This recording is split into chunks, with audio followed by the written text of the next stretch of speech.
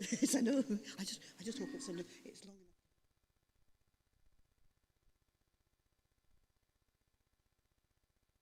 that it?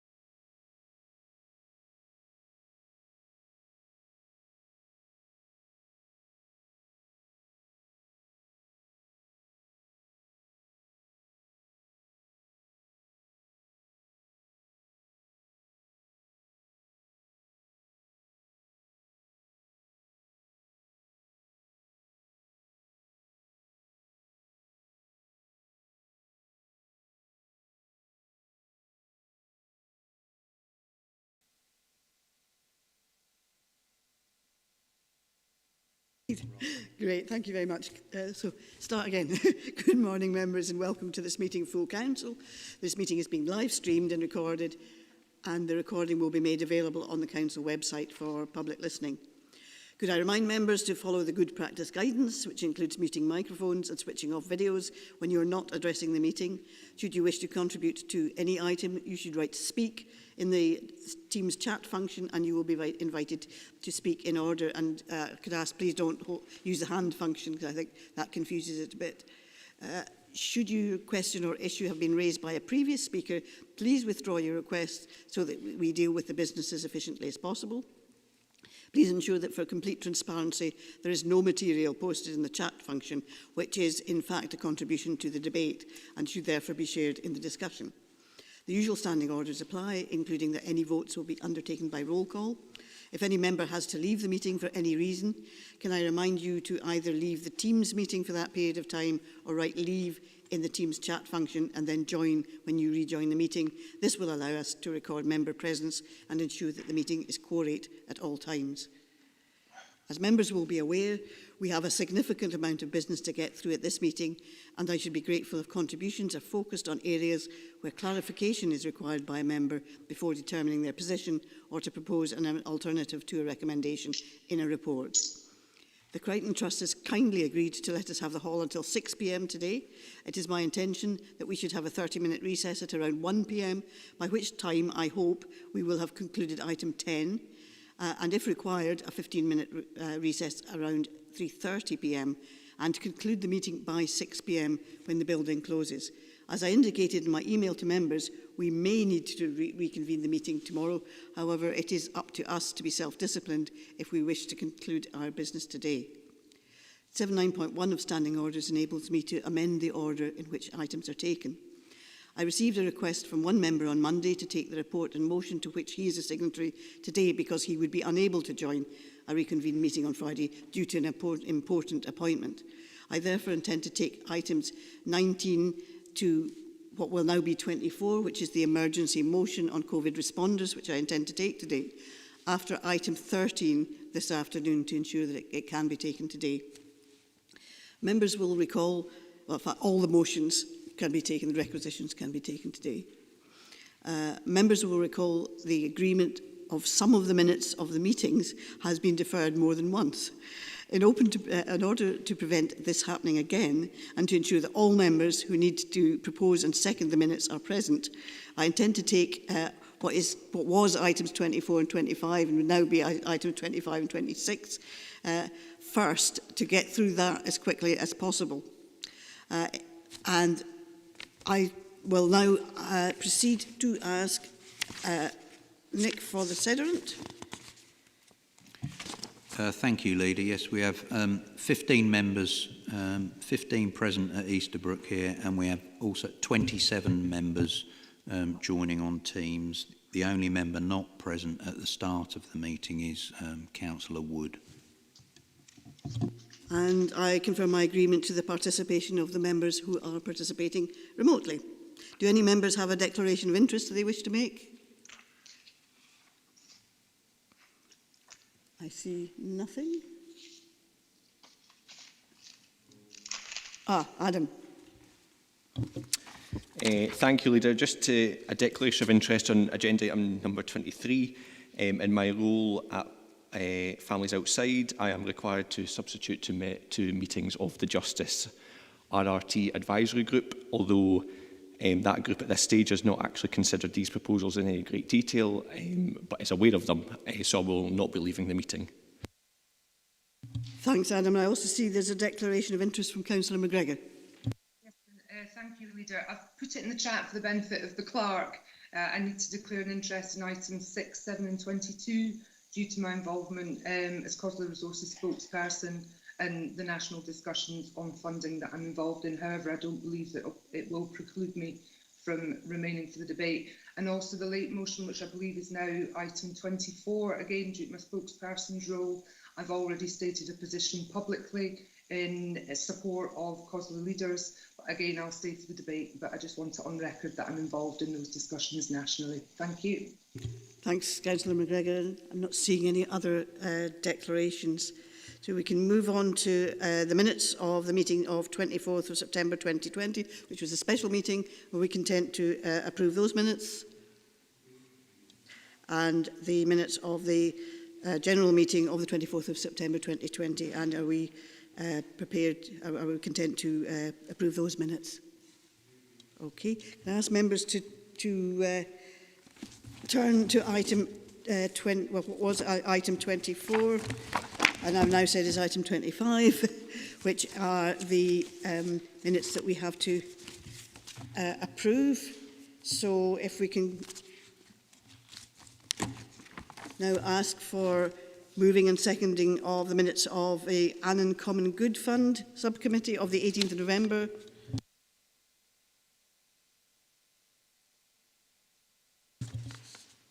Councillor Marshall, Councillor McClellan present online. Yeah, I'll second. I was expecting Sean to move. Yes, no, I don't know. Councillor Marshall, are you there? Yes, sorry, yeah, I'm happy to move. Grand. The minutes of the meeting of the Annandale-Nestdale Area Committee. Happy to move, Leader. Happy second. The Castle Douglas Common Good Fund Subcommittee of 17th of November. Happy to move, Leader. Happy to second. The Civic Government Licensing Panel of the 25th of August. Happy to move, Chair.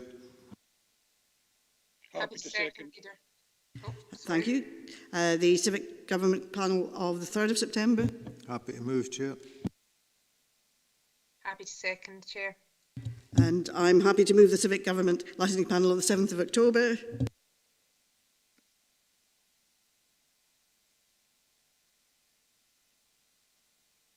Oh, yeah, I'll get the Civic Government Licensing Panel of the 26th of October. Happy to move, Chair. Happy to second. Communities Committee of the 10th of November. Happy to move. Happy to second. The Dalbeattie Common Good Fund of Subcommittee of the 18th of November. Happy to move, Leader. Happy to second. The Economy and Resources Committee of the 24th of November. Happy to move. Happy to second. Economy and Resources Committee of the 26th of, of the 3rd of November. Happy to move, Leader. Happy to second. I think there's another one, the Economy and Resources Committee of the 26th of November. We have been busy. Happy to move, Leader. And second. The Education and Learning Committee of the 3rd of November. Happy to move. Happy to second, Leader. Thank you. Employment and Appeals Subcommittee of the 24th of August. Happy to move. Happy to second. Employment and Appeals Subcommittee of the 28th of August. Happy to move.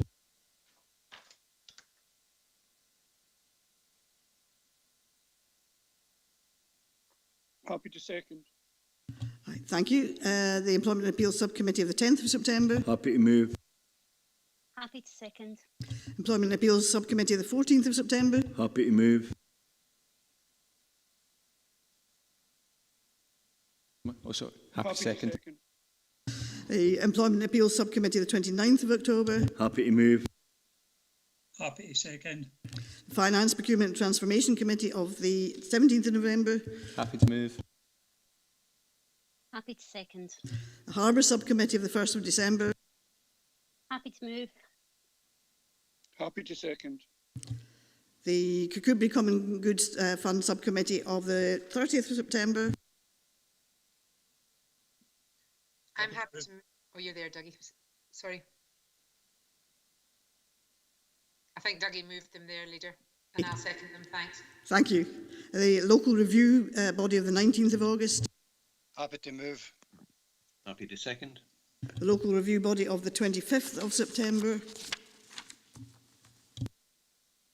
Happy to move, Leader. Happy to second. The Nithsdale Area Committee of the 11th of November. Happy to move. Happy to second. Pension Subcommittee of the 22nd of September.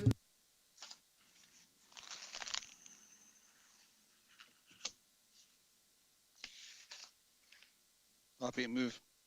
Happy to second. Stewardship Area Committee of the 18th of November. Happy to move, Leader. Happy to second. Social Work Services Committee of the 3rd of November. Happy to move, Leader. Happy to second. And the Whithorn and Wigton Common Good Fund Subcommittee of the 28th of September. Happy to move. Happy to second. Leader, can I just ask about local review body on the 28th of October? Oh, right, okay. I think I went through that one, but do you want me to make sure we do it again? Local Review Body of the 28th of October. Happy to move. Can I have a seconder for that? Jeff. Happy to second. Thank you. Okay, the next item is the minutes which were for noting. Are we happy to note those minutes? Excellent. Next item is number 5 on the COVID response, renew and recovery update. This report provides updates on various issues relating to our COVID emergency response and recovery. Since the report was published, Dumfries and Galloway has of course moved into level 1. And I wish to place on record this Council's appreciation and gratitude to every resident, pupil, worker, business and community group whose close adherence to the guidance has made this possible. I'd also like to place on record our thanks as elected members to the employees of Dumfries and Galloway Council for their hard work in ensuring the continuation of vital services during the pandemic and the support they have given to businesses and the people of our region. The report today covers 5 issues: an update on our services, our proposed contribution to the vaccination programme, support for employees' health and wellbeing, a temporary extension to the inquiry service timescales due to the COVID emergency, and an update on COVID research and engagement. And Richard Greaveson is available on Teams to assist any members with questions. So I now invite members' questions. Thank you.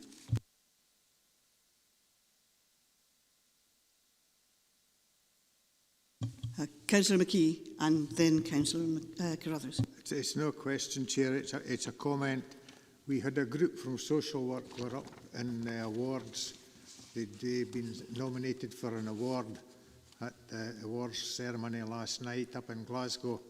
Unfortunately, the group that were in, they didn't get the award, but at least they achieved the recognition, which is an important thing as far as I'm concerned. And I think we should note the good work that they've been doing over the last number of months. Thank you. Thank you for that, Councillor McKee. And echo your congratulations for getting to that final. Councillor Carruthers. Thank you, Leader. So, I suppose for myself, like yourself, I'd like to thank the staff for all the hard work. They really have supported. There's a lot of positive feeling about the council at this moment in time in regards to the reaction to COVID.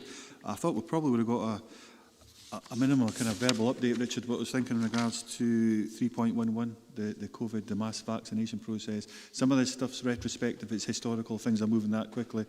A number of things I felt within this report we could probably receive a bit of a verbal update if that's okay, Leader, but in particular around about how we'll probably work along with our partnership organisations in Dumfries and Galloway Dumfries and Galloway, in order to deliver that particular programme. Richard, do you want to expand on our contribution to the vaccination programme? Yes, certainly. Thank you, Leader. Thank you, Councillor Carruthers. Certainly, work, as members will be aware from the recent elected member briefing that was undertaken by colleagues in the Health NHS service. Work is continuing. We're supporting colleagues in the NHS, both in terms of the initial rollout of the vaccination programme for NHS staff, frontline workers, and also now in a healthcare setting. And my colleagues in the RRR team are working hard with NHS colleagues to identify locations across Dumfries and Galloway for the rollout phase 2 and phase 3 early in the new year. So that's the position as we stand. Councillor Carruthers, obviously, as I say, Chief Executive NHS gave a member update and briefing last week before, but things are moving, and we're supporting NHS colleagues and others as quickly as we can and as best we can. Do you wish to come back, Councillor Carruthers? No, thanks very much. So I was present at that meeting, but I suppose that if there's one other point, Leader, depending on how many people are coming in, it does talk about two identified main risks for the council being, as outlined in paragraph 3.8.1, which is the EU exit, obviously, and COVID, the two main things. The winter resilience planning as well. I just wondered if there had any particular updates around about them. I know we've got further agenda items, maybe pick up on them, but I thought they were relevant. Yeah, the Brexit issue will be picked up at item 10. Anything further on that, Richard? Not on the EU exit, Leader, but certainly in terms of the winter planning, I'm pleased to inform members that the test events have gone well. We've obviously continued again to work right the way across the resilience partnership in terms of the preparation for winter and operating that in a different way as we've reported to full council previously. But nothing further to add other than very confident in the arrangements we have in place, Leader. Thank you. Thanks, Leader. Thank you. Councillor Surtees.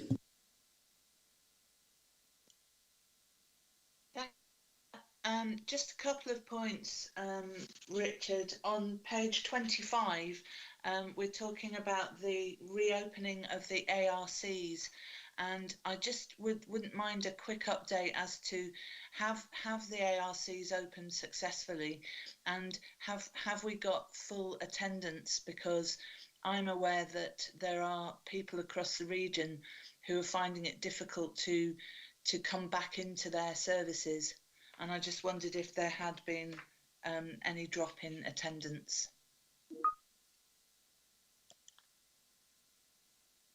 Richard? Thanks, Leader. I see Lillian's there. Maybe more appropriate for Lillian to take this. Lillian. Quite happy to pass over to Lillian, Leader. Thank you, Leader. We have recommenced the service, and we currently have 55 service users who have returned and who are confident to return. So you're absolutely correct, Councillor Surtees, that some service users and their families are very nervous about returning, just given that this is a highly vulnerable group. What we have done for those other service users who have not managed to return through a whole range of reasons, then we have been offering some bespoke services, clearly reduced numbers in terms of how many folks were allowed to have in at any one point following the national guidelines. So there are certainly some ongoing challenges for us in making sure that we get as many service users back in as possible, and that we also make sure that we've got use of other ways of offering support under self-directed support and different third sector interventions. So it's a really fine road that we walk on this one, because we're very, very aware that for families and service users, this is a really difficult time for them to make that decision. But we also understand that carers in particular have been carrying this burden for a long time. So certainly not anywhere near full capacity. We wouldn't be able to do that because of the restrictions, but we've done a review of every single service user who would access daycare, resource centre and respite services. Thank you. Councillor Surtees, do you have a further question? Yeah, thank you very much, Lillian. That's reassuring, very much so. Just another quick question about the counselling for staff on page 31. I see that there's a spike in need for counselling, which is totally understandable, but I wondered what kind of preventative measures that we're putting in so that, you know, pre-counselling stage, if you like, for the stress of the staff via supervision or contact with their managers. Richard, are you able to take that one? Yes, Leader. Thank you. Thank you, Councillor Surtees. Councillor Surtees, I'm happy to confirm that, as I think I've mentioned before, this is a real key and important topic for the Council's corporate management team at the moment. We meet weekly and discuss this as a matter of those meetings. All of the current systems and procedures and policies are absolutely in place and functioning in support of staff. Our managers are being encouraged to ensure that that weekly dialogue with staff is ongoing and staff are supported through these difficult times. I think it's in recognition of the spike that you refer to and the numbers that we're now seeing that we're looking to try and enhance and augment what's in place at the moment. So it's very much over and above what is being rolled out as the standard support to staff. But as I say, certainly, hopefully that can give some assurances, Councillor Surtees. It's very much a key issue for Council's corporate management team and indeed all managers at the moment. Thanks very much. Yeah, thank you. I've got Councillor Scobie, followed by Councillor Dougie Campbell. Yeah, Chair, it's just to ask for an update on people who are suffering from dementia, and I don't see it in the report. My understanding is that the daycare centres are not open or not taking people on a daily basis. This is not only having an effect on those suffering from dementia, but also on the spouse or families. And if we could really get an update on what provision there is for people with dementia in terms of respite for spouses that I've just spoken of. Okay. Lillian, could you answer that one? Yep, thanks, Councillor Scobie. As I've said, we have done a review of every service user that would use the daycare services. Some service users have recommenced, and for those that haven't, we have looked at what alternatives are available. However, I do have to continue to table a note of caution, because we do have to follow the national guidelines, and a number of families are very clear they do not wish their loved one to return to those services. If individual families are struggling to continue to care, then we have had social workers do a reassessment of need. So all of that is in place, and I'm certainly not aware in terms of any particular issue around.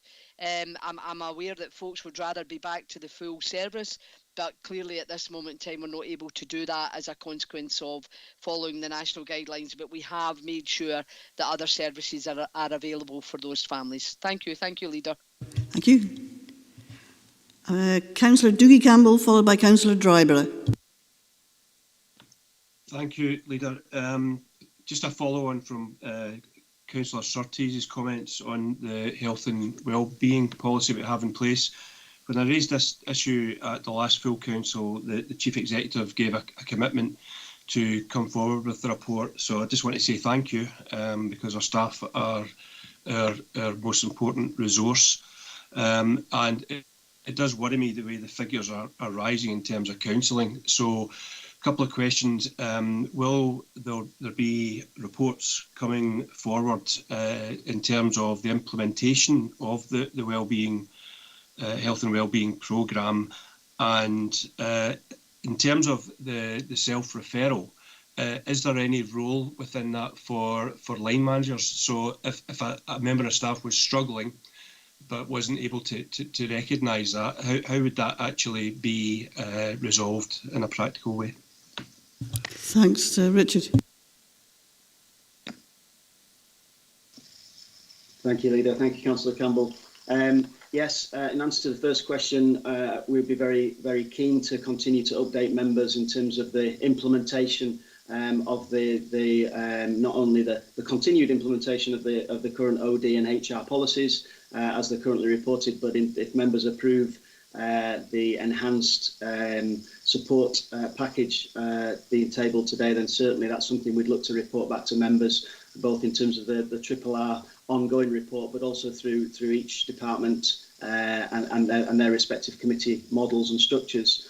And certainly in terms of the enhancement, if you like, of the self-referral process, we would fully expect, as part of the current OD and HR policies, line managers, supervisors to be engaging with staff and to be supporting and encouraging the uptake of these enhanced and additional measures. And indeed, that's a conversation, Councillor Campbell, I had with the Joint Trade Unions only a couple of weeks ago, who also are very supportive and will help us to encourage staff to come forward.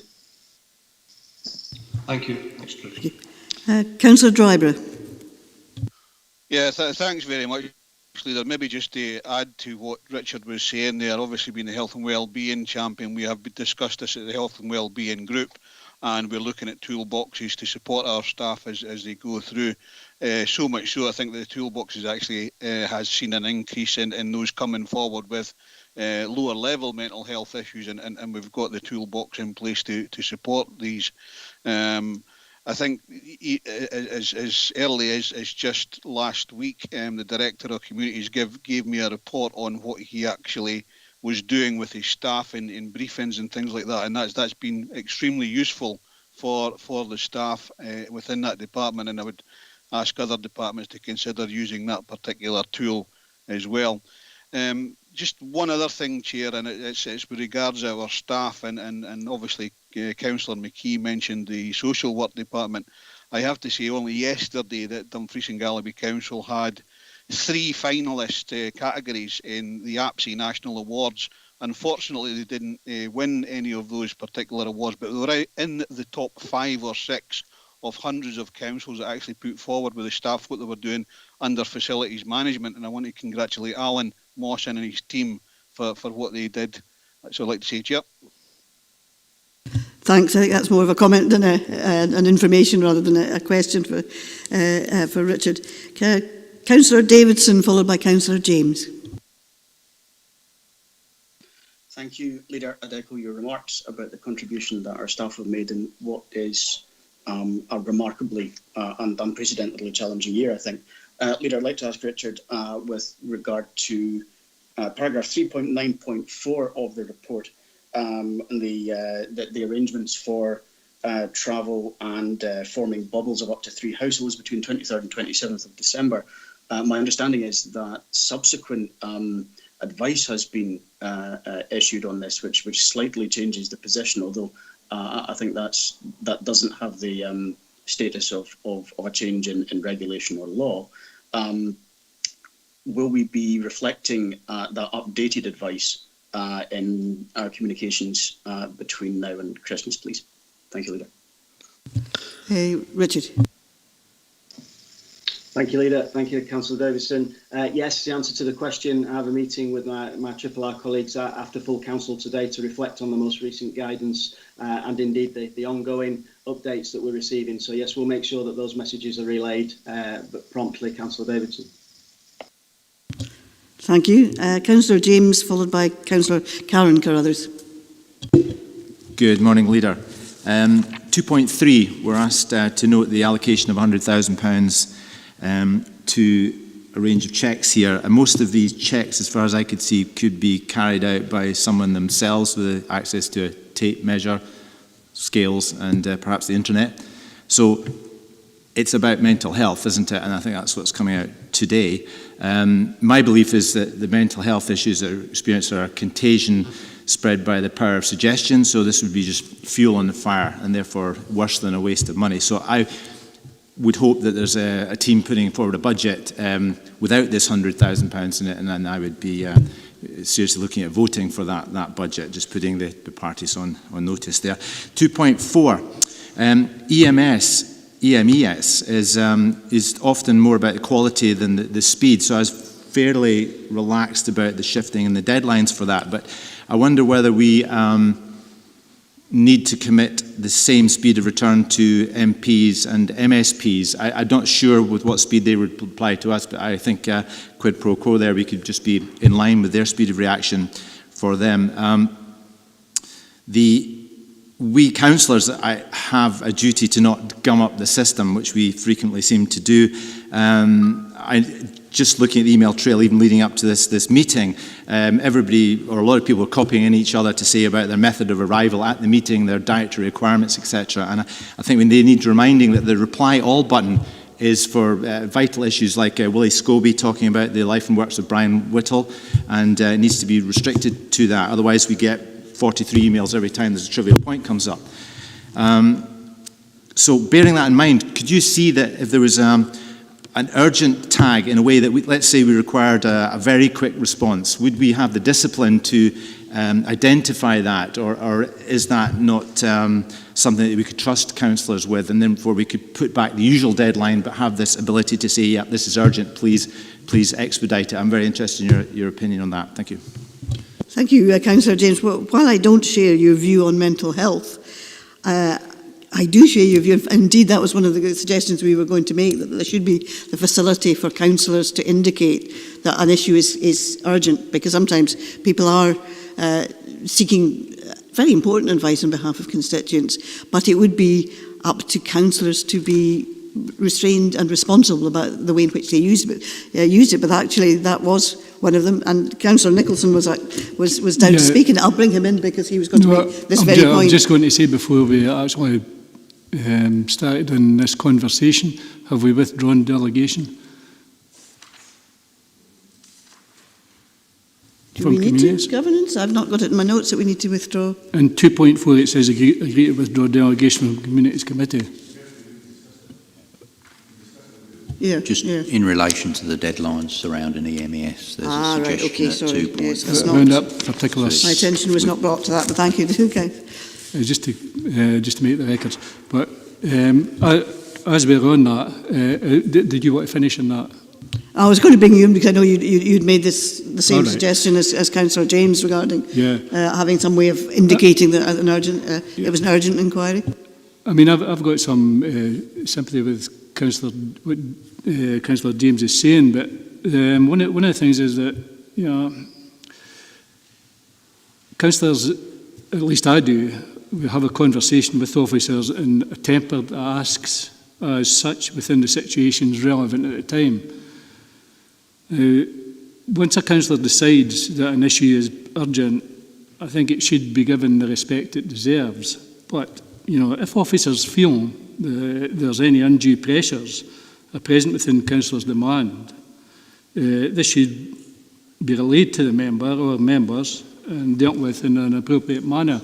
So, you know, I think it is something that, you know, councillors should be treated with the respect deserved, and their ability to distinguish if an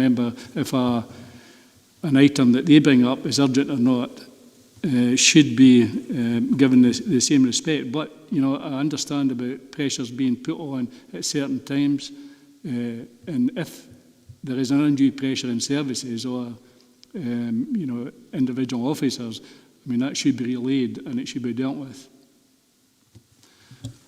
Thanks, Councillor Nicholson. So I think that's something we'll probably deal with at a recommendation for, and see if we can bring something, amend that recommendation to enable that sort of something that councillors can use. Thanks, Councillor James. Councillor Karen Carruthers. Thank you, Leader. Thanks, Richard. I'm just looking again at the Staff Health and Wellbeing Action Plan. It says that the initial assessment will be carried out by an occupational health professional. So just depending on the outcome of that initial assessment, Richard, are we working in conjunction with other agencies so as we can signpost if it can't be delivered within the council? A second question is, how will we be able to kind of control self-referral if it does get too much, and how will we prioritise? Is there like a triage system in place? And then just one more question in regards to the managers.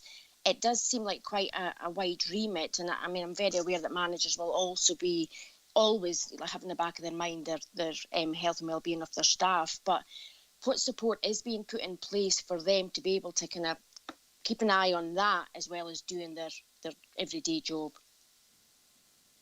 Thanks, Richard. Yeah, thank you, Leader. Thank you, Councillor Carruthers. Yes, certainly in terms of the line managers and supervisors, one of the critical aspects of the programme is that we're also putting in place training for line managers on recognising signs and symptoms in terms of the work they're doing to support colleagues. And that's part of indeed the process that we'll be looking to roll out with not only the occupational health provider, but you're quite right, with other key partners and stakeholders that I know the HR colleagues and indeed my own RRR team colleagues are already engaging with in terms of NHS and indeed wider mental health support services that are out there.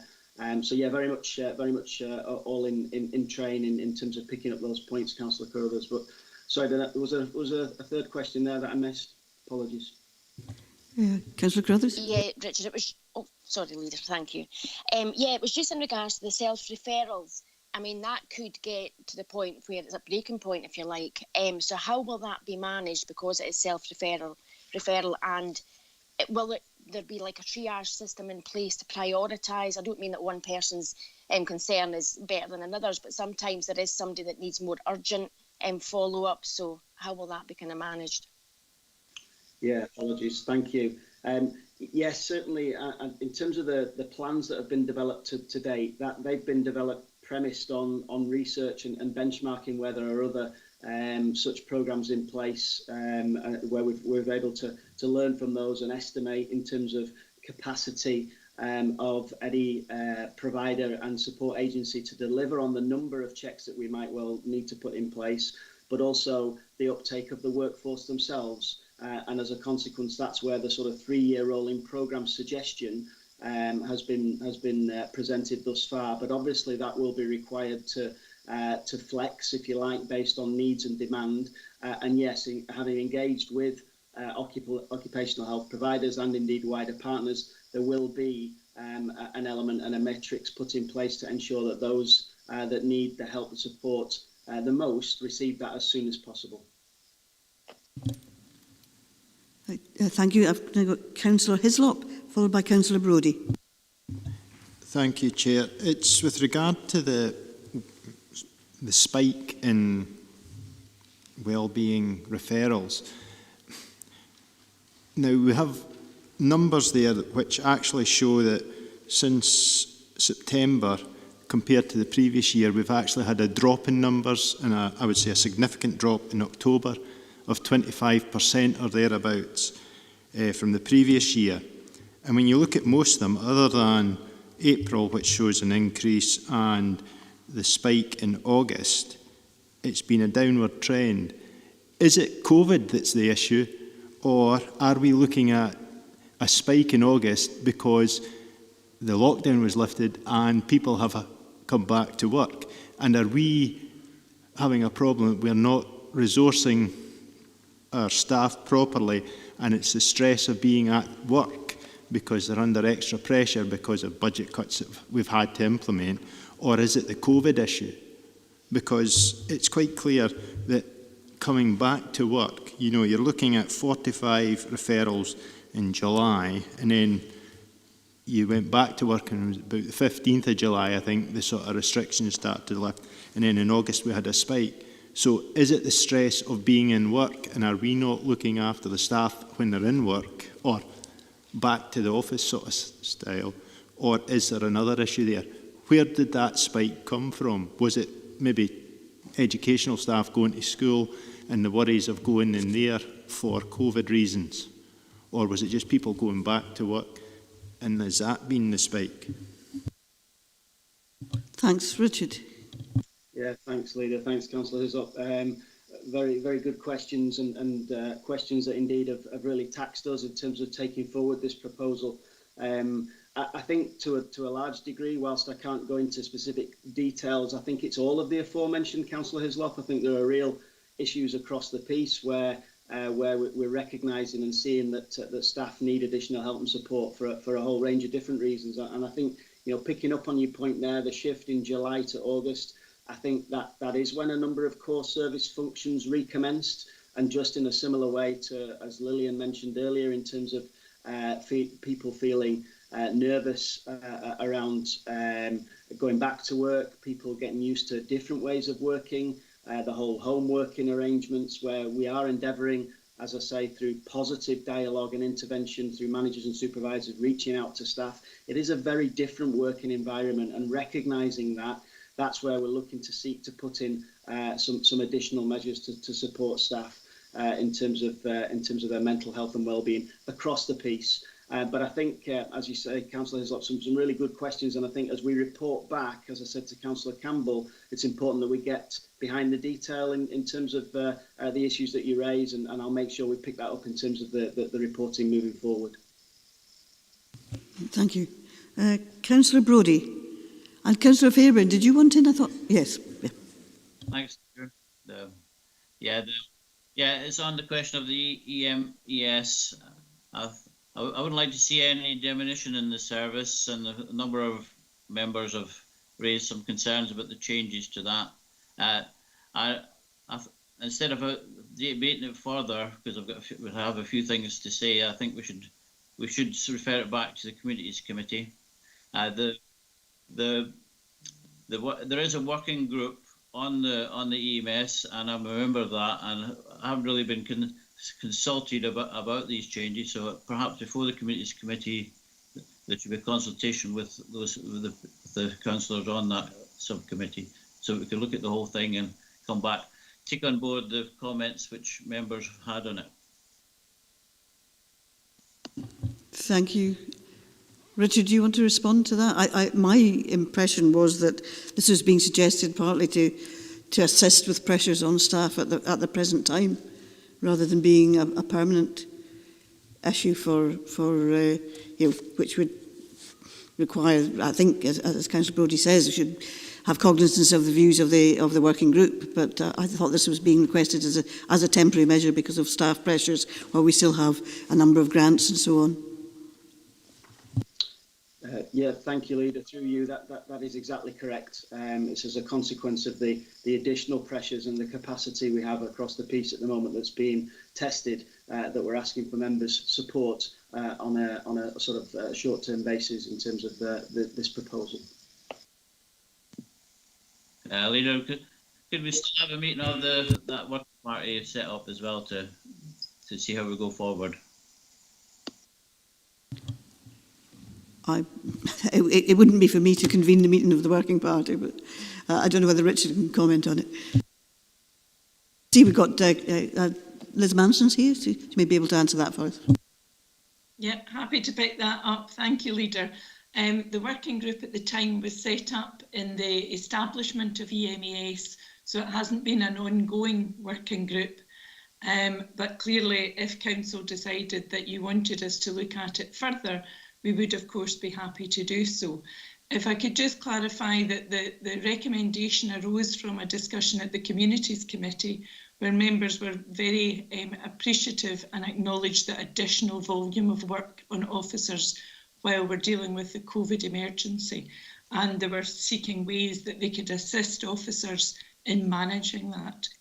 So that's where the actual proposal came from. If I could just touch on the issue about the urgent items. I mean, a number of members do helpfully say when they submit an EMES that, you know, this is an urgent issue, or indeed sometimes say this is not urgent, which is equally appreciated. And officers do take that into account when they're dealing with that. And every effort, I can assure you, is made to respond as quickly as possible. So it's not a case of waiting until the deadline. But clearly it is an additional pressure on officers when we're trying to deal with the prioritisation of work. So we're very much in your hands about how you want to deal with it, but be assured that officers do respond as quickly as they can. Thank you. Thank you. Councillor Fairbairn, followed by Councillor Hagman. Thank you, Leader. Went a little off piece there. Yeah, Councillor Curl has made a really good point there, and so did Councillor Hislop and Councillor Campbell prior to that. Now, I think we had a meeting a wee while ago, and Mike Shepley was asked about what we were doing with staff, and there was a lot of concerns raised around their mental health and well-being. And I know there's a lot of staff that I've dealt with that are quite concerned about coming forward for fear of being ridiculed, and that's what we need to eradicate. So, Councillor Dryburgh mentioned earlier on, he mentioned Derek as a good example in relation to communicating to his staff. We've talked an awful lot about this, but we've not actually, I don't really see the meat and the bones of how we're actually communicating to staff, how we're doing that in a kind of cuddly, touchy-feely way, for want of a better words. So if somebody can maybe just explain to me how we're doing that, how we're communicating to staff and how we're encompassing the whole thing, thank you. And if you can, Derek can use his examples, that would be good as well, thank you. Derek, I don't know whether you want to come in on that. Thank you, Leader. Good morning, members. Thanks, Councillor Campbell. I think the fundamental point is, as was said earlier, that the Council does value its workforce. We've got a very, very generic workforce ranging from teachers and social workers through to refuse collectors, through to nursery staff. So it's absolutely essential that we have a flexible and response that suits each service within each directorate. So it's certainly not a definitive one-size-fits-all, because we really do have such a diverse workforce. As I continually emphasise, we have staff who are very happy to be working from home. We have many staff who want to be back in the office. So that's one example. Likewise, we literally have thousands of staff who have to go to work every day because they deliver services to people's doors and communities. In terms of the specific support we've put in place, I think the fundamental word I would use is communication. That is open and two-way. Hopefully the days are long past where we communicate from a top table and define the message and leave the room. I would hope that we communicate continually from all supervisors through to middle management to the very top of the organisation in a way that is two-way. So we create small group meetings of staff where we encourage them to attend. That might be obviously COVID regulations allowing. For example, I recently visited the Council's maintenance for its vehicles and plant depot because, quite frankly, we think about snowplows, we think about buses, we think about refuge vehicles, we think about the fleet of cars for many of our staff, such as social workers. These vehicles are not being maintained without any significant amount of work, and clearly, as I had a joke with the staff, it certainly wouldn't be something they're doing from home. So it was really important to meet the staff on their terms at their place of work. They don't come to me, I go to them, and I simply update them on your commitment to them. I think that's essential that this is seen, as was said earlier, that there's a mutual respect between members and officers. So firstly, I would echo the message of the Council that health and wellbeing of staff is important, and secondly, I would update them on general kind of corporate issues that are important to them, including budget development, service changes. But quite frankly, the core point of the meeting is actually to listen to them in terms of what's been good, what's not so good, what's concerning them, what do they see as the risk. What's important from these meetings is that the staff then in turn see appropriate action. So it's not just a talking shop, but there's a record of the meeting taken. That's then fed back to the staff, who can in turn confirm that is a true record of the meeting, and it would define the specific actions, if there are any, that can then be taken. So that's one specific example of a face-to-face meeting with staff. Other ones in the last few weeks have been giving all staff the opportunity to join a Teams session and again follow the similar principles, albeit on Teams. And again, similar principles would apply in terms of issuing a note of the meeting. So that's a principle that I've personally taken on and have done, as some members will know from my appointment. However, it's not, as I say, necessarily saying it's fit for all services. It's certainly right for the Communities Directorate. And secondly, it's then about ensuring that those principles are applied throughout the Directorate, and it's not just done as a one-off, but it is absolutely done by all supervisors and managers in a manner that is appropriate to their situation. So hopefully that puts some detail on the discussion, Leader, and sets out the position for members, and happy to follow that up. As Councillor Dryburgh said earlier, I shared the information with them. I'm happy to share that information with other members as appropriate. Thank you. Thanks for that, Derek. Thanks for that, Leader. Yeah, just to touch on what you're saying there, Derek. So how do we capture the ones that don't come forward? That's my real concern at the end of the day. Another thing as well, which was mentioned by Mike Shepley, was, you know, work is home, home is work now. So it's a very difficult environment for a lot of council staff out there. Working from home, even though you're having your Teams meetings and that, it's not the same as a physical meeting and that kind of exchange of conversation. So I think a lot of staff are struggling with that virtual lifestyle they're living through now. Thank you, Leader. Very helpful points, Councillor Fairbairn, and I would agree entirely, and that's why it is important that we acknowledge that different staff have different needs, requirements, depending on their work and personal circumstances, and it's essential, and I believe council managers very much are aware of that and are very sensitive to it, and I would want to reassure all members of that being the case. However, your original point is very important also, and that's those people who are less confident and less likely to come forward, and that's where sensitive and caring management has to be at the forefront of our culture, and that is, as often said, to be conscious of the more silent and the changes in behaviour of our staff and be aware of that, and that's why the Chief Executive in particular has always emphasised the importance of training and development for our frontline supervisors, so they have those skills and these expertise, and that's something we invest in continually to make sure we don't just hear the voices who are the loudest, but we're also sensitive to those who may be indeed dealing with some issues, and it's the role of their immediate manager to be aware of that and be sensitive to it. But your points are very well made. Thank you.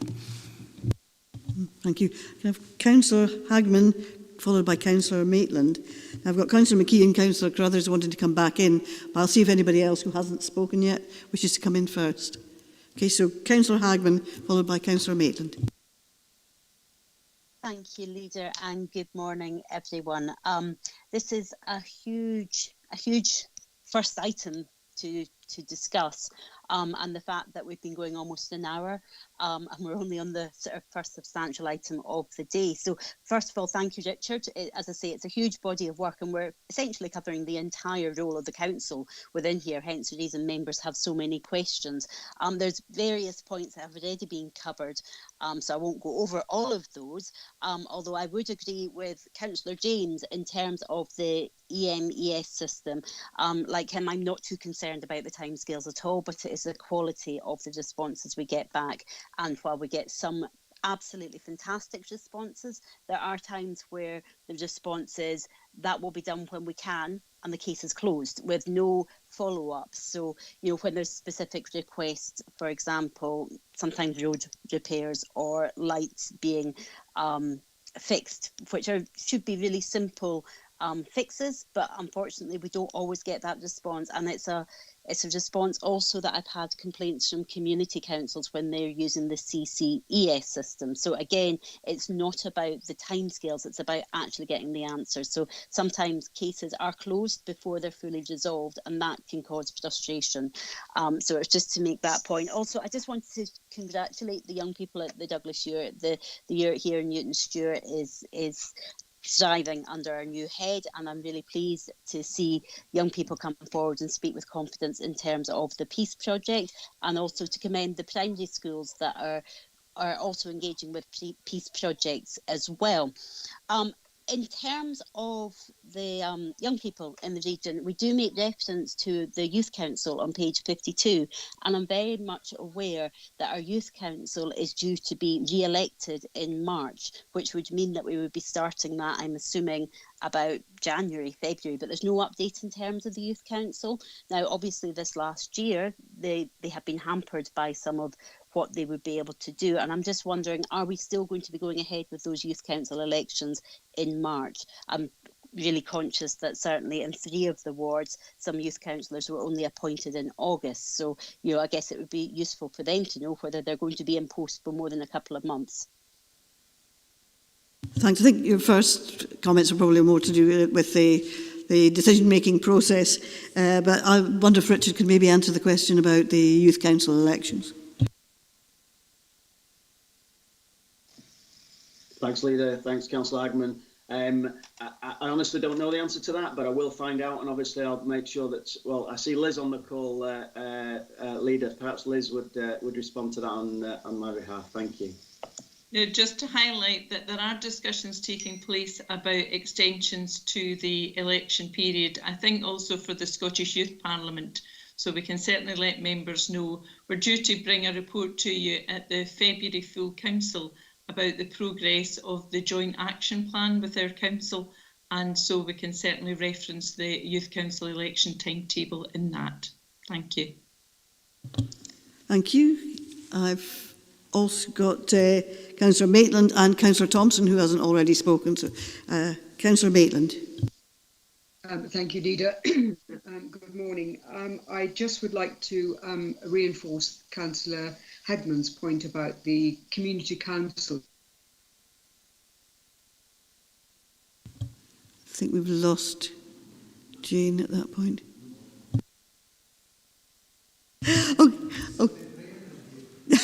Okay, can I bring Councillor Thompson in? Thanks, Leader. I mean, I'll happily defer to Councillor Maitland if she wants back in or gets reconnected.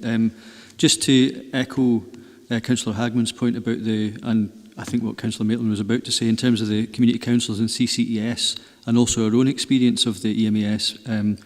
Some years ago, we got told about the Amazon experience, where it would almost be transactional. So you would put in your inquiry, you would get a response, there would be something would happen, and then you'd almost get like a kind of completion, almost like, your parcel's been delivered, thanks for your business kind of thing. So it would be a whole system, if you like, and that doesn't always happen, but it does in some services. So I think if we can make that consistent, I think that would be great, particularly with the road service. But however, the actual question I was going to ask was actually on the table again in terms of the counselling. So it's often been said things like one driver is caught speeding every 75 seconds in Britain's roads. Now, you could take that as being one very foolish driver, or a lot of people getting caught across the country. So it's obviously how you present the information. And I think with that table, it would be helpful to know, because at the moment we can see that there's 572 council in sessions this year.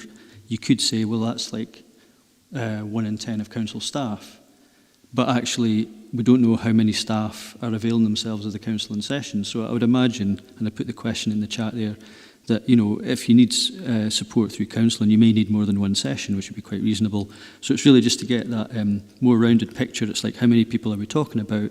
And then maybe we can get a more intelligent approach to how maybe to support the staff in need. So I'm wondering if that data is available. Richard. Yeah, thanks, Leader. Thanks, Councillor Thompson. Yes, certainly in terms of the wider global figures across the council, then I'll work with colleague Mike Shepley to produce some more data for members' information. Obviously, we're very mindful of medical confidentiality in terms of the whole process, and ensuring that the consultations and elements thereof are private. But in terms of global figures across the piece, yes, I'll work with Mike and we'll get that circulated and members updated. Thank you. I do have Councillor Maitland back. Is she reconnected? So sorry, I seem to have got. I was going to ask you, please, Leader, about the issue of coming back with the CCES timetable. I'm fully sympathetic for the reasons that we're doing this. What systems will we have in order to come back on timetables in the future? That's one first question. The second question and point is about the use of IT and the review that you're going to be doing into the way that we brigade services and reduce our buildings. I think we would also like, as members, to be completely sure that that is looked at on an equitable manner right across the region. We mustn't allow this to become a creeping centralisation,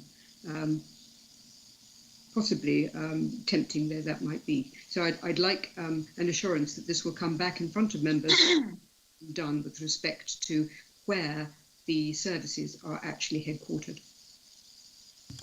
Thanks, Richard. Can you? Yeah, thank you, Leader. Thank you, Councillor Maitland. Certainly, in terms of the work that's ongoing around the digitisation agenda, IT, and indeed council premises, that's something that is absolutely being taken forward on a corporate basis in an equitable manner, Councillor Maitland, and I'll make sure that that's fed into the process in terms of reporting back and keeping members updated of progress in that regard. But it is something that, again, through the role of corporate management team is being looked at corporately across the council, but the point in terms of the equitable manner is certainly well made. I see Liz back on the call, Leader, and with your blessing, I'll refer to her in terms of the EMS question. Thank you. Yes, we have a report coming to the Communities Committee in February about the inquiry services. So that is elected members, MPs, MSPs, community councils, and you'll recall that the Youth Council, one of their suggestions was that we would have a Youth Council inquiry service. So we'll be bringing a composite report to the February Communities Committee on all of these, and certainly the points that members have made today, we'll make sure they're reflected in that report. Thank you. Thank you. I've no new speakers, so I'll bring back Councillor McKee and Councillor Carruthers, and then I suggest that we go look at the recommendations. Councillor McKee. Thanks, Chair. It's just to say that I've used EMS a lot since COVID came in. I've managed to get out and walk the streets now and again, and the things I'm seeing, rubbish tipped, holes in the road and things like that, I've been reporting them. Now, I would hope that the people at the other end of the phone call at the EMS are prioritising these themselves, given the situation they're in with staff and whatnot. I didn't expect them to be done overnight, that type of thing. If they can acknowledge that they've got it in a time scale, that'd be fine, but I certainly wouldn't tie them down to it. Thanks, Councillor McKee. Councillor Carruthers, I've been advised that Councillor Nicholson was also wanting back in. So Councillor Carruthers and then Councillor Nicholson and then the recommendations. Thank you, Leader. So just a small comment in regards to, so a lot of things have been covered, and just Richard, it's only a comment and I'm sure you'll be aware of it, but at 3.13.8 it talks about the Scottish Government and the Council's guidance working at home. We've spoken about that quite a bit. I think the only bit that's not been reflected, one of the points that I picked up on, is that there is a burden to our workforce in regards to extra heating bills. Sometimes we've got poor broadband, maybe we can help in that type of factor. There is and there's obviously positive benefits for the council if we're not heating buildings, so maybe that resource could be shifted. It's a thought that's out there, it's something I certainly was aware of, and just speaking and asking the questions to different members of staff, I think it's something that's certainly on their mind, and I can kind of relate to that. And just a quick thank you to yourself, Leader, because obviously speaking earlier on in the week, I'm aware of just how much time and effort you've put into preparing for this meeting, and I think we're at the 45-minute mark, so I'll support wherever we can in regards to make sure we're complete by 6 o'clock tonight. Thank you. Thanks, Councillor Carruthers. Councillor Nicholson. Yeah, thank you. I won't go over that same point. That was part of my point regarding home working and the environment, and the additional cost to people, employees working from home, and whether that should have some kind of reimbursement or not. But part of the other issue is the environment that staff work in. And I would like to know whether all staff have had a home evaluation of suitability of working arrangements within their house. Because I know that some staff do have some difficulties, with kids running about or whatever it might be, or part of the home being taken up that they can't really afford to have taken up. But so I think the working environment and the suitability of the equipment and within the homes, it's something that they may or may not ask for, because some people have confidence to ask for things, but other people don't. So whether everybody has had an evaluation of the suitability of the home working arrangements. And one other thing that is just a comment really, and you know, one of the things is that there is other advice coming through from the Scottish Government regarding the 23rd to 27th. But I think it's also got to be taken into consideration. A lot of staff, a lot of other people, they have already made arrangements for the 23rd to 27th. And I think that advice from the Scottish Government, it's been left to the individual, and they've given advice on, you know, what they would like to see. But I wouldn't like, you know, people that have made arrangements or different things feel as if they've been put under a difficult pressure because they have already made arrangements, or and I don't want them to feel guilty. I don't want staff to feel guilty, you know, about the Christmas period. They have a right, you know, within the Scottish arrangements to have a nice Christmas with their families if that's already been arranged. I have considerable sympathy for that point, Councillor Nicholson, as somebody who had made arrangements for Christmas, and I understand the dilemma that people are being put in. On the issue of homeworking, I know Councillor Marshall, when we discussed this at the Labour Group, told us that Magnox, people are entitled to claim £6 a week if they're having to work from home, and apparently Magnox pays that and then reclaims it from HMRC, and I just wonder if that's something the council can look at when we're requiring people to work from home, whether we could do the same there. Richard, I'll bring you back now. Thank you, Leader. Thank you, Councillor Nicholson. Certainly in terms of the support to date, then again through the appropriate line management arrangements, then direct support to staff working from home has certainly been, including all the checks and balances, is certainly something that we have been requiring of supervisors and managers to date. What we're looking to do, however, in terms of the action plan, is a total review of home working arrangements, and I'll make sure that the conversation today, in addition to the details that are included in the appendix of the report, are fed into that process in terms of the home working arrangements and the review moving forward, and report back to members accordingly.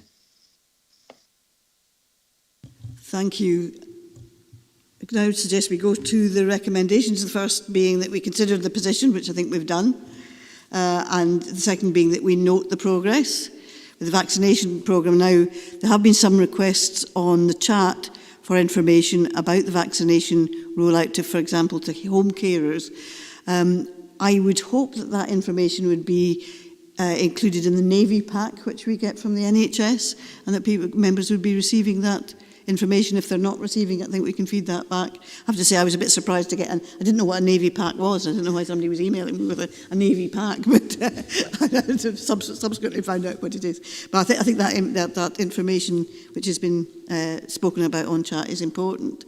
We're being asked to note the draft health and wellbeing action plan, and within that, that the funding will be considered as part of the budget process. Ian. Sorry, Leader, it was in the previous at 2.2, because I think we've been asked to agree as well. It's that we can use Dumfries and Galloway council buildings as we go forward. We need to be explicit about that. It says note the progress made in regards to COVID vaccination plan and agree. Because I had a small question over that. It is here, it's specific. I just wondered, was any more information?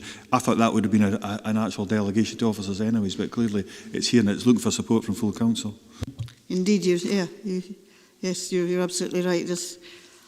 I noticed the note was in red, but the agree wasn't. So I hadn't noticed the agree, sorry. I'm glad you pointed that out. Richard. Yeah, thank you, Leader. Thank you, Councillor Carruthers.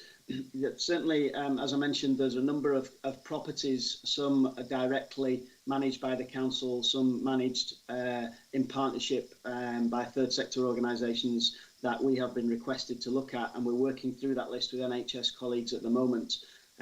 Once we get to a place where that is finalised, as I say, that will probably be in phase 2, phase 3 into the new year. If members are supportive of the inclusion and the agreement of council buildings, we will then engage with those specific ward members to go through the detail in the new year in terms of the times of usage and the general operation of those facilities, if that would be suitable through you, Leader.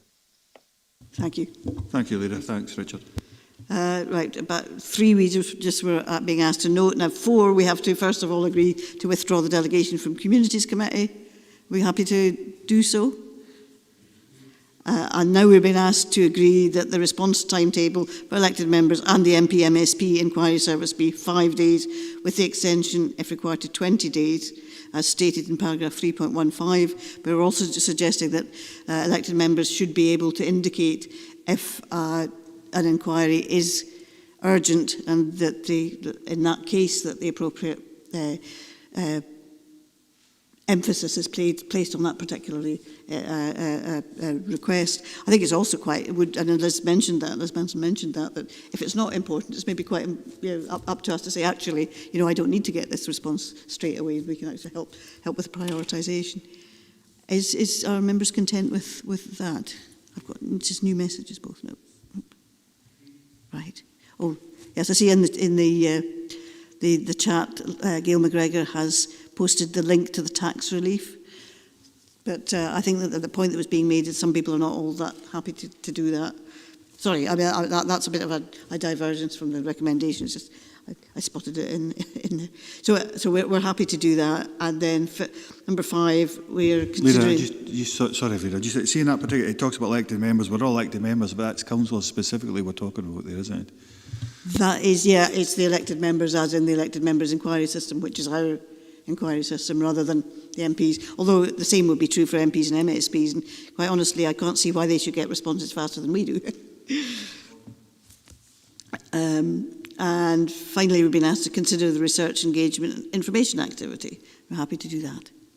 Okay, thank you. We go on to item 6, which is education recovery and the additional staff resources required. This report provides members with an update on the arrangements and costs associated with the restart of education since August 2020, setting out projections to the end of financial and academic years. And Gillian Bryson's available on Teams to assist members with any questions. So I'm now inviting members' questions. Councillor Fairbairn. First out the traps. Thank you very much for this. I have had a kind of relatively partial discussion around this £1 million, which did concern me initially when I first looked at it. So my kind of real ask here is, when you're breaking it all down, is why are we as a council having to foot the bill for this? Why?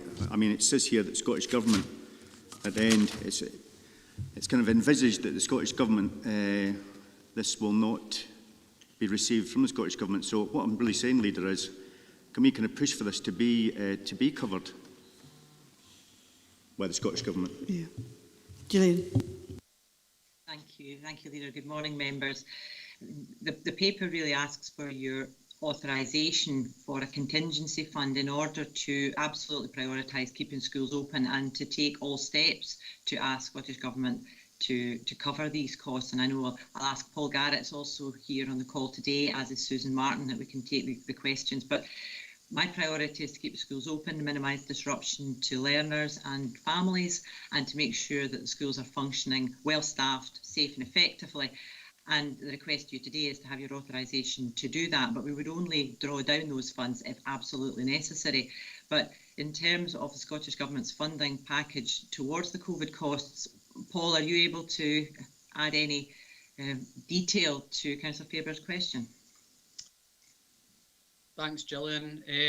Yes, as Gillian says, this is an allowance in this report that will only be drawn down if required to address a potential risk or minimise potential risk of school closures. But in terms of the costs that education authorities are incurring, keeping schools open during this period, we're in regular contact and discussion with the Scottish Government on the level of funding required to support that requirement. Just last week we put in updated figures in terms of the non-staff cost side of education during the current period. It is apparent that across Scotland that's well in excess of the £50 million that was initially set aside by the Scottish Government, and we're currently negotiating on hopefully to try and secure additional resources to support that going forward. And I think it'll be exactly the same process in terms of staff costs as well, which is what is reflected in this report. It is becoming apparent across Scotland that these costs are coming through for councils that are higher than was previously anticipated when schools went back in August. So Scottish Government did give at that time an undertaking to support the full additional costs associated with reopening of schools. So through CAUSL, we're continuing to negotiate with the Scottish Government to try and ensure that councils are recompensed for these costs being incurred. Councillor Faber, you? Yeah. Yes, it's a. Thank you. Councillor McComb, followed by Councillor Johnson.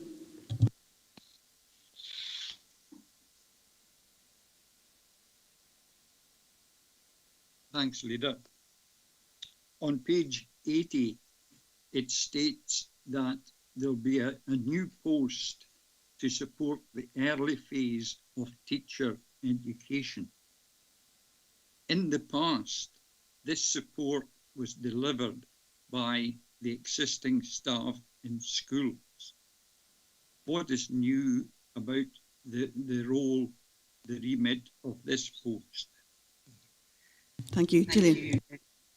Thank you, Councillor McComb. I can certainly provide more detail exactly on that member of staff's work plan directly to you. But in summary, it's because a lot of the support which would normally have been received from the university sector, these young teachers have not had perhaps the same placement experience, and their term 4 placements were cancelled, and a lot of the support and mentoring they would normally have had prior to their graduation, they perhaps have had less time in schools. So we've recognised that nationally. In fact, I was on an ADES call this morning where we were talking around ensuring that we do have a workforce fit for the future and making sure that we're meeting our commitments for student placements and for probationary allocation. So if we're bringing on the next generation of teachers who have had disrupted learning themselves, we want to make sure both them and their classes have got the support that they require. Thank you. I've got Councillor Johnson and followed by Councillor Nicholson and Councillor McGregor. Councillor Johnson. Thank you, Leader. I understand we do have a lot of children who are experiencing real difficulty with the COVID situation and are genuinely extremely concerned from their television reports and everything else. And I see we're planning to authorise extra money, which personally I'm very happy about. But do we actually have access to extra staff? Because I do understand we're having an awful lot of difficulty covering absence, and it's not just the financial difficulty, it's difficulty of actually having the people to provide cover. Gillian. Thank you, Chair. Yes, I think we have absences, as we mentioned in the previous item. There's a combination of absences. Some of these absences are following public health advice. So again, these are absences absolutely minimising the levels of absence due to the requirement for self-isolation, and the reduction in the period for self-isolation has helped our business continuity too. So our first task is to ensure that we have as many staff on the ground as possible. We've also have an open recruitment process so that we do have as many bank staff as we possibly can. And it's an ongoing piece of work to make sure that our staff are trained, particularly in our support staff allocations, that we are continually refreshing our support staff casual bank and supply. But you're absolutely right. It's not just the money, it's the availability of staff, and having your assurances to have this contingency does allow us the confidence to recruit to the casual bank to be used where required.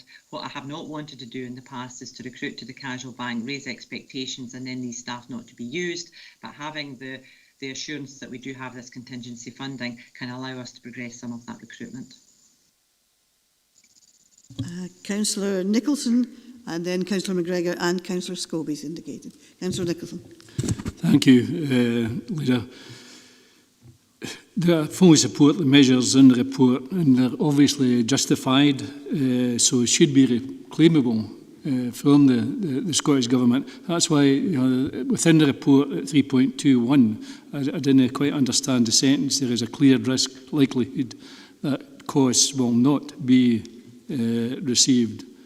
And I'd maybe like an expansion on why they wouldn't be received, if they're fully justified and obviously should be reclaimable.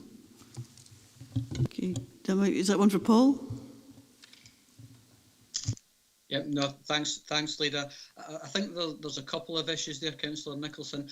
Obviously, we don't have any additional funding secured from the Scottish Government for this at this stage, and obviously we need to highlight to members that there is a risk that if this isn't recovered, then there would need to be alternative funding sources identified, and that's what's reflected at the tail end of this report. Obviously, the Scottish Government have got a number of demands at the minute, and local government as a whole is having some difficulties in trying to ensure that we secure sufficient funding to support pressures that are being incurred at the moment. One of the things that the Scottish Government has come back on in relation to education costs in particular is trying to get councils to use flexibility in terms of other funding that was allocated before COVID for early learning and childcare, pupil equity funding and such like. So there's an ongoing negotiation and discussion with the Scottish Government in relation to this, but as I was saying earlier, we will try and ensure that for both the council and for local government as a whole, the funding is received. But I think it's important that members recognise that there is a risk that that might not be the case, and if that is a difficulty for us, then the funding approach is set out in the latter end of the report is something we'll have to look towards. Thank you. Councillor McGregor, followed by Councillor Scobie and Councillor Carruthers. Councillor McGregor. Thank you, Leader. It's probably a question more for Paul than for Gillian, and I've no issue with the content of the report per se, but I'm aware that we've received 2.278 million so far for additional teacher and support staff funding direct from government, and that's not including the education recovery costs and the school transport costs. So there's been a significant chunk of money sent to council, and I think what the table at 3.5 possibly isn't really evidencing is what that's been spent on to date to make us request for additional funding. So I suppose some clarification around that. I think members maybe could have done with some additional information at 3.5, maybe a table of how those funds were broken down, and that would have been useful. And Councillor McComb's covered my point on the new role for probationers and new teachers. And I think just moving into the supporting learners part, the £500,000 for that, my concern is that we're part of that part of the report is dipping into normal business and things that we would have been doing anyway, particularly around exclusions and supporting learners. So I'm wondering how we split up the COVID-specific recovery costs from what we should have been doing and budgeted for anyway. So I suppose a little bit of clarification around that would be very useful as well. But say just maybe a greater understanding of why we've already exhausted what's been given, because as I say, it's not explicit in this report. But thank you. Okay, whether it's for Gillian or Paul. If I start, I'm sure Paul may wish to come in. I'm absolutely happy to share with members the report that we've submitted to government on the spend on the teacher additional funding, and we report back to government on a monthly basis to ensure that this is monitored robustly. So I'm happy to share that with members. We confirmed yesterday the most recent report. So we took the decision in today's report not to give that retrospective detail. It certainly has been reported in the past, but I'm absolutely happy to share that again in the future. Are you content with that, Paul, or is there anything else you would like to add? No, happy with that, Gillian. The only thing we'd maybe add in relation to another part of Councillor McGregor's question is the Council did revisit the additional support for learners budget during the summer, and members allocated additional funding on a recurring basis to support that service. So really, I'm viewing at the moment any pressures beyond that realigned budget level from earlier in the summer as being specifically COVID related, and certainly that's what we're putting forward to the Scottish Government as part of our claim for resources. Thank you. I think just on that last point, with your leave, Leader, it's just how we evidence that it is COVID specific, because there's a lot of detail in there that I think is wrapped up in normal business. And as I suppose it's sort of extrapolating and ensuring that that £500,000 is very much COVID specific. Thank you. Thank you. If I could respond, Chair, thank you.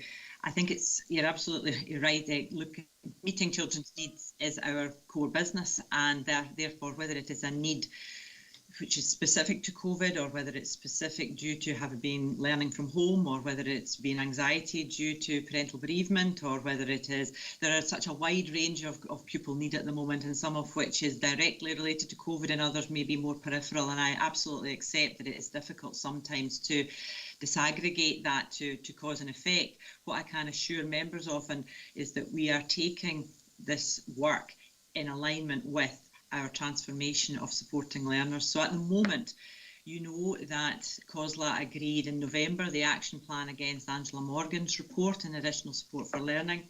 We as a council agreed our transformation objectives and our transformation plan with regard to supporting learners back in October 2019 following the engagement, and we've reported that to you following.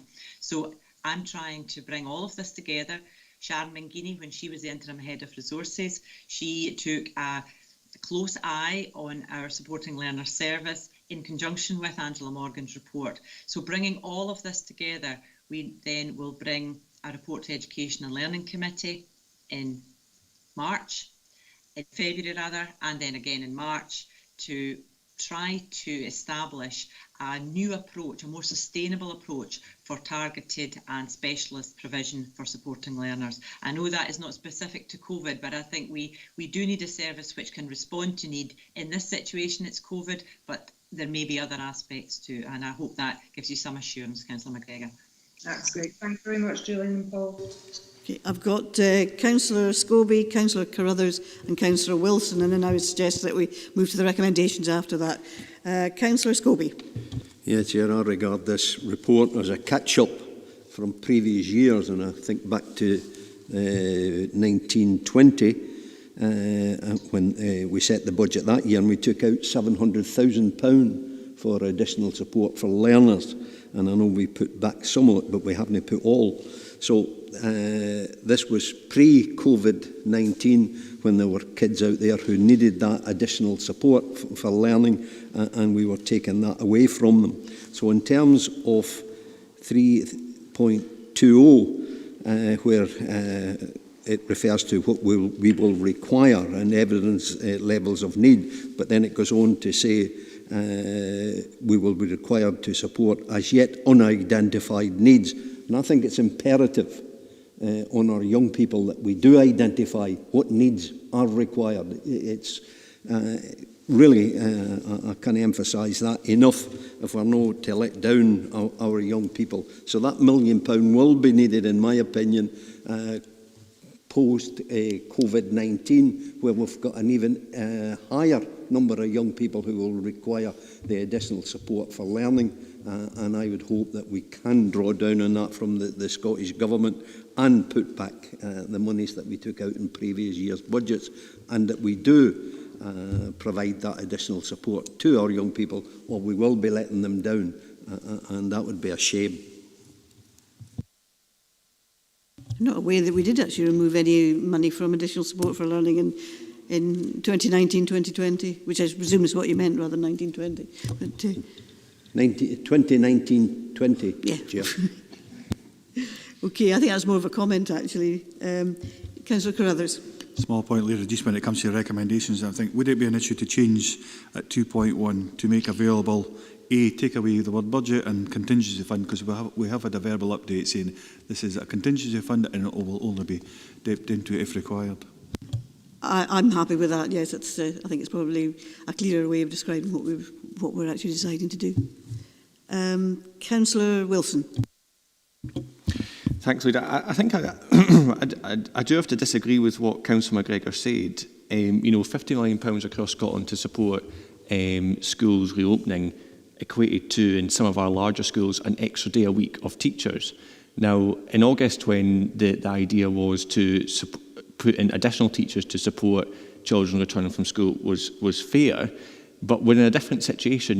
The supposedly squashed COVID in August is no longer the case. Teachers are and the whole school community are having to take time out to follow public health advice. So that extra day a week in our bigger schools is not, is 1 out of the 5 days of school time and doesn't really meet the needs that we have here, which is why we're having to have this this budget. And I think as well, to go back to the flexibility of the 1140 hours penalises this council. We have fully rolled out the early learning and childcare programme, unlike other local authorities, and that flexibility was discussed at the beginning of August and used in the beginning of August. So I think it's not good enough for that to be the position of government. This council needs to stand up firm. The Scottish Government have been clear that keeping schools open is the objective. Now, that's not necessarily an objective I disagree with, but it does cost money to keep schools open during a pandemic, and that needs to be fully funded by the Scottish Government, and that should be our position as a council. Thanks, Councillor Wilson. I think that's probably more of a political comment, albeit one with which I agree. Thanks for that. Can we now progress to the recommendations? So we're asking to make available, and I think Councillor Carruthers is correct, a contingency fund up to a maximum of £1 million. I see, Councillor. I don't really want to get involved in a debate about the Scottish Government because this is an issue.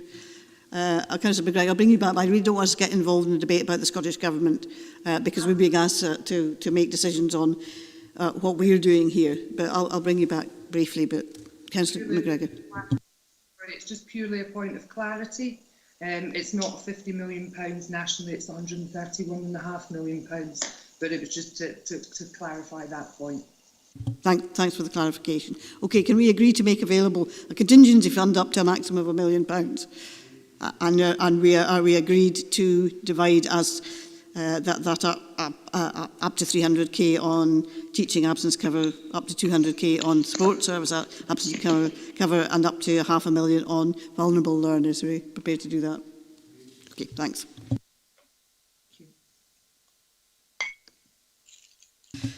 Item 7 is development of the Council's budget. This report provides members with an update on key issues relating to the 2021-22 budget and the budget setting process.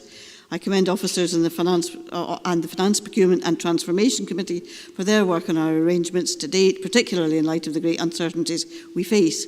And the timetable outlined in Appendix 2 represents a realistic timetable. Members will be aware that it requires an additional full council in March, so we'll have 2 full councils probably a week apart, one in February and one in March. Paul Garrett is available on Teams to assist members with any questions. And can I invite questions from members?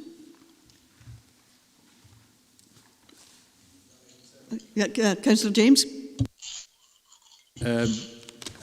Leader, thank you. This is item 7, is it? It is, yes, right. On the budget process. Great.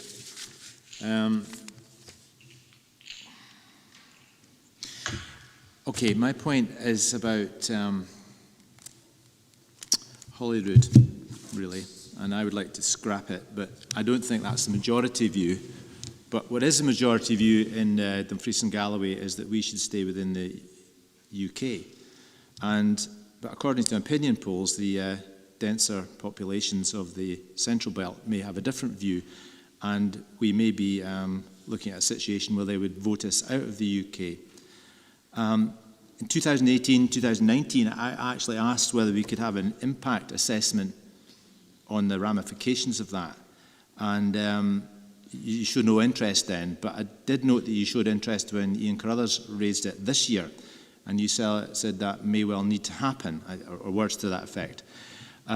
Surely you wouldn't intend to leave that to the last moment, so may I ask you what you think would be the right timing for such an impact assessment on the effects of us leaving the UK?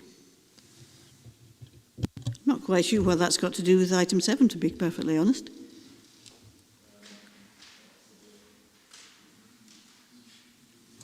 I mean, obviously, if there is a danger of, it would be a danger, in my opinion, not the opinions of everybody on the council, that if there was a danger of Scotland leaving the UK, it would be something the council would have to plan around, as it did with EU exit. But at the moment, we've not actually got a timetable for a referendum. We've not even got an agreement on other referendums. I think it's a little bit premature to be asking officers to put together the sort of work that they did over the last 2 years and more on EU exit on something which, in my opinion, I hope isn't going to happen.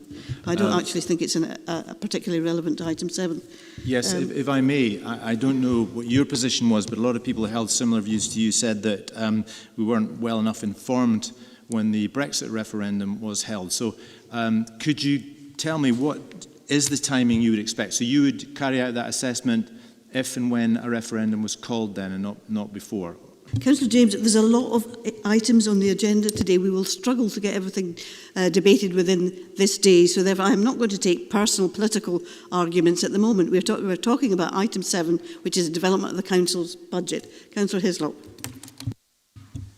Chair, I may share some of the concerns Councillor James has with any impact that could follow, but I think, as you've said, this is about this year coming. We're in an awkward position because of the COVID that we haven't had the figures coming forward from either national, Scottish or government to actually allow us to take these decisions. I think the timetable does reflect a good proposal that we can take forward, and I would just move the recommendations as detailed. I'm happy for that to be moved. Any disagreement? Thank you, Councillor Hislop. Move on to item 8, which is the elected member engagement on the mid-term review of the council plan. This report sets out the implementation of full council decision to have a member-led engagement on the mid-term review of the council plan, emerging financial issues and COVID-19 recovery. The consultation mandate has been discussed with a number of key groups and with political group leaders to ensure that it represents good practice and provides an opportunity for all our stakeholders to contribute. Kirsty Peden is available on Teams to assist members with any questions. And can I invite questions? Councillor Carruthers. Probably as much a comment, but firstly to thank Kirsty for getting in touch, and the points that I mentioned have certainly been incorporated within the report. I do think it is way beyond mid-term. It's not a criticism, it's just where we are, COVID and all the rest of it. It's referred to as a mid-term review. But I do think some of the information that can be gathered, has been gathered and will be gathered heading towards February, March time will be valuable when it comes to the budget setting process. And I'll leave my comments here. I'm comfortable with the recommendations, Chair. Thanks, Councillor Carruthers. Any further contributions? Councillor James. Yes, thank you, Leader. I think last time we had a disagreement about what the difference between consultation and engagement was and what the hierarchy was, but I see you're just mixing and matching them here in this report. James,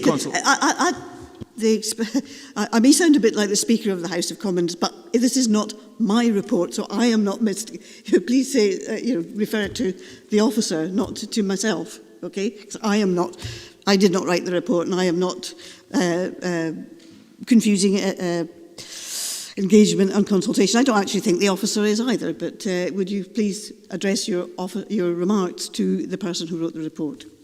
So perhaps we could have a private bet offline about that issue, but don't you think that we as councillors are actually paid to go out there and assess what needs to be done and talk with groups, etc.? Because otherwise, I think this just looks like a different version of it. Well, I mean, you're obviously more like an abrogation than an administration, but if we were trying to administer the council, we would actually find out what needs to be done and then instruct officers to do that. Now, we're far, far away from that, obviously. At our best, we're a sort of oversight group. But it would be one of the remaining rules that we should fulfill, is to go out there and sample public opinion or talk to interested party stakeholders. And here we have this extra layer of lack of accountability, in as much we're doing a pre-consultation with selected groups so we can frame the questions that go out to the public, who get it in a very short, superficial way. We then get back, or the powers that be get back, which is not really us, get back the data required to influence the policy, and it's rubber stamped by this council. So I've asked before what the exercise, type of exercise would cost, and it was told by the officers, well, nothing, because it's only officers' time.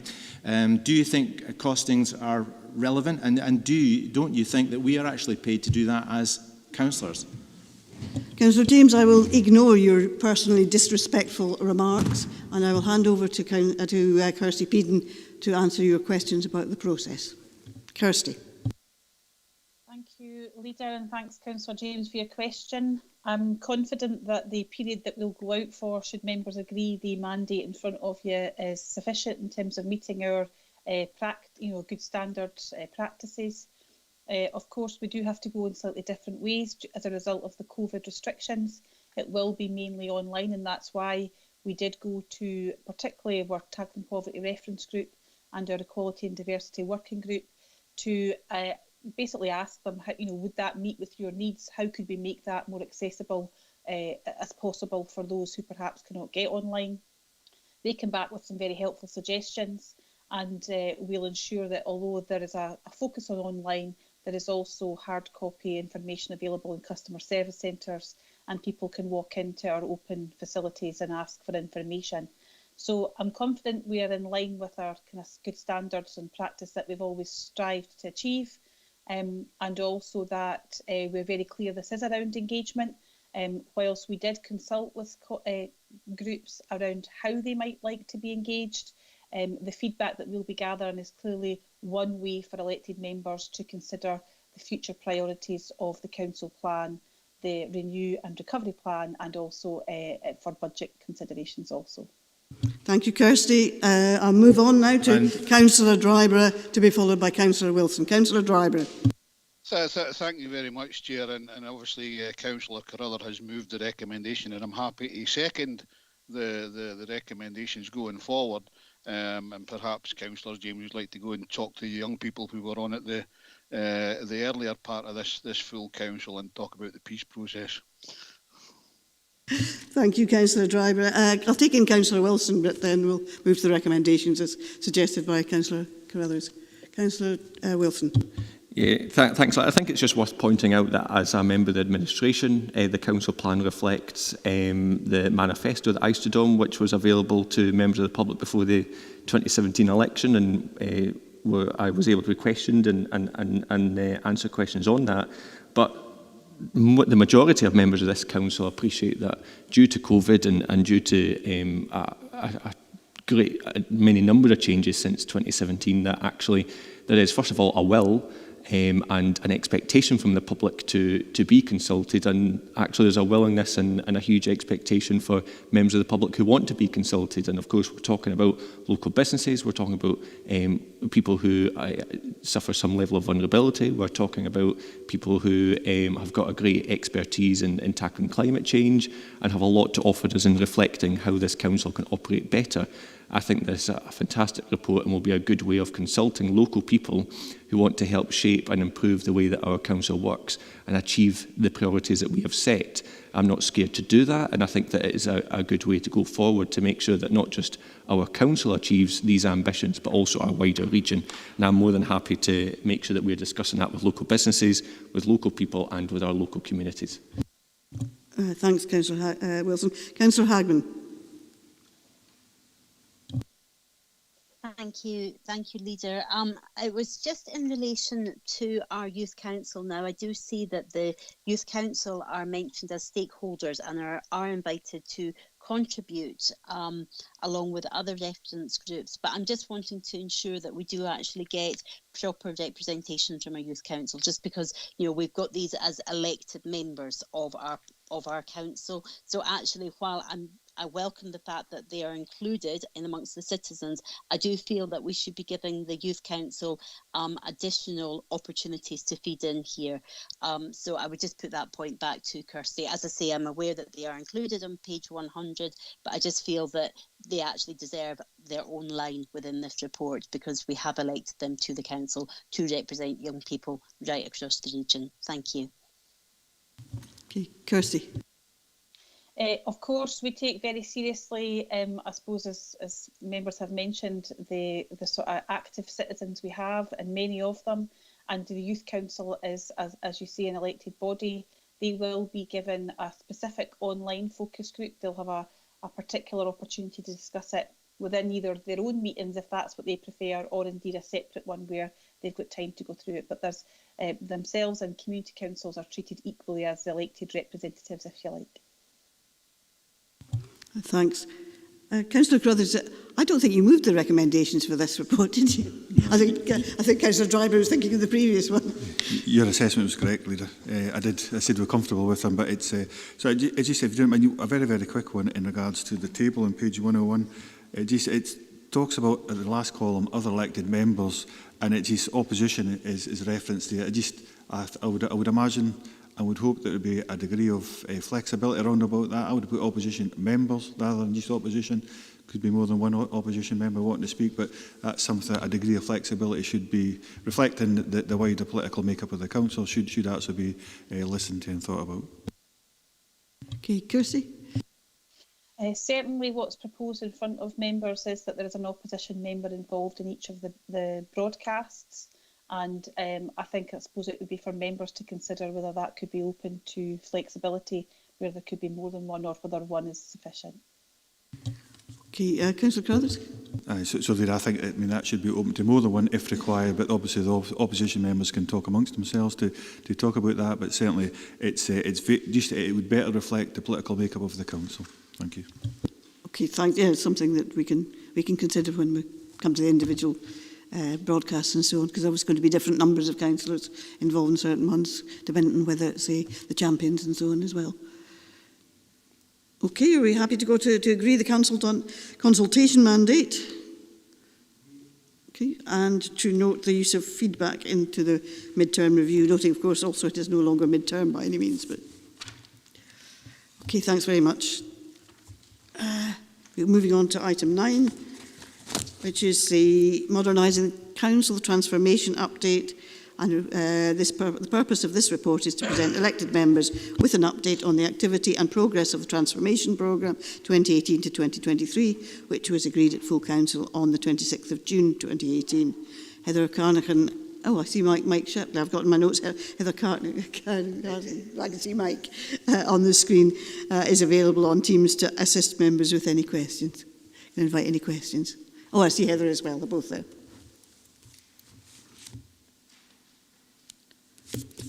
Nobody's got any questions? Everybody's content with the report?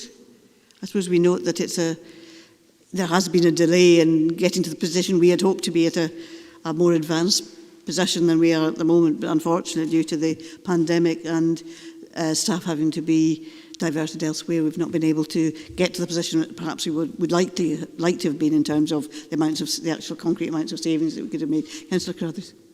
No, sorry, Chair, Leader, I was just flicking through my papers there, but just to add weight to what you're saying there, this was a material and very important piece of work, but it feels like it's almost obsolete now, but we do understand the level of work that's actually went into this. There will be pieces of this after COVID that we can apply, but it does feel like that. Sorry for having to say that and say that publicly, but it does feel like that when I read this, just because of what's happened with COVID, but just to try and add some weight to your own comments. Thanks. So, if we have nobody indicating, I'm not sure what. Oh, yeah, yes, Councillor McKee, yes. Sorry for that. It's 3.6.3. It's about the early assessment of transformation work programmes has contributed to reduced travel and fuel costs. Has there any view been expressed yet as to how that might be developed in the future? What I'm thinking about is where people can work from home for a couple of days and then come into the office for a couple of days and that type of thing. I would take it that's no... Is there work ongoing on that? I believe so, but I'll pass over to Mike. Yes, thank you, Leader. Thank you, Councillor. Quite clearly, one of the purposes of bringing this report has been to provide an update of this work, but also that we are still very much mindful of the original themes that were put forward, and also to ensure that the enablers are in place with being able to drive transformational change. Obviously, some of these aspects, the work is ongoing, and obviously we are reliant upon the particular functions within services to feed back, but also to drive on that work. and in turn we will then report back to FPT committee and obviously later on to full council with regards to each of these different aspects of work. And in particular, this is a very good example where there are a number of different aspects to look at and to consider and to bring forward to yourselves through a better understanding of the requirements and what the successful outcomes will look like. And therefore it is to say that, of course, this work is ongoing. And I do believe that it's hugely important and will be hugely influential to future thinking of the council, and equally will be influenced by the future thinking of the council as well. So whilst I can't give a numerical or more detailed data feedback, it is to say that as with all the transformational themes and work programmes, they are still very much in evidence and working towards their savings targets or a revision of those savings targets based on now understanding the greater impact of COVID. Thank you, Chair. Thank you. Oh, okay, quickly. Thanks, Chair. My concern is the staff, and I would hope that any changes you're going to put forward, you've consulted with the staff first. I wouldn't like to see us forcing staff to either work from home or work in the office. I would hope it was something that they'd agreed to. Yes, yeah. I mean, I think we touched on some of this in the earlier discussion. That it would be in consultation with the trade unions and staff representatives, and indeed with individual staff, where because people have, as I think Councillor Nicholson said earlier, for some people working from home is not really an option. Excuse me, Leader, could I just, to support that point, and obviously for the benefit of the councillor, but also of full council, that quite clearly one of the golden threads around transformational change and its effectiveness is that change is not imposed upon the workforce, but it very much involves the workforce. And I share the same degree of importance and concern around the workforce. Obviously within my role, that quite clearly my key concern would be that we involve all stakeholder groups, not just the staff, and recognising both the impact of change and also the consequence of not changing in equal measure. So, thank you, Leader. Thank you. I've got Councillor Dryburgh wanting to speak. Yeah, thanks very much, Chair. It was very much along that same lines I was going to come in, and perhaps it's something that Michael, I and Stuart Clanahan could get a report. We have sent a report to Audit, Risk and Scrutiny with regards to the wellbeing, health and wellbeing side of things. But I, as the champion for health and wellbeing in the council, I certainly back whatever you say and what Councillor McKee has asked, and certainly Michael and Stuart Clanahan are on top of that. But that was the point I was going to raise anyway, Chair. Thanks. Okay, we're happy to proceed to the recommendations. We've reviewed the progresses in one. We note the ongoing development and implementation, albeit that it's a bit further behind than we might have wanted. And to note the associated savings are now being developed. I think that's probably what we would have liked to have seen by this stage, but it unfortunately hasn't been possible. Okay, thanks. We go on to item 10, which is the preparations for the United Kingdom's exit from the European Union. This report provides elected members with information about Dumfries and Galloway Council's preparations for the United Kingdom's exit from the European Union. Mark Thompson is available on Teams to assist us with any questions.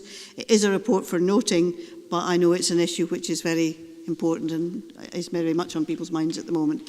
Councillor Scobie.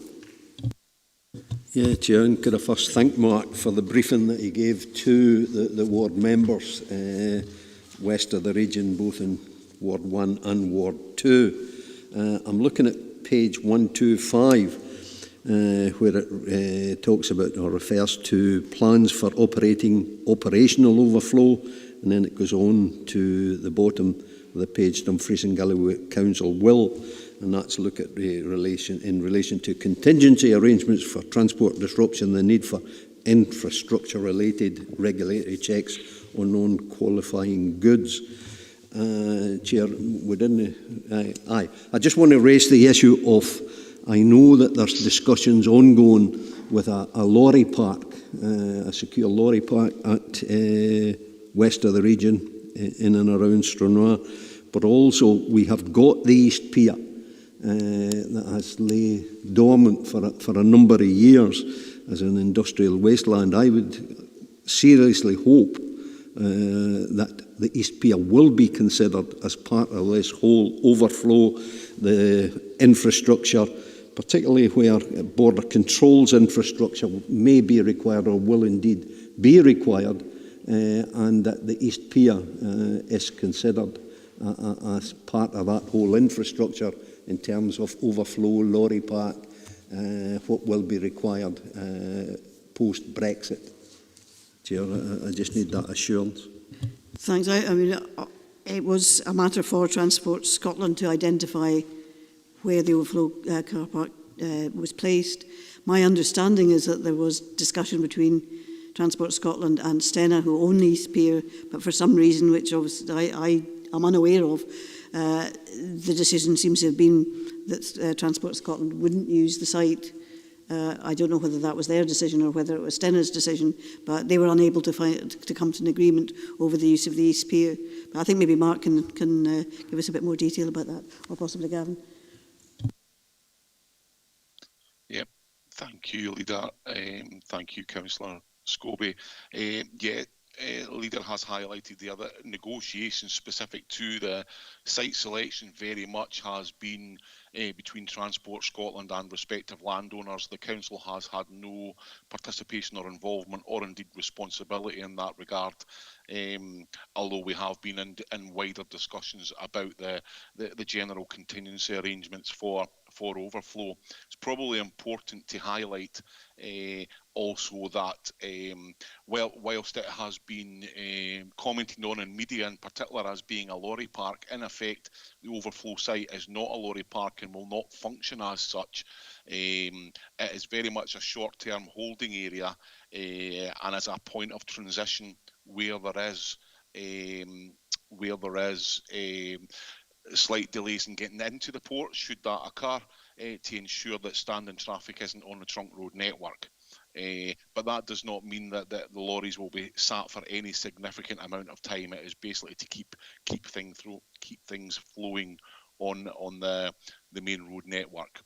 With regards to Councillor Scobie's point about regulatory checks, that is indeed an entirely separate issue and will, I'm sure, depending on the outcome of ongoing UK government and EU negotiations, may result in further consideration needing to be given to the need for regulatory checks and any considerations with regards to that and any potential sites for that type of activity will really be taken forward by Scottish Government and not the Council. Sorry, Councillor Scobie. Yeah, if I could go back, I appreciate what Mark is saying, that the land is owned by Stena, but I would hope, and again, that it is an issue for Transport Scotland, Scottish Government and the UK Government, but where we've got the land and the land is suitable as it's been used as a ferry port, a ferry terminal, and lorries did park on it, I would hope that we, as a council, on behalf of the people of Stranraer and the ones who have put forward, that we do consider the East Pier as a possibility for border controls or lorry park or whatever, so that we can bring back into use the East Pier for some purpose. And I would hope that we could take that forward as a council. Chief Executive wishes to come in on that? Just to support Councillor Scobie, I mean, obviously everything will be determined on the negotiations, and as Mark has said in the paper, the flow of information, particularly from Westminster, has been poor. The Council has not, to this point, been involved in any discussions with Westminster officials regarding border control. We have used the offices of COSLA President to engage with the Scottish Government and have managed to secure a meeting with Westminster Scottish Office officials next week. Just to give assurance to members that we'll be advocating all sites, available sites, to any partner who comes forward.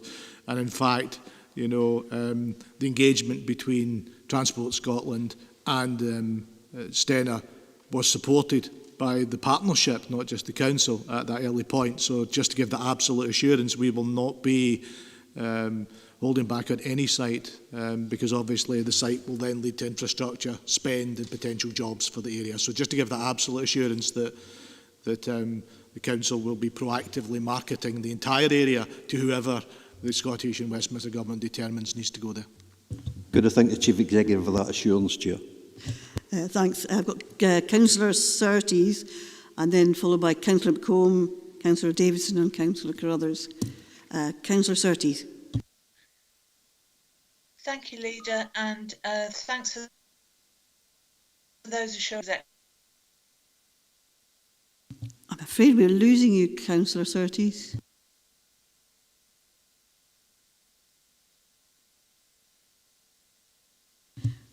Okay, I'll go on to Councillor McComb and we can come back to Councillor Surtees when the connection is re-established. Councillor McComb. Thanks, Leader. At 3:13, there is concern about export health certificates. Could you tell me, please, Mark, what is the current cost of such a certificate? Thank you, Councillor McComb, through you, Leader. I don't have to hand exactly what that cost is at this moment in time, but I'm more than happy to get clarity from my colleagues in environmental health and feed that through. Thank you. I assume these certificates are required for every food consignment. Is that correct? My understanding with regards to export health certification, it will be required for every food consignment that will be leaving the UK to the EU, but not necessarily for every food consignment that leaves an establishment if it is going to another location in the UK. Right. So a food producer in Dumfries and Galloway exporting, let's say, to the Benelux countries would require a separate certificate for each country. Is that correct? My understanding is that the export health certificate will be specific to the consignment. So it really will depend on how the actual consignment itself is going to be moved. So this is going to be a very significant imposition on small food producers exporting in limited quantities. Yes, it could result in a significant change in the means of operation for businesses who currently export to the EU. Yes. Thank you. Thank you. I see from the chat that Councillor Surtees has been reconnected, so I'll go back to Councillor Surtees. Yeah, thanks, Lisa. That was amazing timing, wasn't it? So, yeah, I've just got a quick question, Mark, regarding the infrastructure. And I don't know if you heard me. I was thanking the Chief Executive for those reassurances. But I am concerned about the lighting and the safety of the two junctions on the road that connects the A75 to the A77. The A75 junction is particularly dark at this time of year, and there's no lighting there. So I just want to confirm that that's being looked into. I presume. Yeah, thank you, Councillor Surtees. Sorry, Leader, through you. This is obviously something we had discussed previously, and obviously with the understanding that road infrastructure and that road network is managed on behalf of Scottish Government by Transport Scotland, any measures put in place on that road network were their responsibility. But notwithstanding that, I did pass on concerns to ensure that appropriate road safety considerations are taken into account with any future plans. Thank you. Thank you. Councillor Davidson. Thank you, Leader. Can I put on record my appreciation of the efforts that Mark and the other members of staff have put in on this issue, not least during the year when there has been, to put it mildly, plenty of other things going on that have had to be covered and occupy a great deal of time and attention. It really is much appreciated. Welcome the Chief's comments in terms of considering all the options for future infrastructure requirements, particularly those surrounding border infrastructure.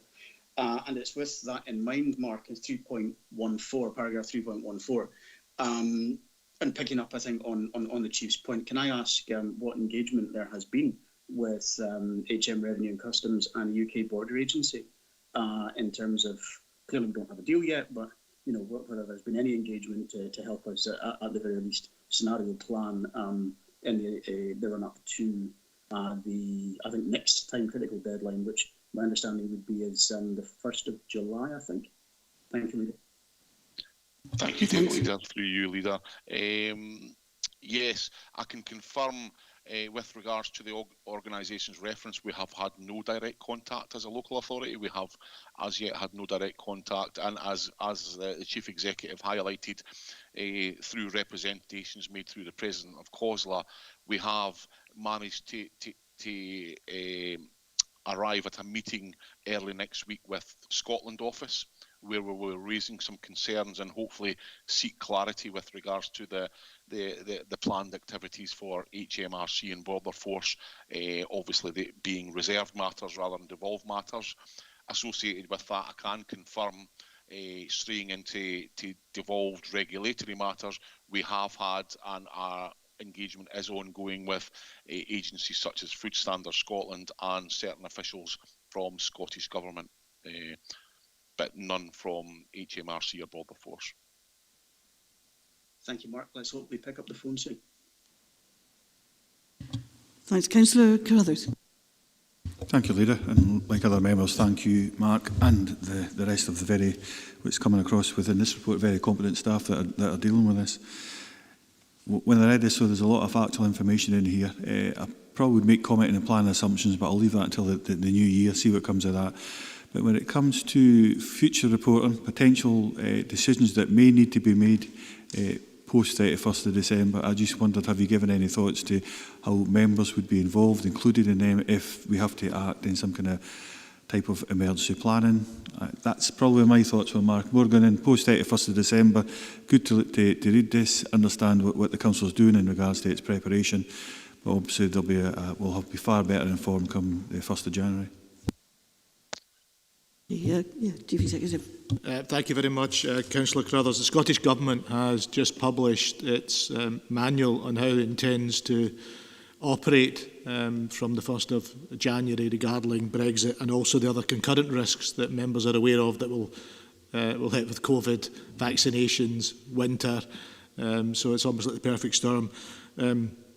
So there's a meeting tomorrow of the West of Scotland Resilience Partnership to talk about how that might be operated, the structures of governance that have been agreed with Westminster that start from the Prime Minister down through Cobra to ourselves. Obviously they'll start to be tested in the coming period, and there's a rota of local government officers across Scotland and chief executives that will be able to get through the first weeks of that process. As you say, so much is still unknown until we get the deal. I would expect that we would want to bring an early report back to the first meeting of full council. I think there's one due for January, Leader, sorry, from memory. I think we'll get a full council when there might be more clarity on what decisions. Immediately, I would think perhaps any infrastructure requirements that will be required and any lobbying position we need for funding from Westminster or Scottish Government, developments and early feedback on whether or not we've had to exercise any overflow and any further requirements and investment we might make in the area. So I would be saying that we bring back at the next full council a report that takes the scenarios that you talked about, Councillor Carruthers, and starts to talk in real terms about perhaps over the next short, medium and longer term what this council might need to either invest, support or lobby for. And again, that comes back to any infrastructure that we might need, wider infrastructure surrounding roads or anything else that we might need to be funded to deal with increased pressure. So we'll use the next few weeks as the data gathering, evidence gathering, layer those on the scenarios that are in the back of this paper and then bring a more fulsome short and medium and longer term paper at that time, if that's acceptable to members. I think actually the next full council meeting is the end of February, is it not, rather than January? Yeah. But if not, then we could easily bring back to the appropriate committee. Yeah, we could have an emergency meeting if necessary. Yeah, if necessary. If not, then we can wait to February. The earliest opportunity things become clearer, and I'd suspect that'd be probably second, third week in January, then we'd engage with group leaders and the leader about if something is necessary. Thank you, Leader. Thank you, Chief Executive. That was my point. I think if we do, we'll know then. Come at the beginning of January. It hasn't been mentioned within the report, so obviously you're conscious of that. And if we need to call an emergency meeting, you're prepared to do that. Thank you, Leader. Okay, yes, Councillor Thompson. Thanks, Leader. I'm looking at 3.15 onwards in terms of the EU funds and the UK Shared Prosperity Fund.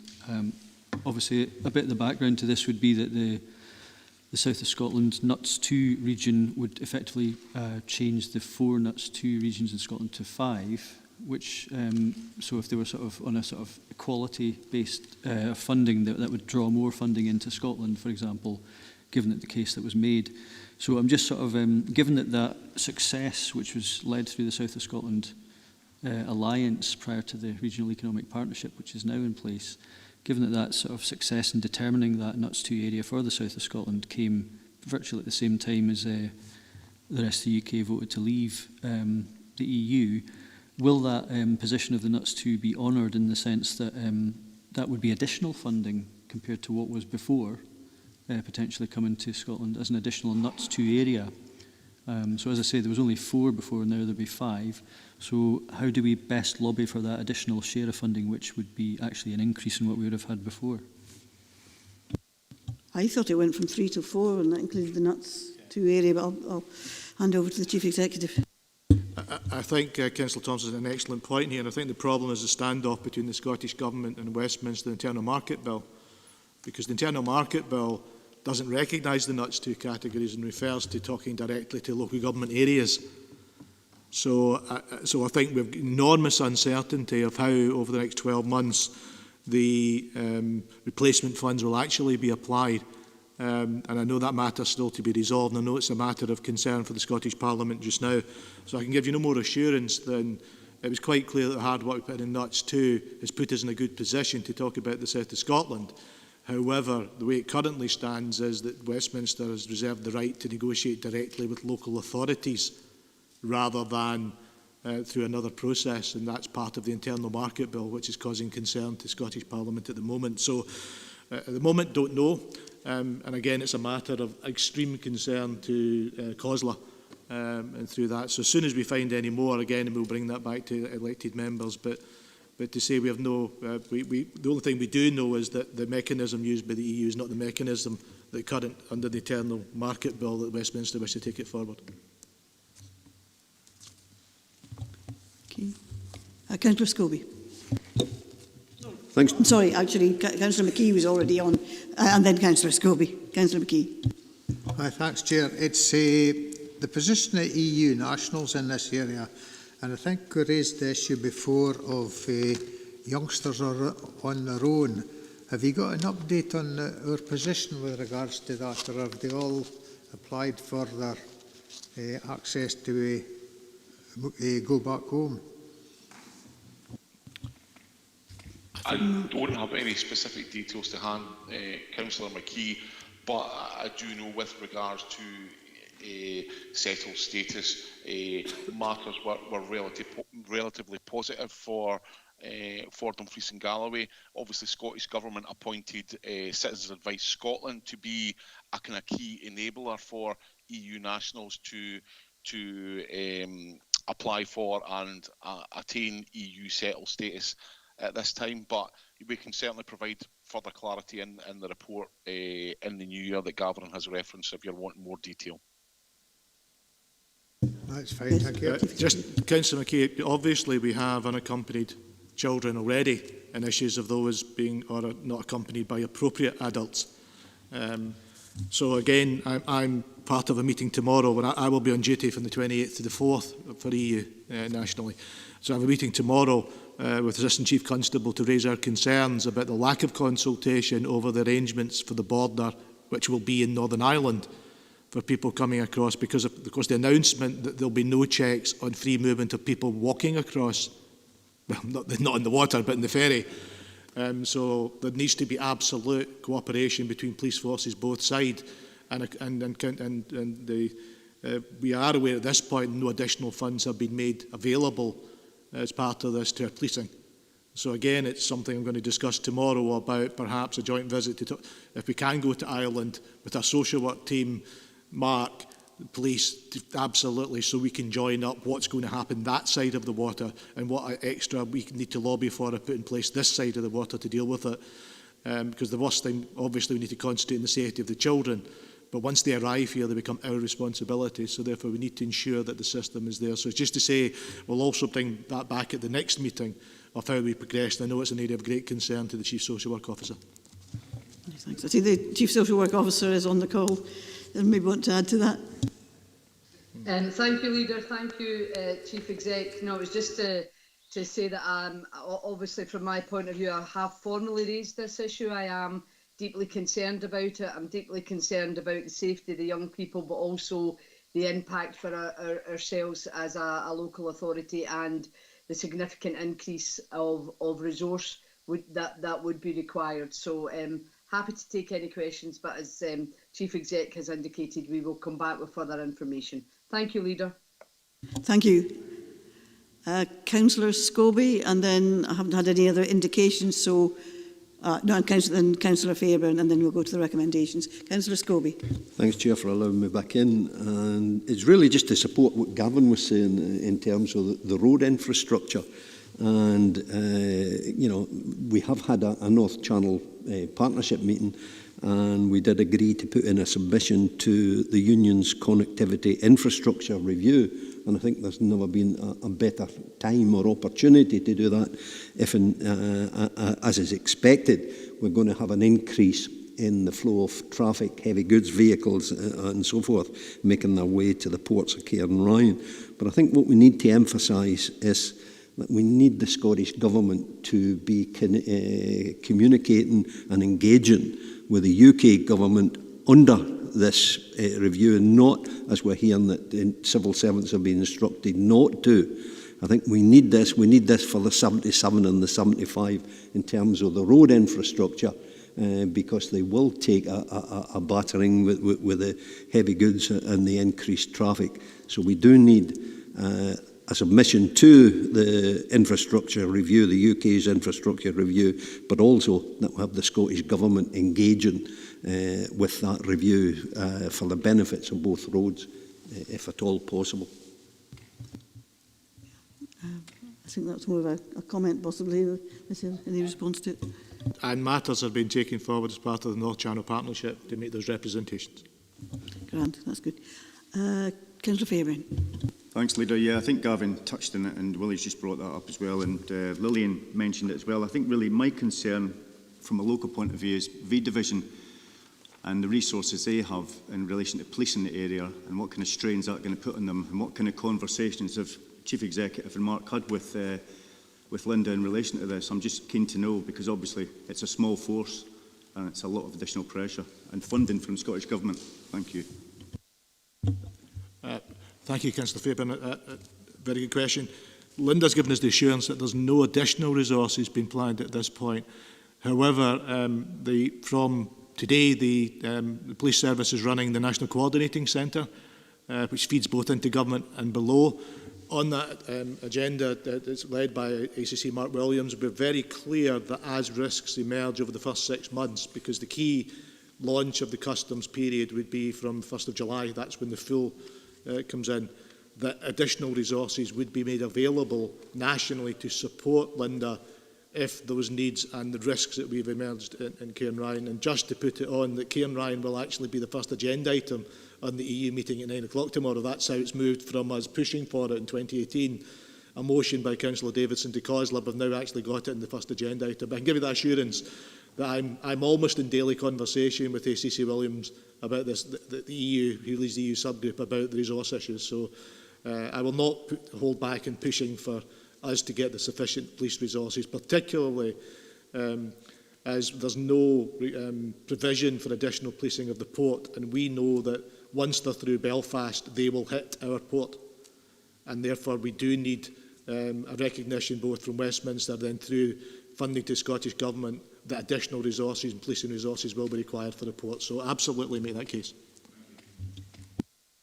We go to the recommendations now, and as I said, this is really a report for noting, but obviously of considerable interest to members. And if necessary, as the Chief Executive indicated in his response to Councillor Carruthers, we will call an emergency meeting if political group leaders feel that is necessary in light of what transpires on the 31st of December. Okay, happy to note. Okay, so this is about lunchtime. It is now 10 to 1, and therefore we will reconvene promptly at 20 past 1. And I think there are sandwiches next door. There's also cake next door in COVID-friendly bags. And I'll see you at 20 past.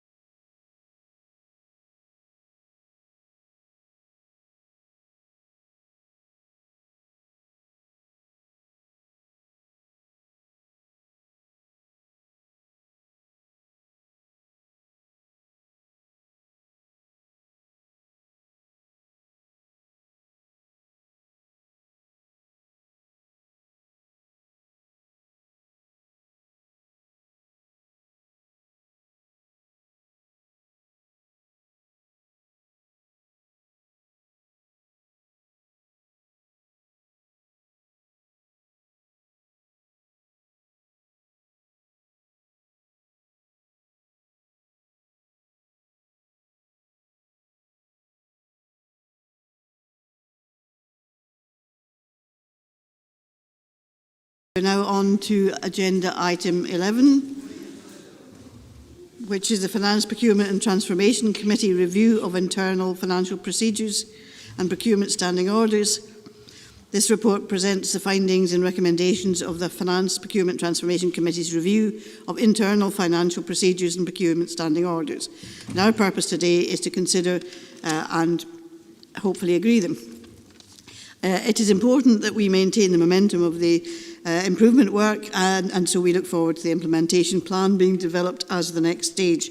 And I'd like to invite Councillor Adam Wilson, Chair of the Committee, and Councillor Katie Hagman, Vice Chair of the Committee, to present their review. Peter Lewis will be available on Teams. I don't see him yet, but hopefully he's there to assist members with any questions. But I'll hand over to Councillor Wilson and request that members take their seats. Thank you, Leader. Considerable amount of work, time and effort was put into this review, and I want to thank every officer and Peter Lewis, who has taken a great deal of time to work and support this review. I'd also like to thank elected members for their engagement and input into this review.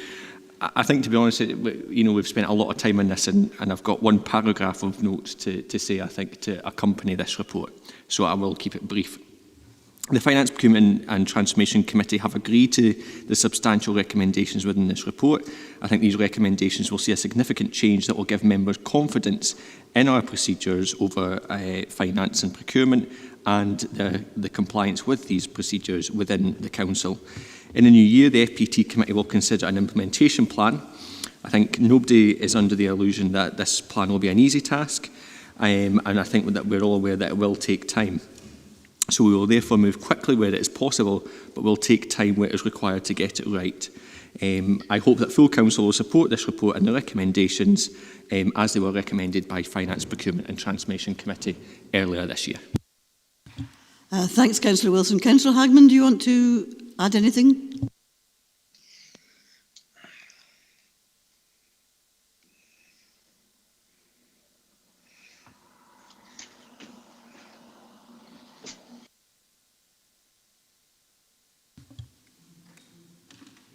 Yeah, I don't know, there's maybe a problem again. I know I've got Councillor Maitland wanting to raise a point, so maybe if we can go to Councillor Maitland, and then if Councillor Hagman does wish to speak, we can bring her back in after that. Councillor Maitland. Seems to be a bit of a conspiracy with keeping the people in the West out of Easterbrook. Leader, thank you very much indeed. I wanted actually to congratulate Adam and Katie on leading on this and bringing it forward. They've driven it on, and well done with that. I think that the process has been laid out clearly for the public to see, because that, after all, is what it's about. It's about public engagement and understanding about what we are doing to improve the faults that have clearly come through. And the recommendations accurately reflect our conclusions. We had expert assistance from officers and, I think, importantly, independent advice. So where now? Councillor Wilson has suggested that we will see an implementation plan laid out clearly, and I thank him for that. I would like to suggest that we have had the best part of a year to consider, or half a year to consider the review, and we now need to push on. The recommendations provide a really firm framework for the implementation plan, and public expectation is that change will happen. So I would like to propose, Leader, that the implementation plan is written up and presented to members at Finance, Procurement and Transformation Committee in February. Now, I'm aware that some people would suggest that this is very pushing things on, but the basis is there already. And in addition to which, can I point out to members that recommendation 13 indicates a need for members to budget for the improvements that we will need to make. So I think that an implementation plan, even if it's brought to us in draft form, will inform what is needed in terms of resources to make this happen. Could I bring Councillor Wilson back again? I think that's an entirely fair ask. I think just the only thing that I would stress is that at this stage the implementation plan has already started to be worked on in anticipation of elected members agreeing this review and the recommendations today. The only thing that could prevent a sort of full implementation plan being presented at February FPT committee is obviously the new appointment in governance and assurance, and I think officers have made the correct decision that new head of governance and assurance should be able to come in with this with open eyes and make their own decisions rather than as agree something before that. So I think that's the only thing I would say at this point. I think that certainly there was an anticipation, I'm not quite sure if it's on the forward plan yet, that there would be a report on the implementation plan in some form at February FPT committee, but it may not be complete, because I think it is absolutely right that the new head of governance and assurance, although a very long list of actions that person has, I think in this respect it is important that post be able to consider their advice and give it to members and to look at this review and to agree and to discuss that further with members in due course. Okay, so there will be something back at FPT, but it may not be the finalised implementation plan. I see we've got Councillor Hagman back. Councillor Hagman, did you want to add anything? Thank you, Leader. Yes, the joys of working from home when you're being asked to move vehicles in the middle of a full council. So apologies for not being able to come in. Yeah, I would just reiterate what Adam has just said there. And there's been an awful lot of work being put into this. And just also to thank all the elected members that have contributed to this. It's been a long process and really appreciate all the input. But thank you. Thank you, Councillor Hagman. I've got Councillor Carruthers. Thank you, Leader, and thanks to all members and I think staff that are involved in this review. I think it sits well with the recommendations within the report. I know the Audit, Risk and Scrutiny Committee are envious of the level of resource that was applied, and hopefully at some point we can get the similar level of resource applied to ourselves in the Scrutiny Committee. But anyways, it was a really good job. It's been done.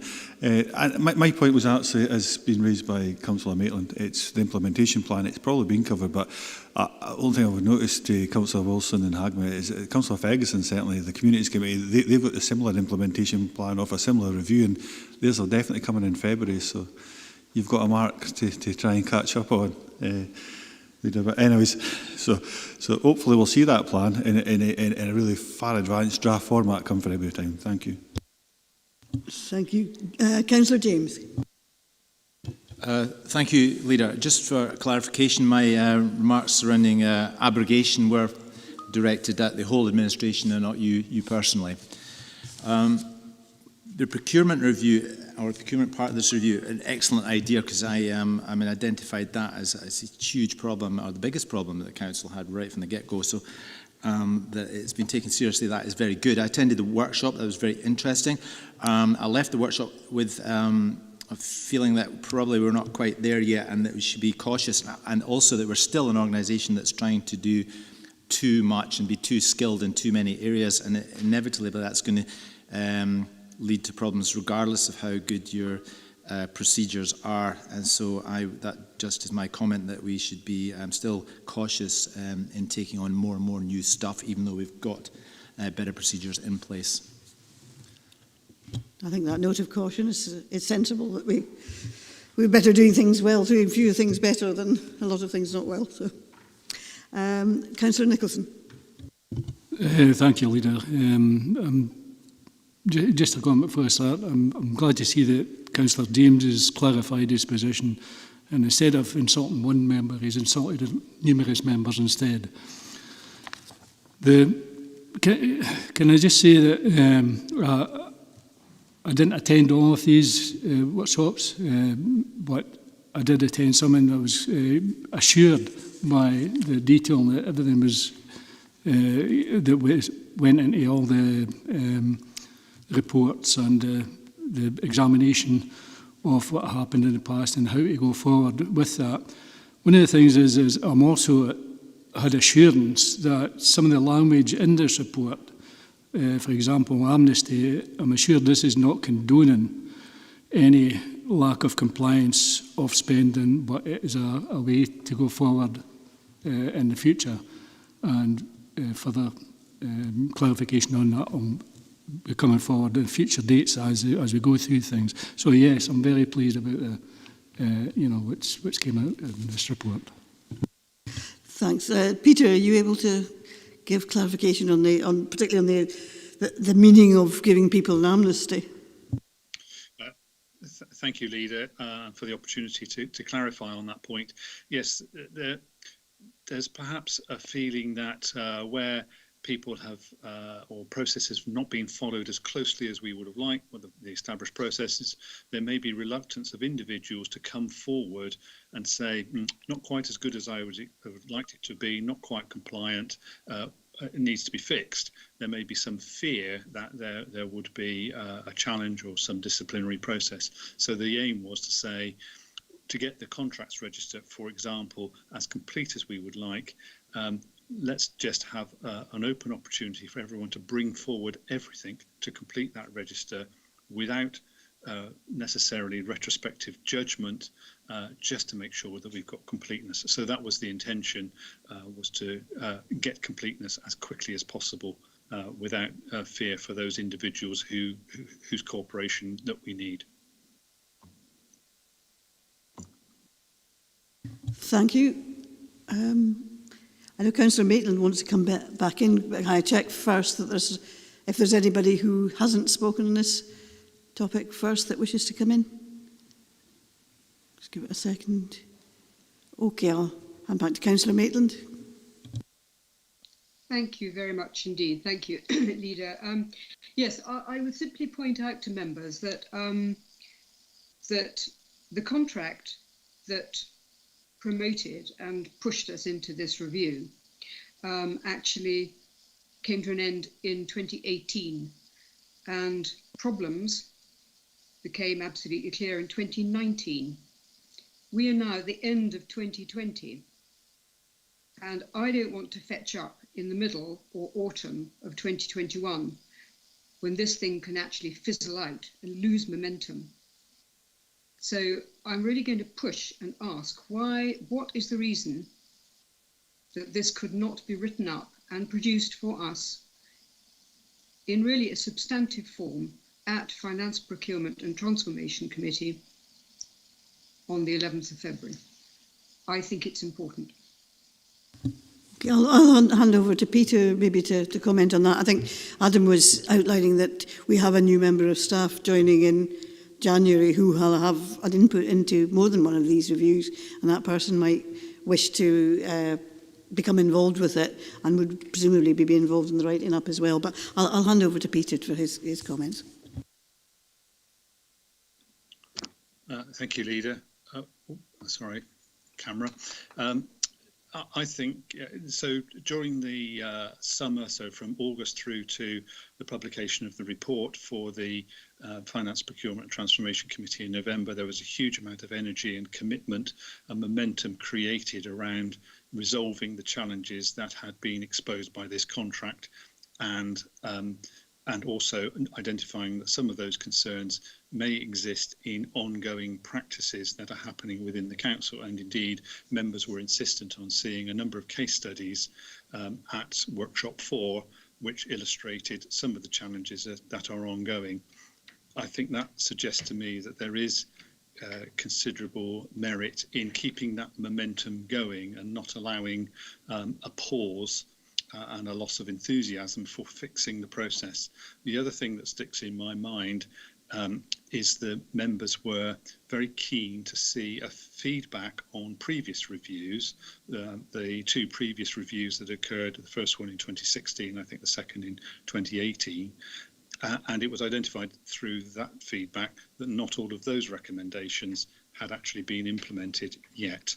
And I share Councillor Maitland's concerns that there is a potential for a loss of momentum and a review in 6 months' time to find that the progress has not been made against the implementation plan that would address some of the serious concerns that have been raised by this review and by this contract.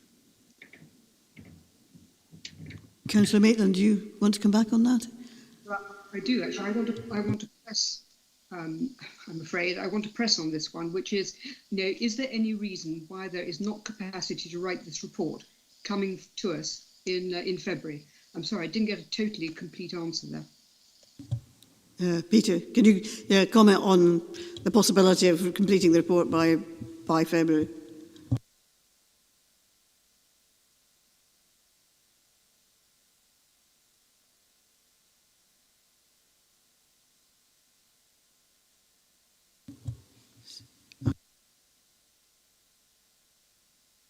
I don't know if you heard all of that, Peter. Councillor Maitland was asking why are we not able to get a substantive report by February? What's the problem with that? Apologies, Chair. For some reason, my link went down. I joined the conspiracy theory. I'm not. I understand the fact that there is a new head of governance and assurance attending the council and would wish to take strong leadership, and I'm sure members would want that individual to take strong leadership of this particular issue if this falls within their domain, to make sure that members get the assurance they want. I would hope that some resources could be applied so that a substantial draft is in place before that person arrives in the council, so that they have something to work off. I suppose my caution would be that the person wants to stamp their own position on the recommendations that hopefully today the council will have agreed. Okay. Thanks. I've also got Stephen, Councillor Thompson, Councillor Brodie and Councillor Carruthers wants back in. So we have Councillor Thompson. Thanks, Leader. And just listening to what's been said already, it sounds like the report is kind of in the process of being written even as we speak today before we've made a decision. But so maybe that will stand us in good stead for an early report next year. It would certainly be good to keep the momentum. Just on the amnesty on page 150 or 151, I think obviously in order to keep this moving, I think that's the appropriate way to maybe make sure we've got everything on the table, just because we need to know basically in order to exact our duties properly. So I mean, but equally there should be a kind of time limit on the amnesty as well, because if that opportunity is there and it's not taken within an appropriate time, one, it means we can't complete the work in drawing up the full register of contracts, for example, but two, it sends that warning shot about, well, is there still an issue with culture here? So I think it'd be helpful to maybe sort of settle on something, and maybe that's what the first report would look at when it comes to Finance Procurement Transformation Committee, which is like, we have an amnesty, this is the closing date, let's get it done. Yeah, good point. Peter, your views on that? Should be a time-limited amnesty. I support that, Leader. I think that's a very good idea. In terms of whether or not that could be done by the time of the committee meeting, I think that's probably pushing it, because as I understand it, the infrastructure to allow that to happen isn't in place at the moment. So, for example, for the contracts register, the procurement and commissioning team isn't set up to handle that at the moment, so they need to be given permission to set up and administer the contracts register, gather the information, put it in the right format. So all of that needs to be put in place. But I think the notion of a time limit is absolutely right, in order to make sure that members get the assurance about the completeness of the work as far as possible. Thanks, Peter. Councillor Brodie. Thanks, Leader. I'll just like to support Councillor Maitland. I think we need a substantive report to the February FBT committee. I think the new officer will have an important role going forward in this. Obviously, it will take the person some time to get established and know his department. So I think that role will be important in making sure that we comply with these regulations and make any changes to them in the future. So I would support Councillor Maitland if necessary. I'll second her. I don't know that there's a formal motion. I think it's a request that is brought forward. And to be honest, I think everybody believes that the momentum has to be maintained on this. It's just whether or not a full report could be could be ready by the date of the Finance Procurement and Transformation Committee, but I don't think anybody's suggesting, certainly no elected members wish to see the momentum with this lost, nor does Mr Lewis. Adam, do you want to just answer that? Yeah, I mean, I think what is coming through today is a sort of clear ambition and, dare I say, excitement from elected members to really get this implementation plan started and support for these recommendations. As I had said earlier, I think that the only thing that may prevent a real substantive report coming forward is that new appointment, for reasons that Peter's already outlined. We do have the advantage that FPT committee would normally be the third week in January. It's obviously not the third week in January due to the budget, and it has been delayed, so that would help us in terms of timing. But I think I would stress as well that the committee cycle report does start 3 weeks before the actual committee date, so we are looking at a report being completed in January. I am quite clear that a report needs to come to FPT as quickly as possible. And in terms of agenda management, there has been a brief conversation about a report coming forward, even not with the implementation plan, but about actually some of the issues that may need to be resolved, some of the resource that may need to be put in, and I know elected members have spoken about that. So I think certainly not against a report coming forward, but I do think that the head of governance and assurance is going to play a key role within this implementation plan. As with a number of projects and reviews, and I think it's important that advice and that role has a chance to digest this review and also feeding in a meaningful way. And I think that I would hope that all members would support that. And I think it has been identified ever since we went to recruitment on that post that we needed a new set of eyes in governance and assurance, that we needed a new person to come in, and this is why we needed them to come in, and this is why we wanted them to come in. Okay, thanks. Councillor Crothers. Thank you, Leader. Just so when my opening remarks was similar to, I think, thought that Councillor Maitland covered well. She's come back and reiterated, so I think there's room here for a recommendation at 2.3, and that is to agree to have the draft implementation plan at the Finance Procurement Transformation February Committee. If we agree that, we will see the draft in whichever format that is. We can consider it at that point, and if we can make comments, maybe members need to have their input into it at that point. Certainly head of governance, the new head of governance will need to see that, but I think there is a desire from the whole council that this is moved on. It's moved on at pace. No momentum is lost. So I think it's a light ask in real terms. If it comes to its conclusion and we can agree at that point, even better. We have a greater momentum. But a 2.3 would certainly address my concerns, leading as far as agreeing to that draft report being at FPT committee in February.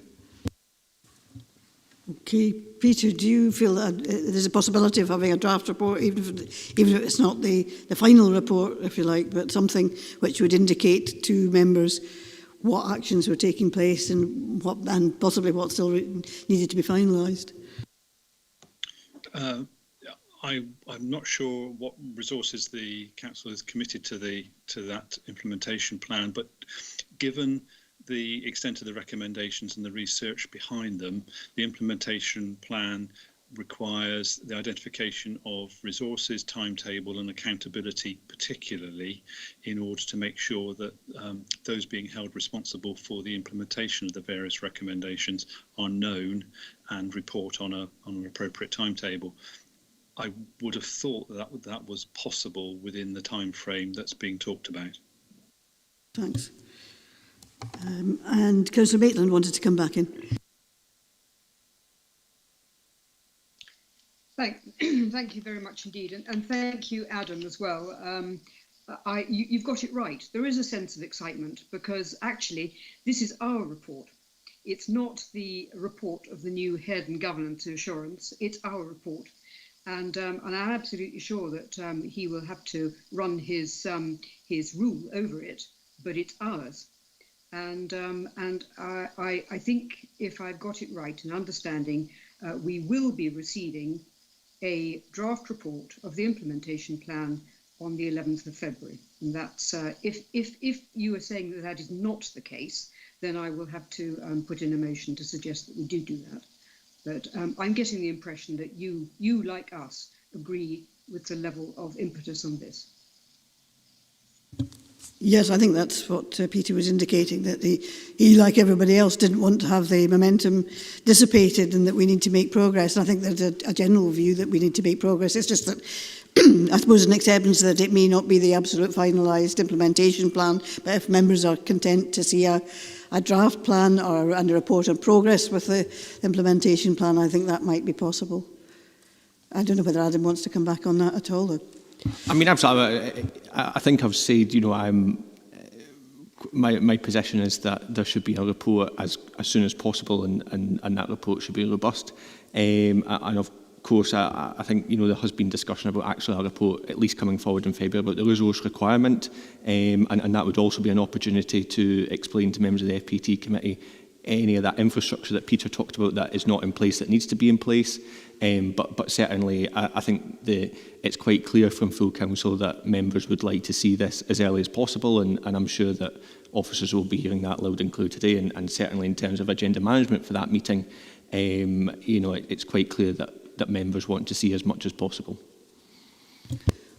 I think we're agreed that that I think is the way forward. Okay, can we agree the recommendations, which was to consider and agree the findings and recommendations, and note that work is underway to progress and prepare a detailed implementation plan, and that we want a report to come to the February meeting of Finance, Procurement and Transformation with a draft of what the implementation plan will be, although that we still may need to identify resource and so on, and that particular piece of work may not actually have been completed by then. Is that amenable to members? I've lost my teams now to see what others are saying. Okay, lovely, thank you. Item 12 is on the Council's response to the government consultation on the review of the Councillors' Code of Conduct.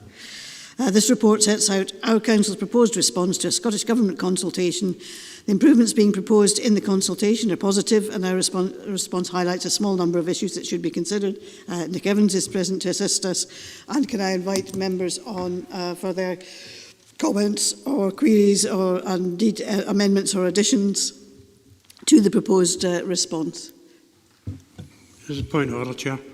I thought you had decided earlier today that you would bring the motions forward after item 10. No, it was after item 13, sorry, Councillor Sloan. It was after item 13. After item 13? Yeah. My apologies. We'll be there shortly. Okay, can I invite any questions on the response to the Councillors' Code of Conduct? Everybody happy with that? Councillor Nicholson. Yeah, I mean, most of the answers to the questions is okay, but I think they're a bit too, making as if too councillor orientated within the text, if you want. We know that setting the consultation, which has changed across society in the last 10 years, does that need to be there? It just needs the code to be a living document. And we know it's more personal to the individual councillor. I've always understood it to be a first person and individual to the councillor. So I don't know if, referring to the councillors all the time adds anything to the answers to the questions.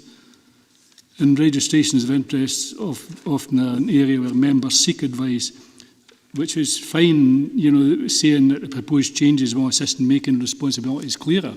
There's something that's superfluous to myself, just mentioning the councillors. But anyway, that's my opinion. Nick, do you want to respond to that at all? I think it was felt that Councillor Nicholas is suggesting some of the initial statements are not absolutely necessary in terms of the response.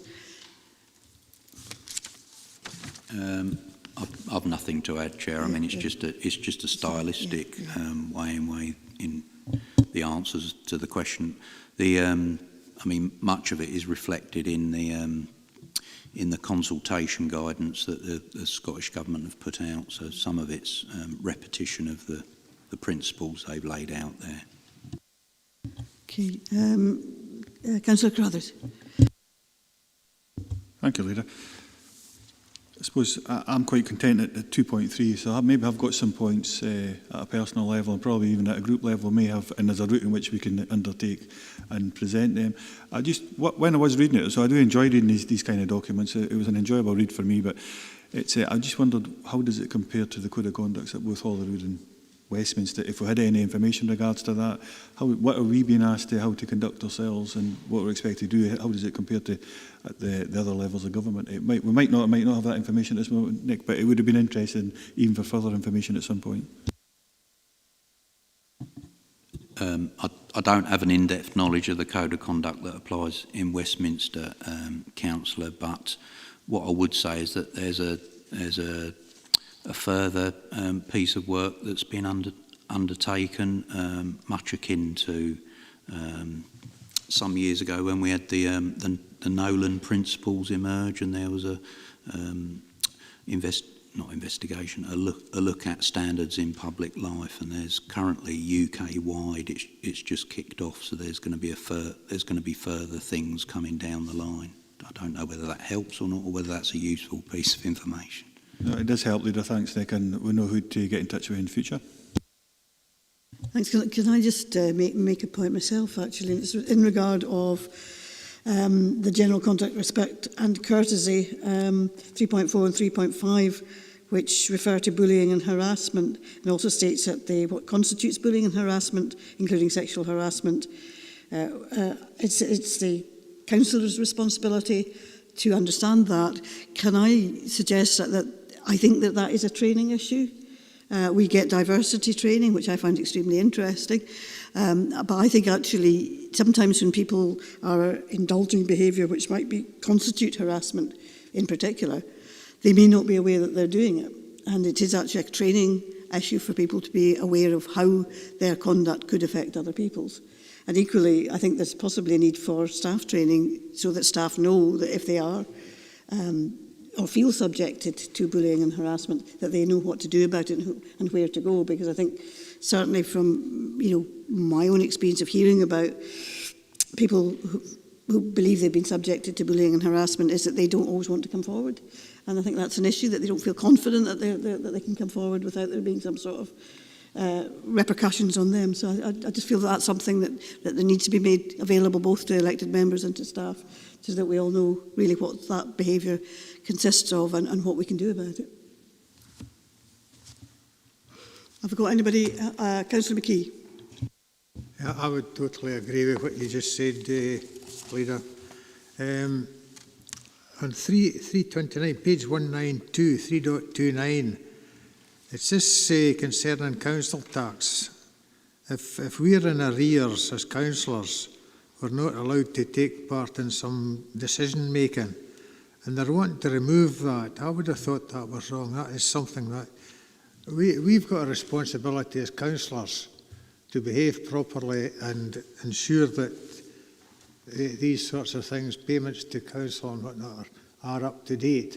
And I think to remove that would be wrong. Thanks for that. I hadn't actually picked up on the fact that they were looking at taking that out. But certainly it generally applies in the matter of setting the council tax. Councillor Nicholson. Chair, I think it is a double-edged sword, that, because people do have disputes, and councillors as members of the public have disputes about council tax, and whether it is, whether they are a week in arrears or 2 weeks in arrears or whatever it might be a perfectly valid reasons that it's been challenged, and it may be a legal challenge as well by the individual. So therefore, keeping that in is something that might stop somebody challenging a perfectly legitimate. Yeah, it's an interesting point, actually, isn't it? Like, do you have a... Well, what I would point out is that 3.29, it's not a complete removal of the requirement to withdraw if you have arrears in council tax. It's the subtle change, I think, is 329 is suggesting that if you're 2 months or more, which I appreciate isn't many months in arrears at all, but whereas currently you can see from the explanatory note there's a responsibility on a councillor to repay at the earliest possible point. And as Councillor Nicholson points out, there may well be reasons as to why there is a disagreement between individuals. So it's fairer to, I guess, to treat councillors more akin to any other member of the public. Councillor McKee. Sorry about this. But I suppose if there's an argument between the council and you that is just, or between me and the council that is justified, then that might go down the road of what Councillor Nicholson's talking about. I think if it's a basic debt that you haven't paid,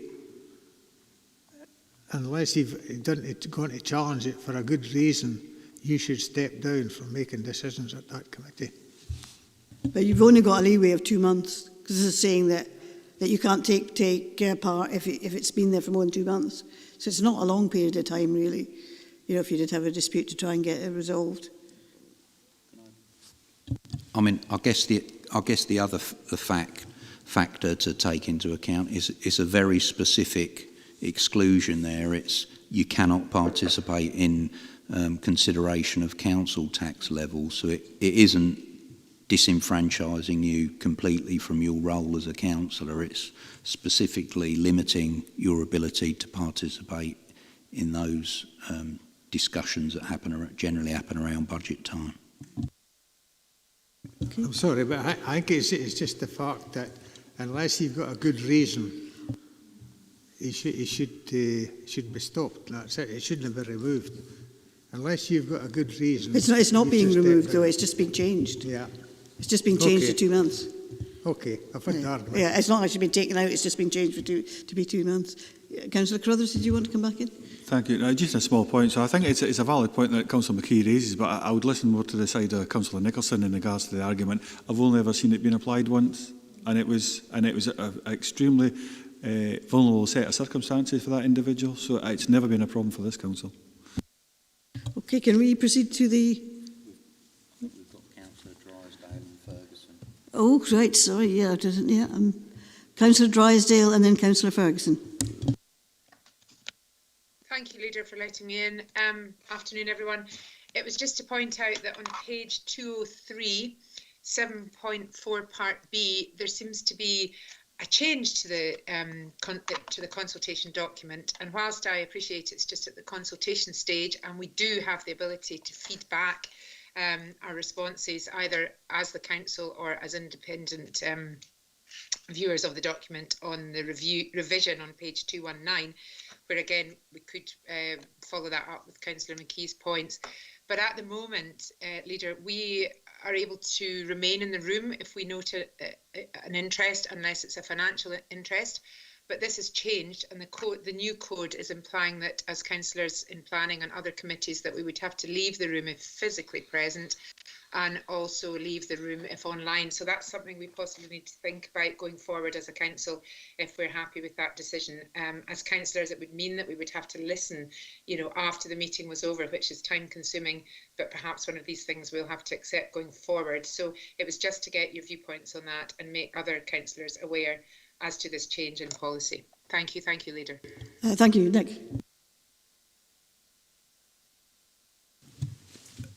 Nothing to add, Leader, bar I guess it's particularly difficult when dealing with quasi-judicial matters, and as Councillor Drysdale points out, for example in planning, but it is always best to err on the side of caution when dealing with quasi-judicial matters. Indeed. Councillor Ferguson. Thanks very much, Leader. It was actually going way back to your comments about what training that should come forward. On a personal basis, I've undergone recently some training on unconscious bias, and it doesn't have to open your eyes to exactly what you say when you say it. And I'd be really keen to see that we develop something for both, not only staff, but also for elected members. Everybody, we should all have the same training in this, because at the end of the day, we're all human beings. Thank you. Yeah, thank you. Can we go to the recommendation? No, Councillor Carruthers. No, I've just got to ask, can I make a point at the recommendations? Thank you, Leader. Okay, we'll go to the recommendations and then, yeah. So we considered the report. I think we agree we've done that. And the draft response. Which part was it you wanted to come in on, Councillor Carruthers? It just whether, because of the training, and it's something that went through my own mind, I just wonder, should we be inviting, once this consultation has been through and we've got a draft, I suppose the code of conduct's there, but should, like the Standards Commission coming down and have a workshop with us, some kind of framework, or even with other teams, we've done that in the past. I think it would be good to ask their view, what they're thinking, how they should be applied. Indeed, yes, and certainly if we were doing some training, to get somebody to come in to do some sort of training as well, yeah, that certainly might well be. I think particularly when there's a new councillor, it could be part of the suite of things which is offered to the new councillors. So, and we've noted the opportunity to respond, and also there are opportunities for political groups and so on to respond as well, should they wish to do so independently. Item 12 is the Council's response to the... No, it's not, because that's what we've just done. Item 13 is amendments to the scheme of delegation and responsibilities to officers and statutory appointments. This report presents recommendations from the Review of Standing Orders Subcommittee on the 8th of December 2020 for consideration.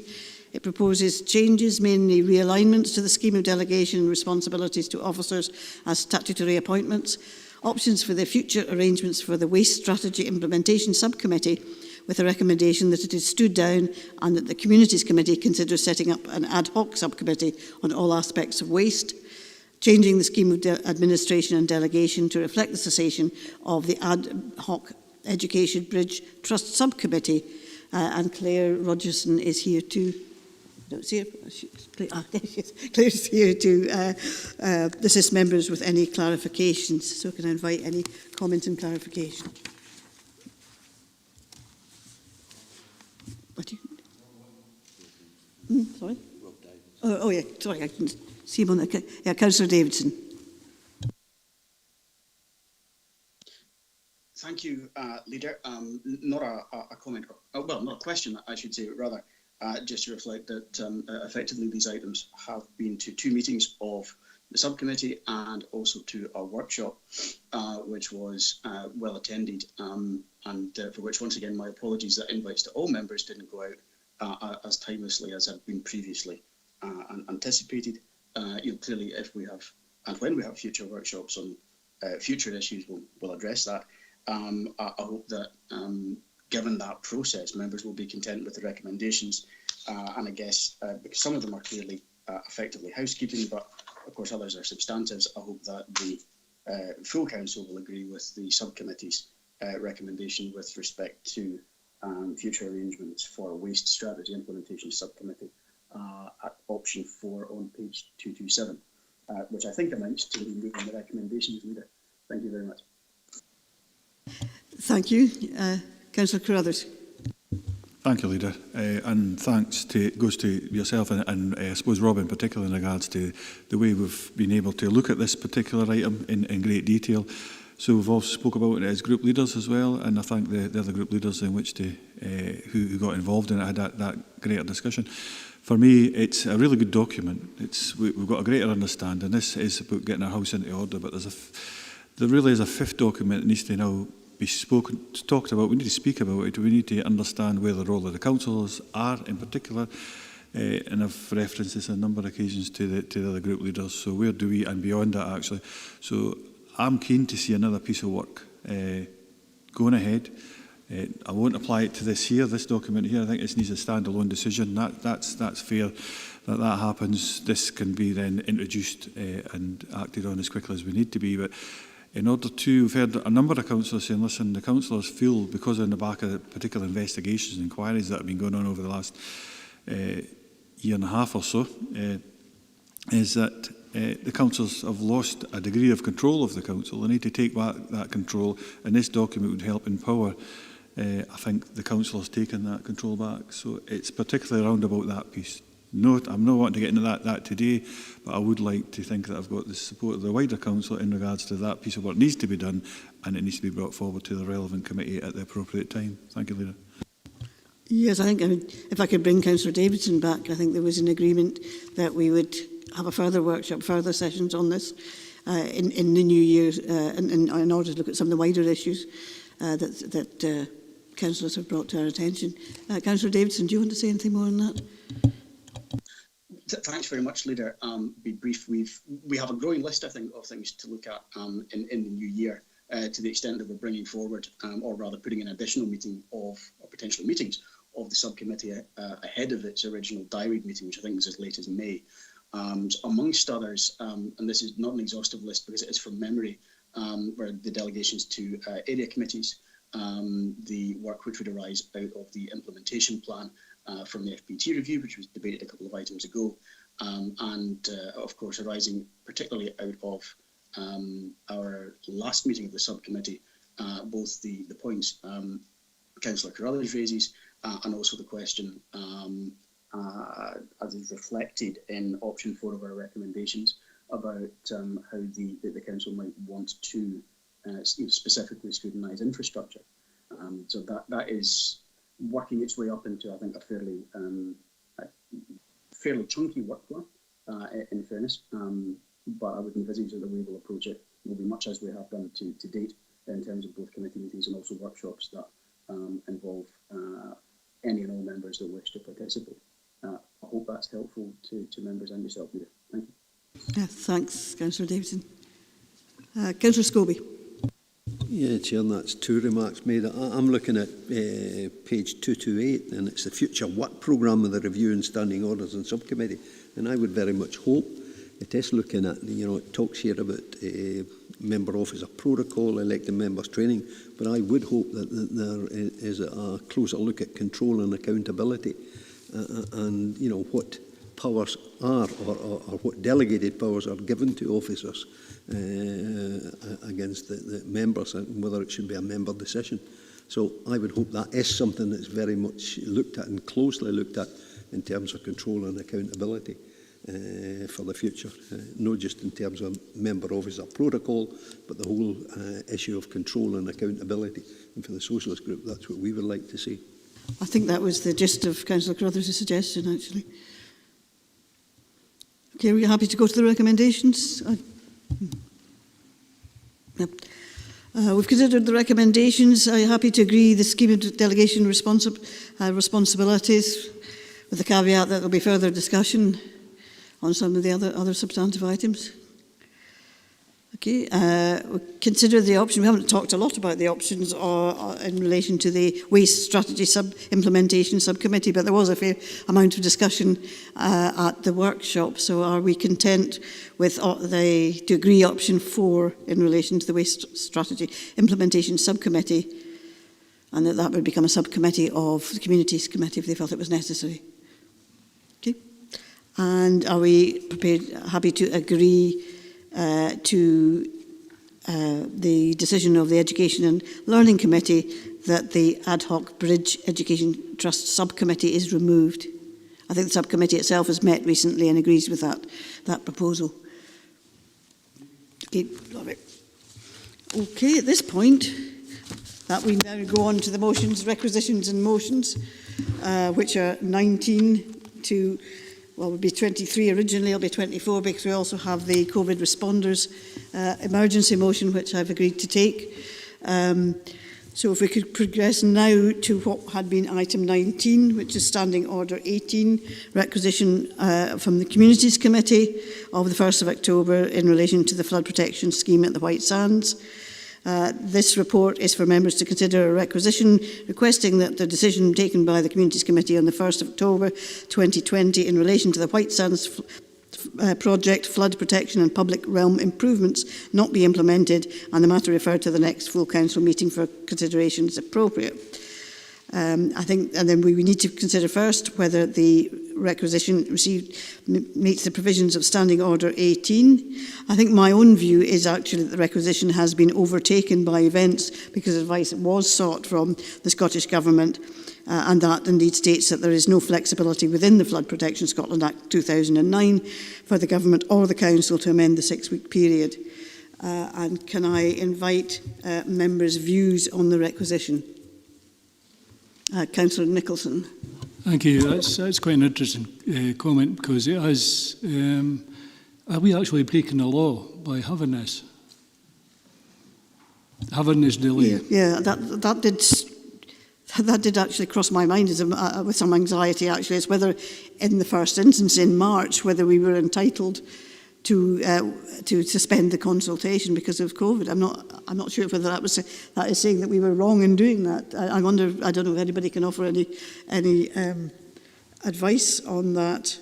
Nick, I don't know whether you can. Your advice is to Steve Herriot, I think, is available, and he might actually be able to advise on whether or not we should have taken the decision, whether or not it wasn't us as a committee, but whether the decision should have been taken in March in the first place to suspend the consultation. Thank you, Leader. If I could just come in on that point. What I would do is maybe just quote from the legislation where it says that the local authority must give notice of the decision in accordance with the appropriate paragraphs relating to the fact that Scottish ministers have made a decision. So we do have a requirement in the regulations to give notice of that final decision made by Scottish Government. It doesn't say within the regulations or the Act what the timescale is for that.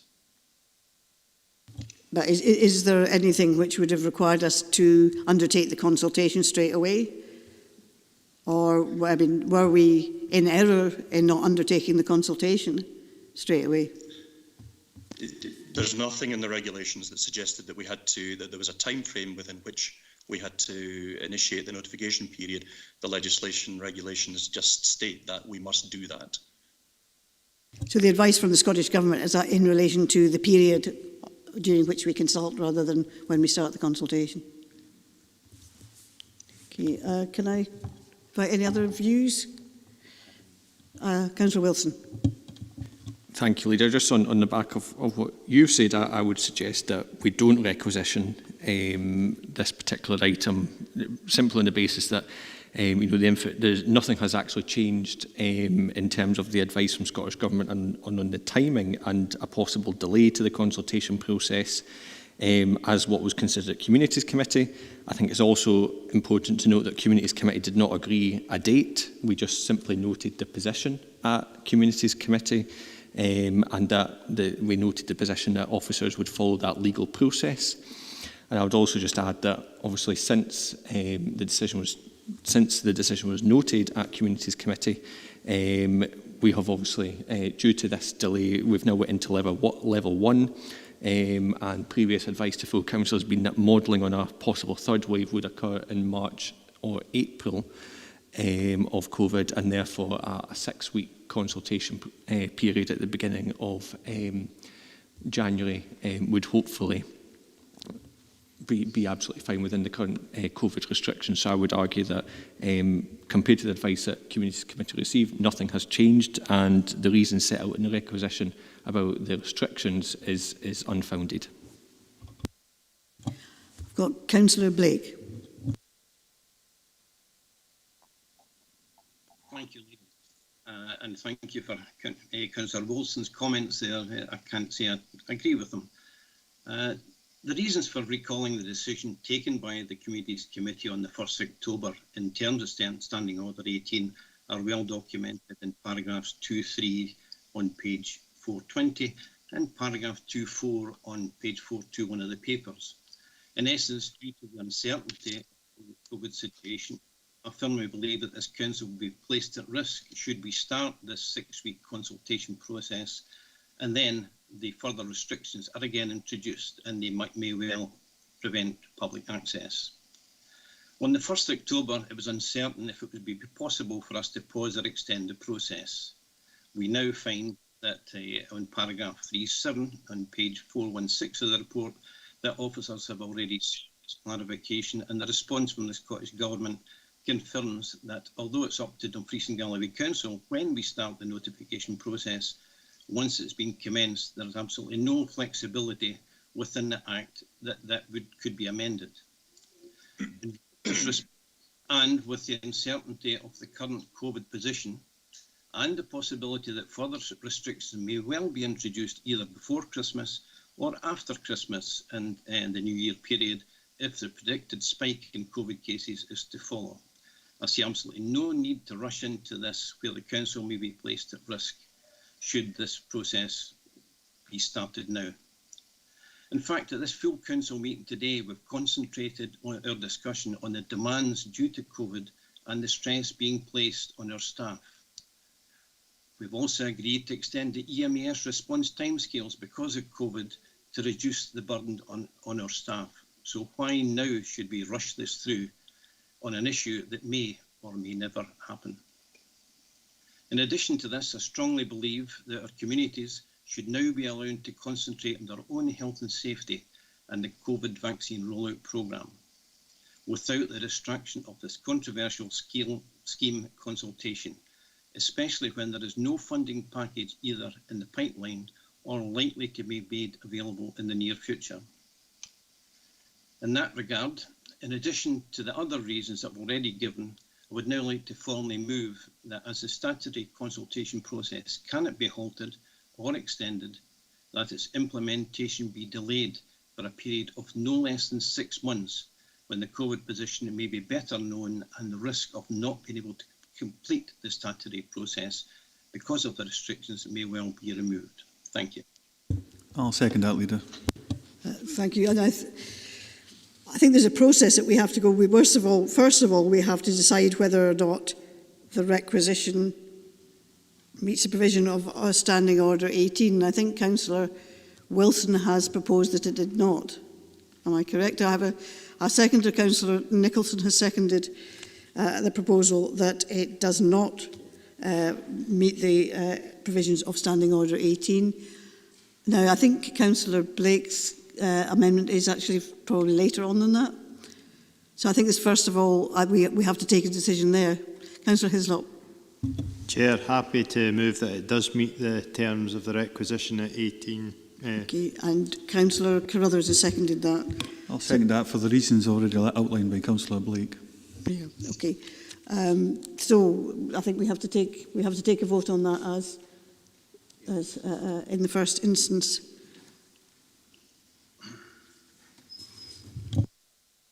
So you happy for me to move to the vote, Leader? Yeah, please do. Okay, so proposed by Councillor Wilson and seconded by Councillor Nicholson is that the requisition doesn't meet the provisions of Standing Order 18.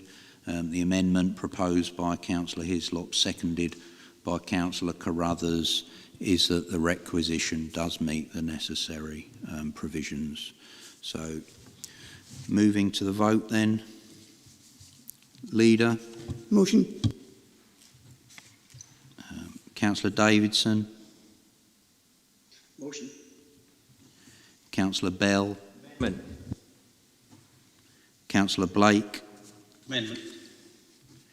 Councillor Brodie. Amendment. Councillor Campbell. Motion. Sorry, Councillor John Campbell. Motion. Councillor Ian Carruthers. Amendment. Councillor Karen Carruthers. Amendment. Councillor Charteris. Amendment. Councillor Dempster. Motion. Councillor Dryborough. Motion. Councillor Drysdale. Amendment. Councillor Fairbairn. Amendment. Councillor Ferguson. Motion. Councillor Giusti. Amendment. Councillor Hagman. Motion. Councillor Howie. Amendment. Councillor Hislop. Councillor Ingalls. Amendment. Councillor James. Amendment. Councillor Johnston. Amendment. Councillor Lever. Motion. Councillor Little. Motion. Councillor McGregor. Amendment. Councillor McCammon. Amendment. Councillor McClelland. Motion. Councillor McComb. Motion. Councillor McKee. Motion. Councillor Maitland. Motion. Councillor Marshall. Motion. Councillor Martin. Motion. Councillor Nicholson. Motion. Councillor Ronnie. Amendment. Councillor Scobie. On the principle that people should have, the members should have their position heard, I would vote for the amendment. Amendment. Councillor Sloan. Amendment. Councillor Stitt. Motion. Councillor Surtees. Motion. Councillor Tate. Amendment. Councillor Thompson. Motion. Councillor Wilson. Motion. I'll try Councillor Wood. I'm not sure he's there, but Councillor Wood. No, is not present. And Councillor Young. Motion.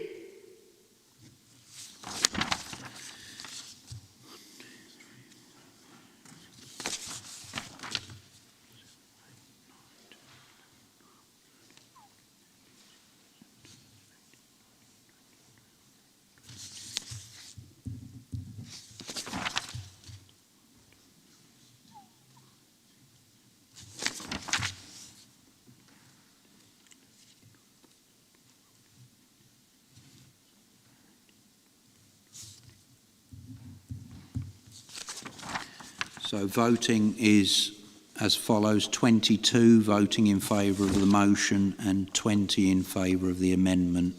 Therefore, the motion is carried. Thank you. And that means that the decision made by the Communities Committee on the 1st of October 2020 in relation to the flood protection scheme, in particular White Sands project flood protection and public realm improvements, does not meet the standing orders does not meet the provisions of Standing Order 18, which I think means, am I correct, that the decision of the Communities Committee of the 1st of October stands. Okay. Councillor Crothers?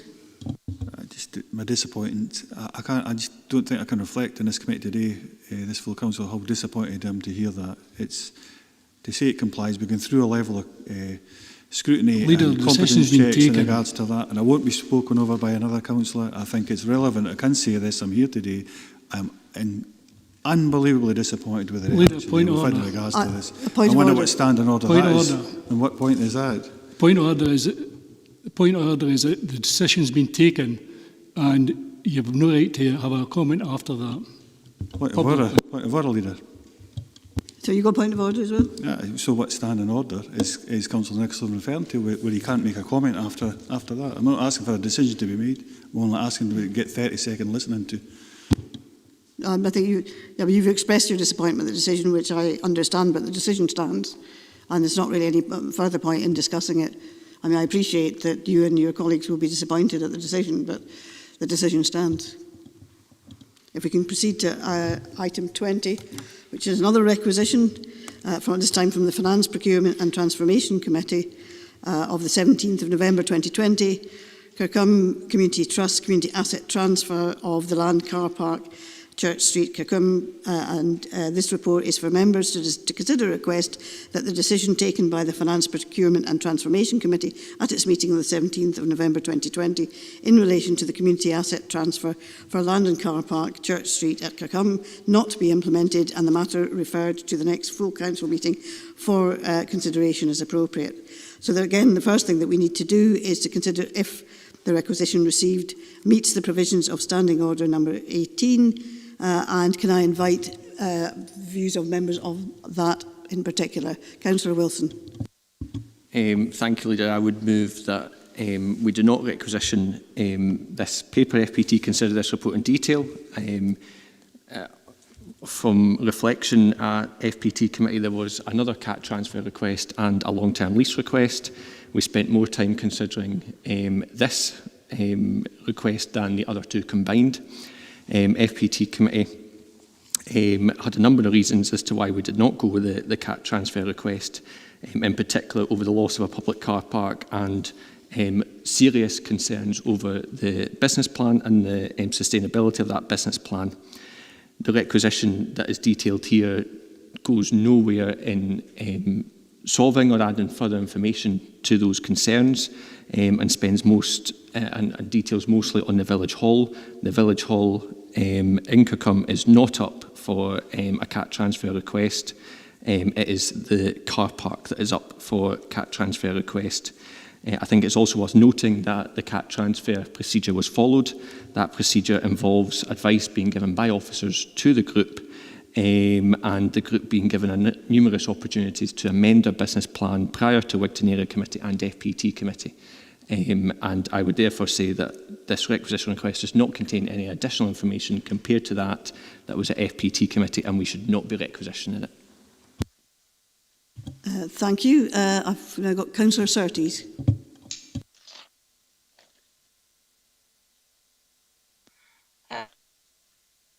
Yeah, Leader, thanks for letting me in. Are we deciding on the merit of the requisition, or are we deciding on whether this is in accordance with Standing Order 18? We have first to decide whether it's in accordance with whether the requisition meets the requirements of Standing Order 18, and if we decide it does, then we would go on to decide on the merits of the case. But at the moment, we're just looking at Standing Order 18. It's just Councillor Wilson was talking about the actual content of the asset transfer, and that's fine if we're continuing to discuss that point. Or are we talking about whether this meets Standard 18? I think Councillor Wilson's point was that was the reason it doesn't meet Standing Order 18, is because it refers to something which isn't part of wasn't part of the CAT transfer application. Right, thank you very much. So can I continue, please? Surely, yeah. So I believe, obviously, I called in the requisition, and I believe that there's some misunderstanding. I take your point, Councillor Wilson, that this was discussed at length, and I appreciate that there are lots of different opinions about it. I do believe that the business case, you mentioned that, Councillor Wilson mentioned that there were serious concerns about the business plan. I don't see that has been a problem.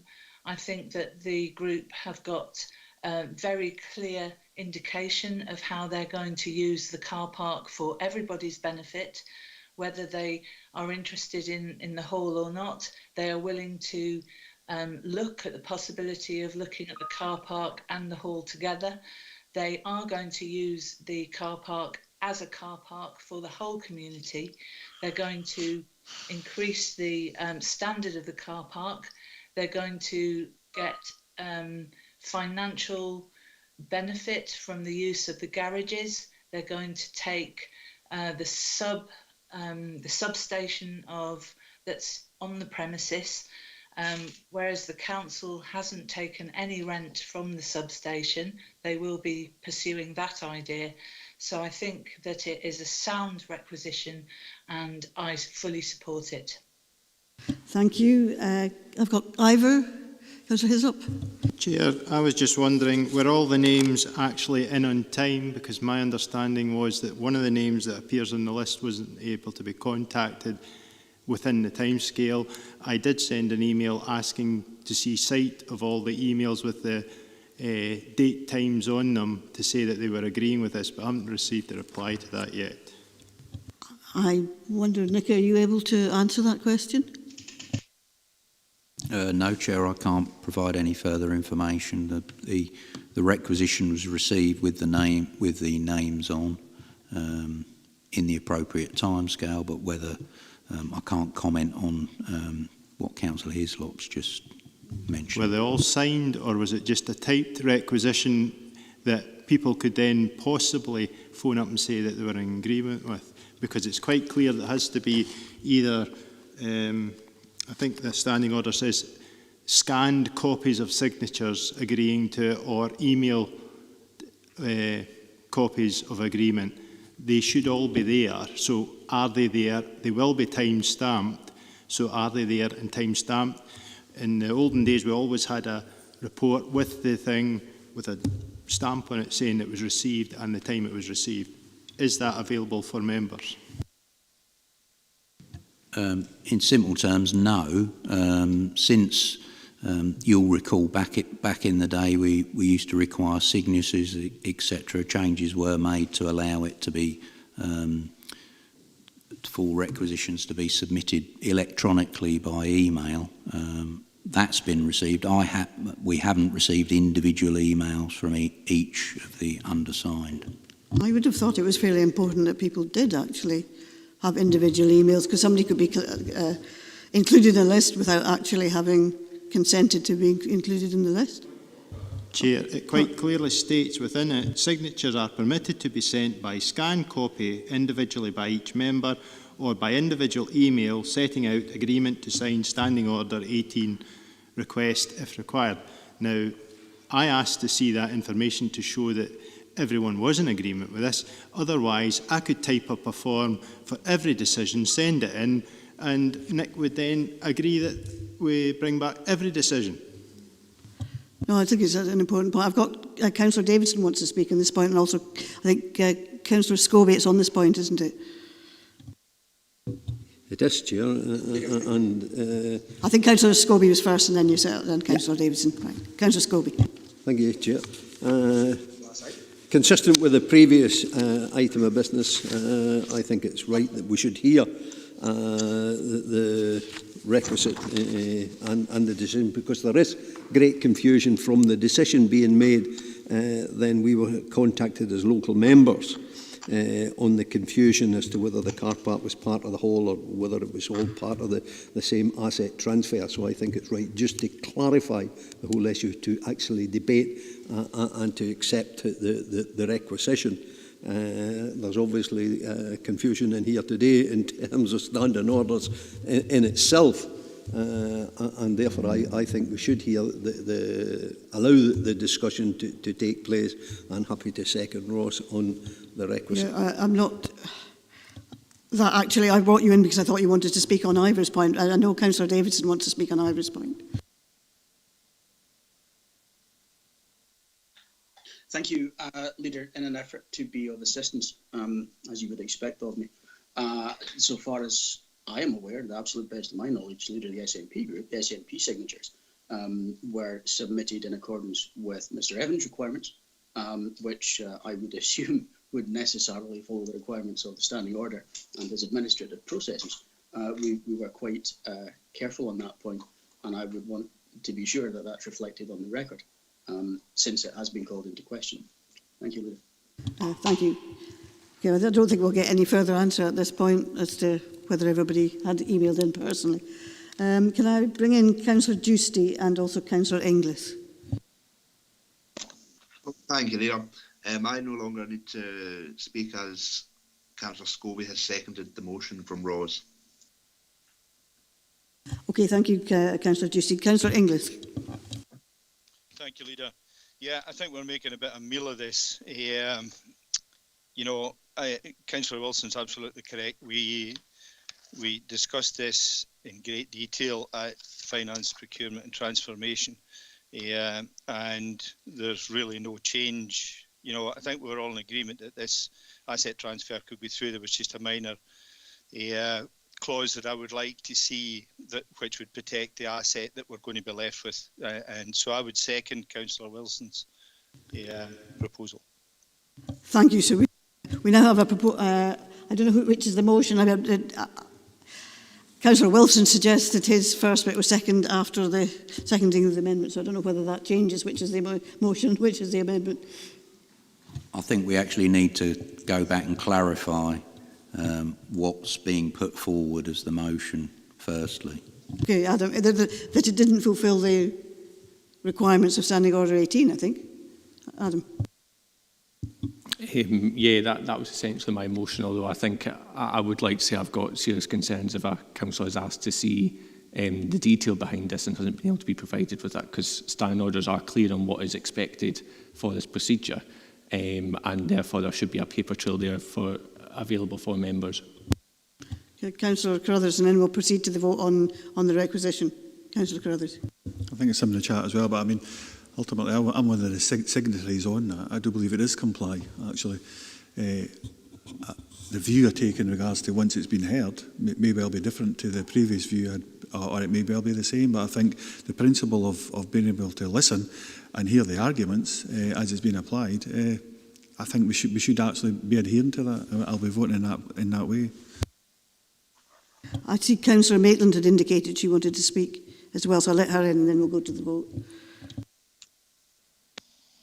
Thank you very much, Leader. It's just really an issue of governance. I mean, I would assume if a councillor is asked for assurance that this is properly sent in and the governance officer has been unable to say that that is the case, that seems to me that it's not totally safe and that you probably ought to defer it.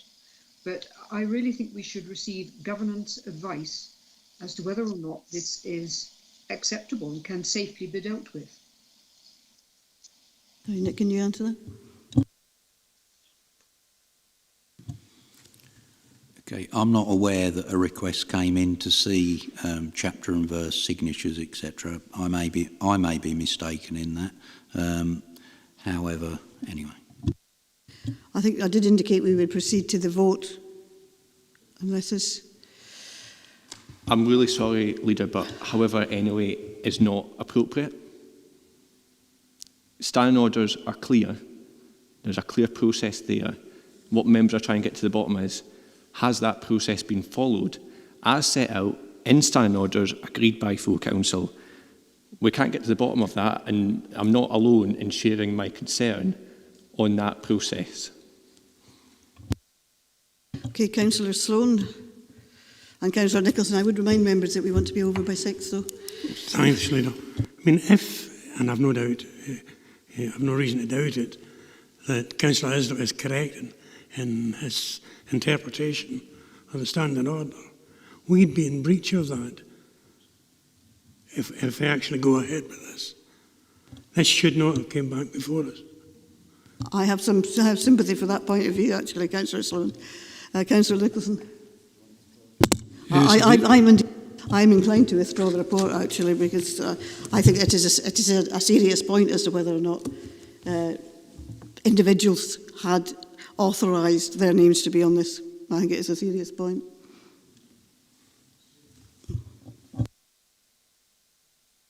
Yeah, Councillor Carruthers.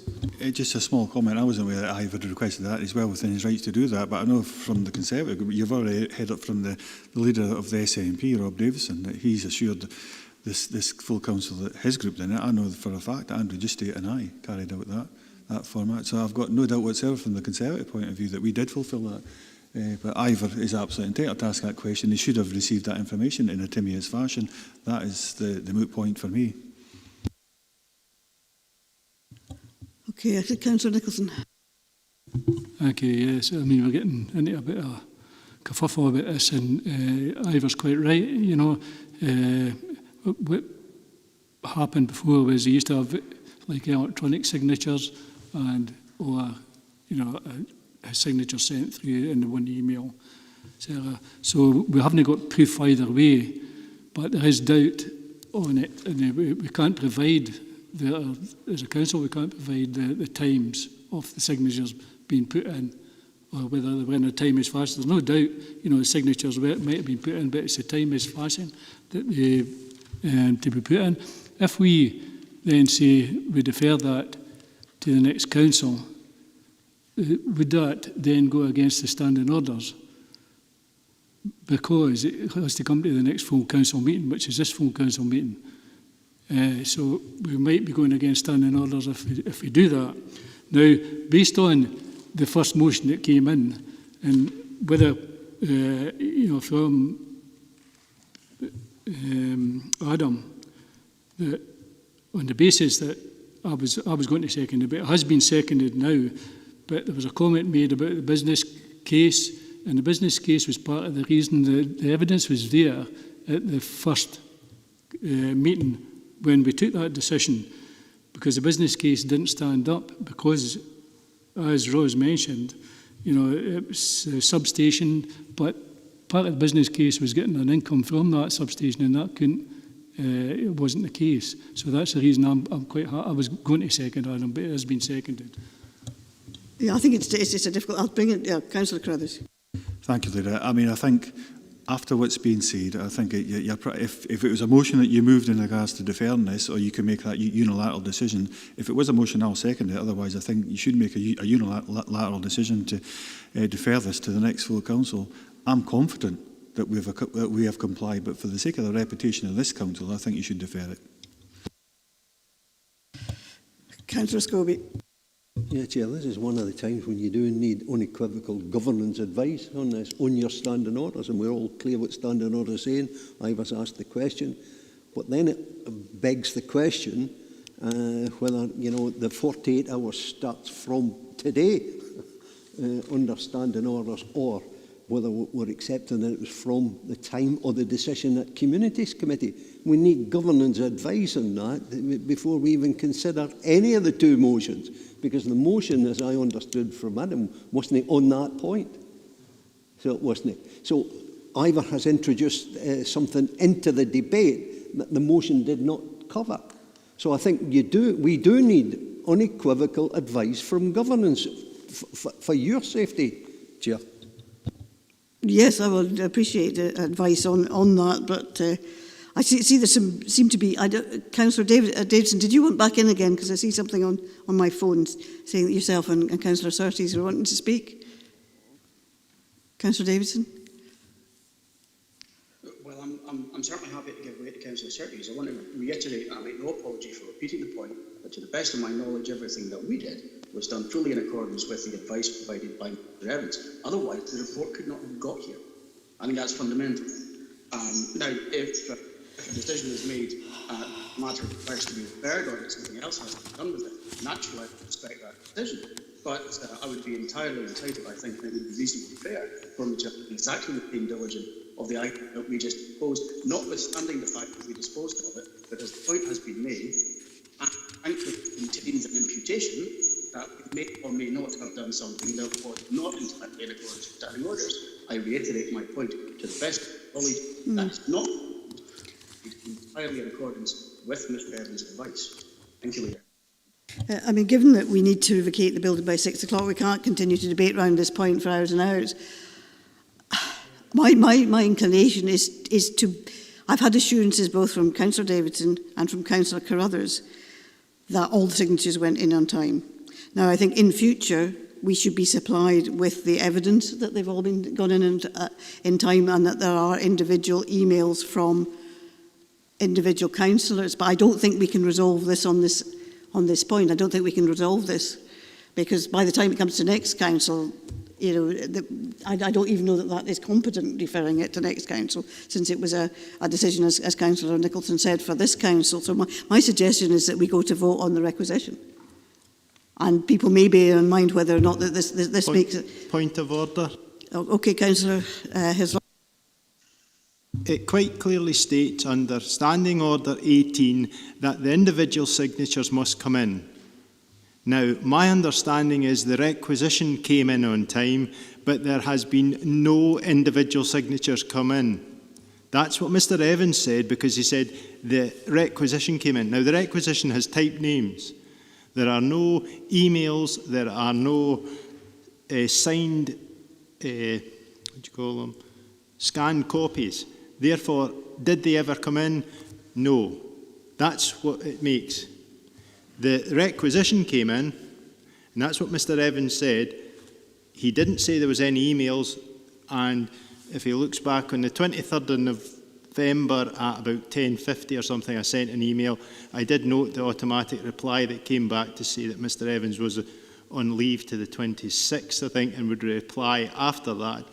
But I've not had that reply yet, but there's a lot of email traffic just now, so I understand it might have been missed. But that's what it says. Now, there must be emails there.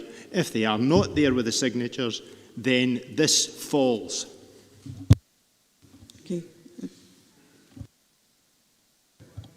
We're not getting any. I'm going to ask for clarification from Nick, because we're not getting anywhere. We're going round and round and round in circles. We still have a lot of business to cover, much of which is important too. So I think we need to come to a resolution on this as to how we deal with it. Yeah, I'll just clarify, Leader, that without trawling through all emails, I'm unable to say that every single member on that requisition as submitted has submitted an individual email, but neither am I saying that members haven't. I'm not able to say, as we sit here, that I've had an individual email from all the named members on that requisition. Councillor Nicholson. I'm just trying to get to the bottom of this. I'm not prolonging this. Can I ask the governance officer, and Ivor's question is quite relevant here, that you received the requisition. Did you receive the signatures at the same time as the requisition? I think I've just stated that the requisition has come in with all the names duly noted there. But I can't say at this point whether I've had an individual email from all the undersigned. Can I then make the suggestion that we take on trust the word of the councillors. We have the word of the leader of the SNP group, we have the word of the leader of the Tory group, and those are two groups whose members actually signed that this was done properly in this instance, and then we proceed to make a decision on to whether or not this requisition meets the needs of Standing Order 18. Can we, because we do need to make progress on this.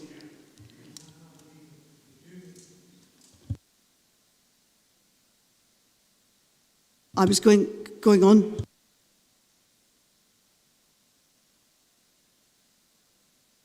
I think in future, as I said earlier, in future we would expect to see what Councillor Hislop has asked for, which is the list of emailed signatures, if you like, and the dates at which they came in.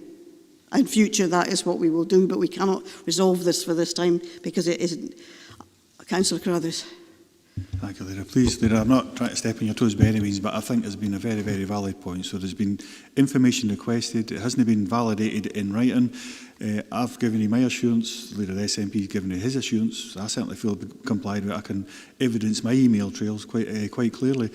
Nick's given you his assurance as far as he can, but right at this moment in time, we don't have that level of information that a member of the council, being Ivor, has requested. I think it's far, far safer just to defer, and the next time that information could be there for us all to consider, and it's a safe decision, Leader. There's some people in the chat almost begging for that decision to be made, just to defer, if you look there. I think we should defer it. In fact, I'll move officially that we do defer this until we consider the further information that was requested by Councillor Hislop until the next full council meeting. Well, I've got also a point of order from Councillor Dempster here. I find it difficult to look at this and listen to everybody around the chamber at the same time, though. And I apologise to people who are remote because I have not had assistance in looking at who's coming in remotely. So anyway, Councillor Dempster. Apologies, Leader, and I was only trying to be helpful by saying if we have insufficient information before us today, we have no alternative, and provided that there is no time demand on this, then we should probably defer it for the safety of the council at large. Thank you, Leader. Okay, if that's the will of council, I'm happy to defer it. We've got next meetings in February. Councillor Johnson. Thank you, Leader. I think that's an eminently sensible suggestion that's been made. And to me here, we seem to be getting involved in a bit of a kind of burden of proof, whether we've got to prove that the thing was presented properly or someone's got to prove it hasn't been presented properly. And in future, I think going back to your old-fashioned sheet of paper where you had people's names in a little table with their signature behind it, dated, might be a sensible way forward. Absolutely agree. I think we need to have that in future to avoid this. And perhaps we can have this, if this is deferred to the next meeting in February or in January, if there has to be an emergency meeting, then maybe we will get that information. So, okay, so we progress to the next meeting, which is request received understanding order 16.2. This report advises members of a request to the proper officer understanding order 16.2 and seeks the decision of members to the need or otherwise for the report on a policy issue. First issue is to whether we need to consider is whether this is actually a policy issue for the Council. Members will see from paragraph 3.3 that this aspect of care homes is a matter of NHS, Dumfries and Galloway, and is therefore not within our remit. The discharge of patients from healthcare settings who may have been infected with COVID-19 into care homes across Scotland and the UK is a very important issue which does require to be thoroughly investigated, which I believe it will be in due course. We do receive briefings from our partners in NHS, Dumfries and Galloway and the Health and Social Care Partnership across a number of issues. Recently we have been issued with a weekly Navy pack which includes information on care homes as detailed in paragraph 3.5, though I appreciate that this data is not retrospective and doesn't cover the period which was mentioned in the request. Nick Evans is available for any clarification needed. I don't know if Jane Maitland said could have been the same at previous. No, right, I don't. Councillor Scobie.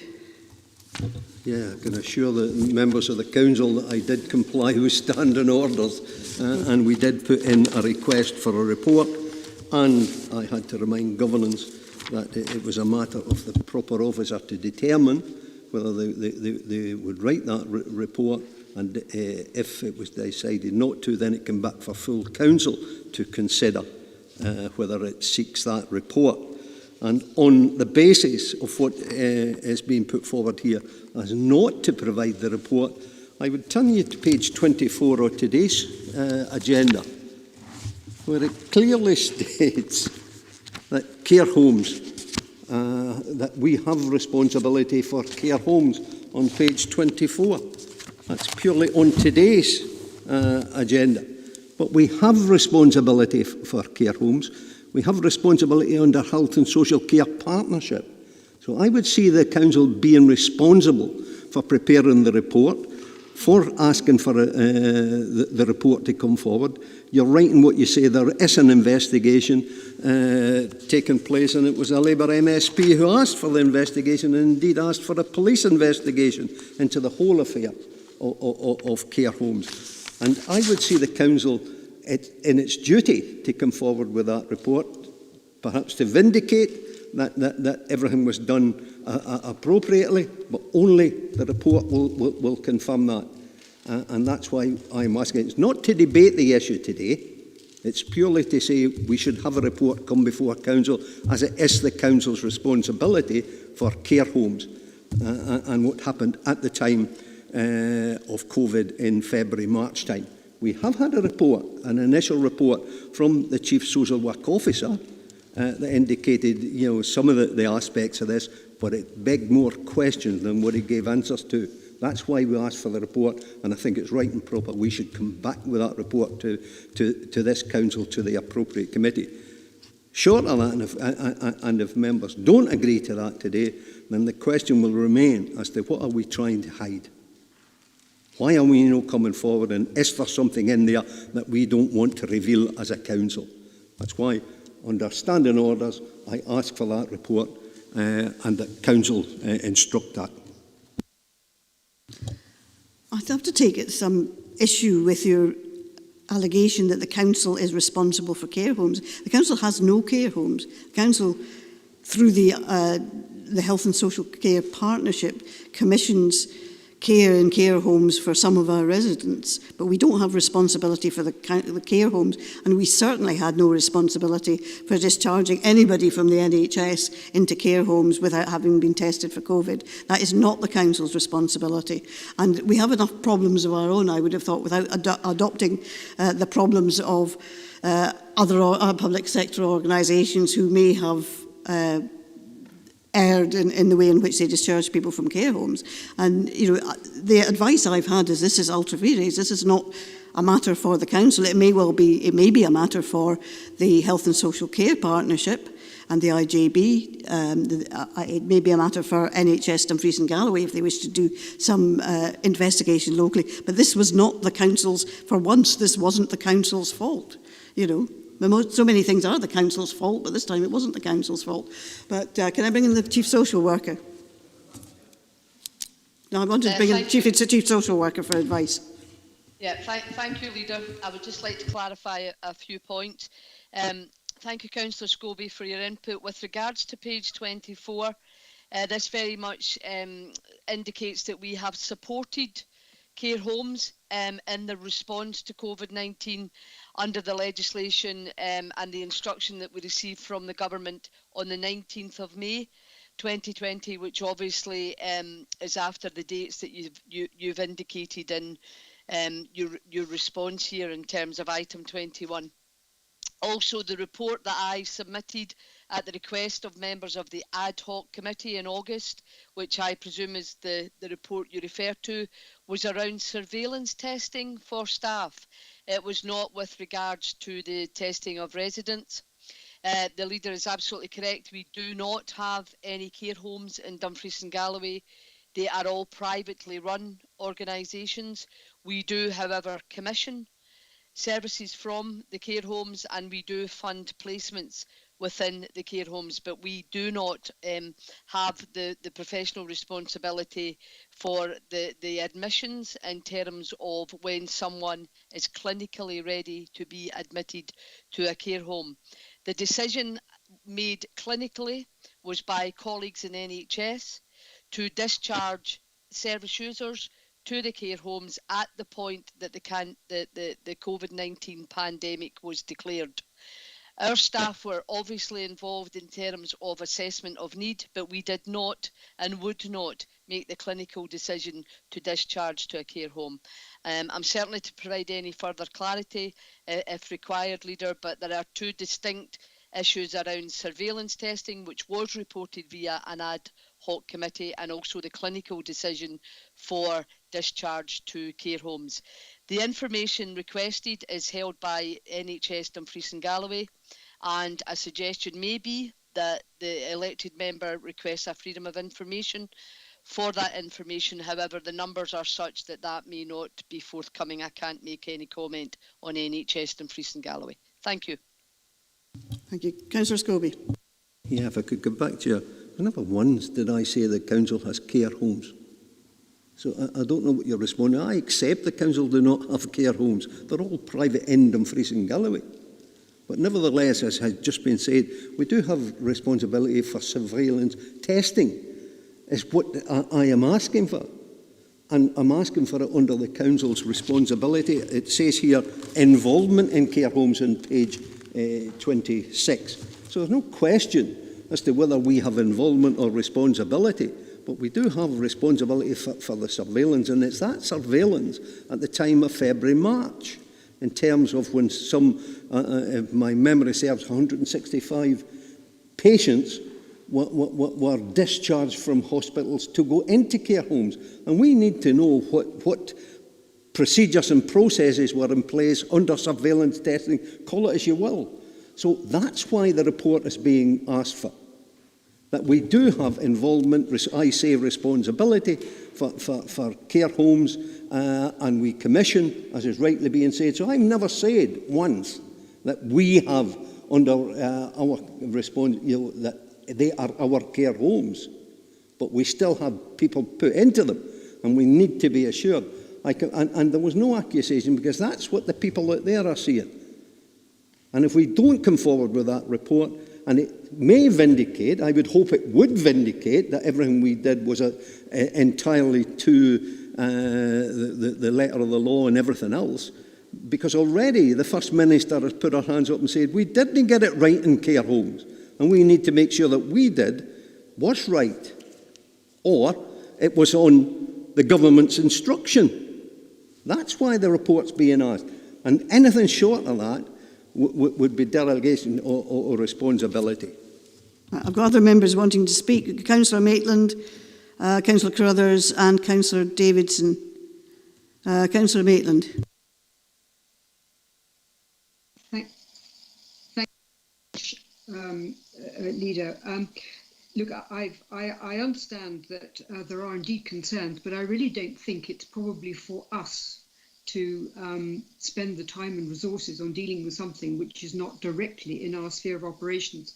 And although I don't want to cut the debate back, and if everybody else wants to have their tuppence worth, by all means, you can organise that. But I would suggest that we propose that there is no need demonstrated to have a report on this particular issue.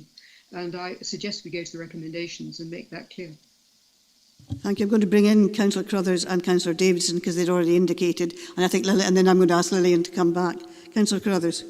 Thank you, Leader. So just picking up the reasons why this report is here, and I'm looking at page 481, and so there's been a request under Standing Order 16.2, and I think I go back to the earlier comments. The scheme of delegation of officers and responsibilities in the statutory appointments. We've got a standing order, scheme of delegation to committees, and trying to empower councillors as a whole. So I did a really good look at this, Willie, I have to be honest with you. So how I applied the test was, okay, even as you go further down, there's particular pieces of information that have been requested by Councillor Scobie and Councillor Sloan. So my question really is, Lillian, if you can do that appendix, especially as you're getting near the bottom, even just start to where it says the information provided stated that, and it talks about a number of pieces of information that have been requested. What pieces of information can the council legitimately ask for, expect to see? You're talking about an FOI, an individual council asking for an FOI. The councillor is asking under Standing Order 16.2 to say, asking for a report with this information. I would have thought the least they would have got was a report, but the report, if that information was not available, it would not be there, or either if it was excluded to a member, it should have been redacted. This is a simple request for a report, and I think it's this. We have to stand up for members. This is not about the reputational damage to either the NHS or the council. It's about seeing a report being open and transparent to the best we possibly can and trying to achieve that. So I've got a degree of sympathy for Councillor Scobie and Sloan when they're asking for a report, but we're saying, well, listen, you can't really blame us. It's not under our remit, because again, we do commission a large proportion of the care homes and the service, but a lot of money, and it is dealt with through adult social care, health social care partnership, as you've already alluded to, but we are the employers. The Dumfries and Galloway Council is the employers of the adult social care.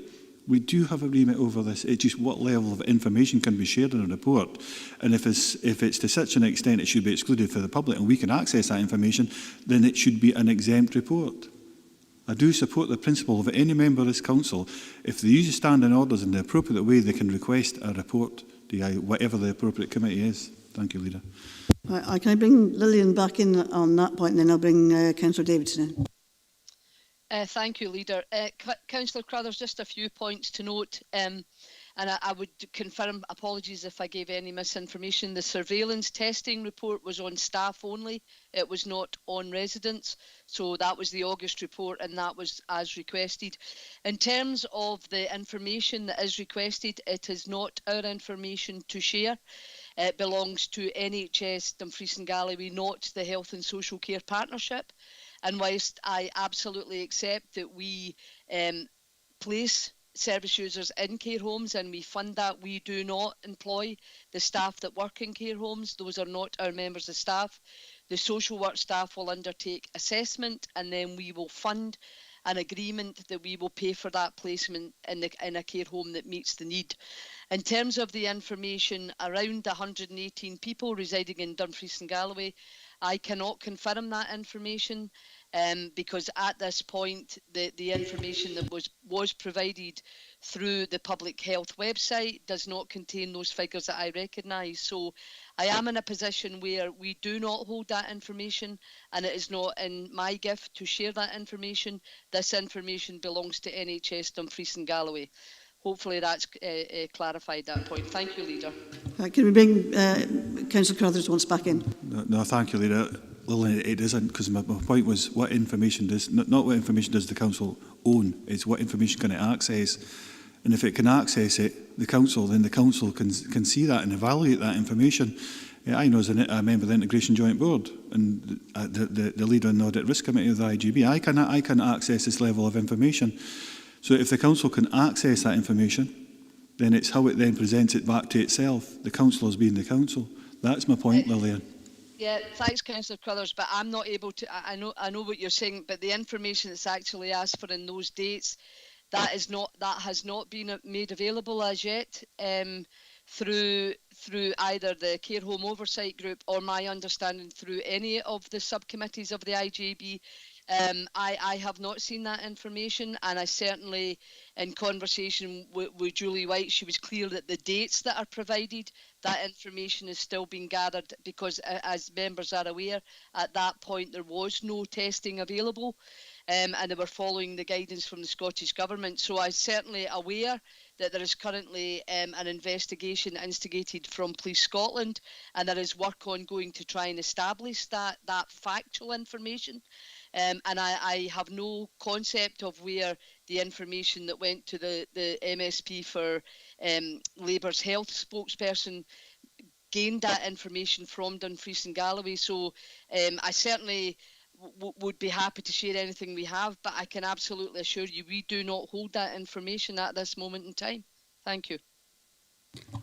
Councillor Davidson. Thank you, Leader. I recognise you're keeping a close eye on the time. I will be brief. I think I wish only to make two observations. The first is that I'm sure Councillor Scobie would want to reconsider the inclusion of the unfortunate phrase that there might be something to hide. I think it was unwise. I think that there won't be a single member in the room that is anything other than utterly concerned by this. There will be plenty of members that have watched, frankly, aghast at what could only be described as tragedies unfolding in care homes in their wards. So I think he would do well to reconsider that as what I'm sure was meant as nothing more serious than a rhetorical flourish in the heat of the moment. But I think it's unwise in the context. This comes down to, so far as I can understand it, the first paragraph of the appendix, which requests a report on the policy of patient discharge from hospital to care homes at the start and since COVID-19 lockdown. As I understand it, that policy is NHS Dumfries and Galloway's policy. It therefore follows that you can't have a council report on that policy any more than you would anticipate that the NHS board would have a report on an item of education policy, unless there were some absolutely clear shared responsibility, which we have heard from Lillian. It does not fall to us as a council. So under the circumstances, there is no alternative, so far as I see it, but that the 2.3 cannot determine that there is a need for the report on this policy issue, because it isn't the council's policy issue. That is not to say, and I'm absolutely convinced that every single member in the room will probably be in agreement with this statement, that is not to say that any of us want anything other than to understand what has happened here. I am absolutely certain that there will probably be more than one investigation into this, and probably a very large number of other aspects of the response to COVID-19. But that is not the same issue as the one that is facing us today. I believe that the request is very clear, the responsibilities are very clear, and however, regrettably, they do not lie with us, and there is therefore only one sensible way forward, and I'm happy to second Jane Maitland on that basis, notwithstanding the points I made, which I believe would be reflected by all of the members over the real seriousness and indeed tragedy of these issues, and the importance that they are properly investigated by the appropriate authorities at the appropriate time. Thank you, Leader. Thank you. The point has been made to me by the Chief Executive that it would be perfectly in order for the Council to request a report from NHS Dumfries and Galloway, who do hold the information. Do you wish to expand on that?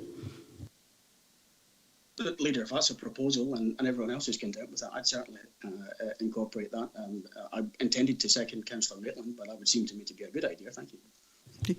Councillor Crothers and Councillor Scobie.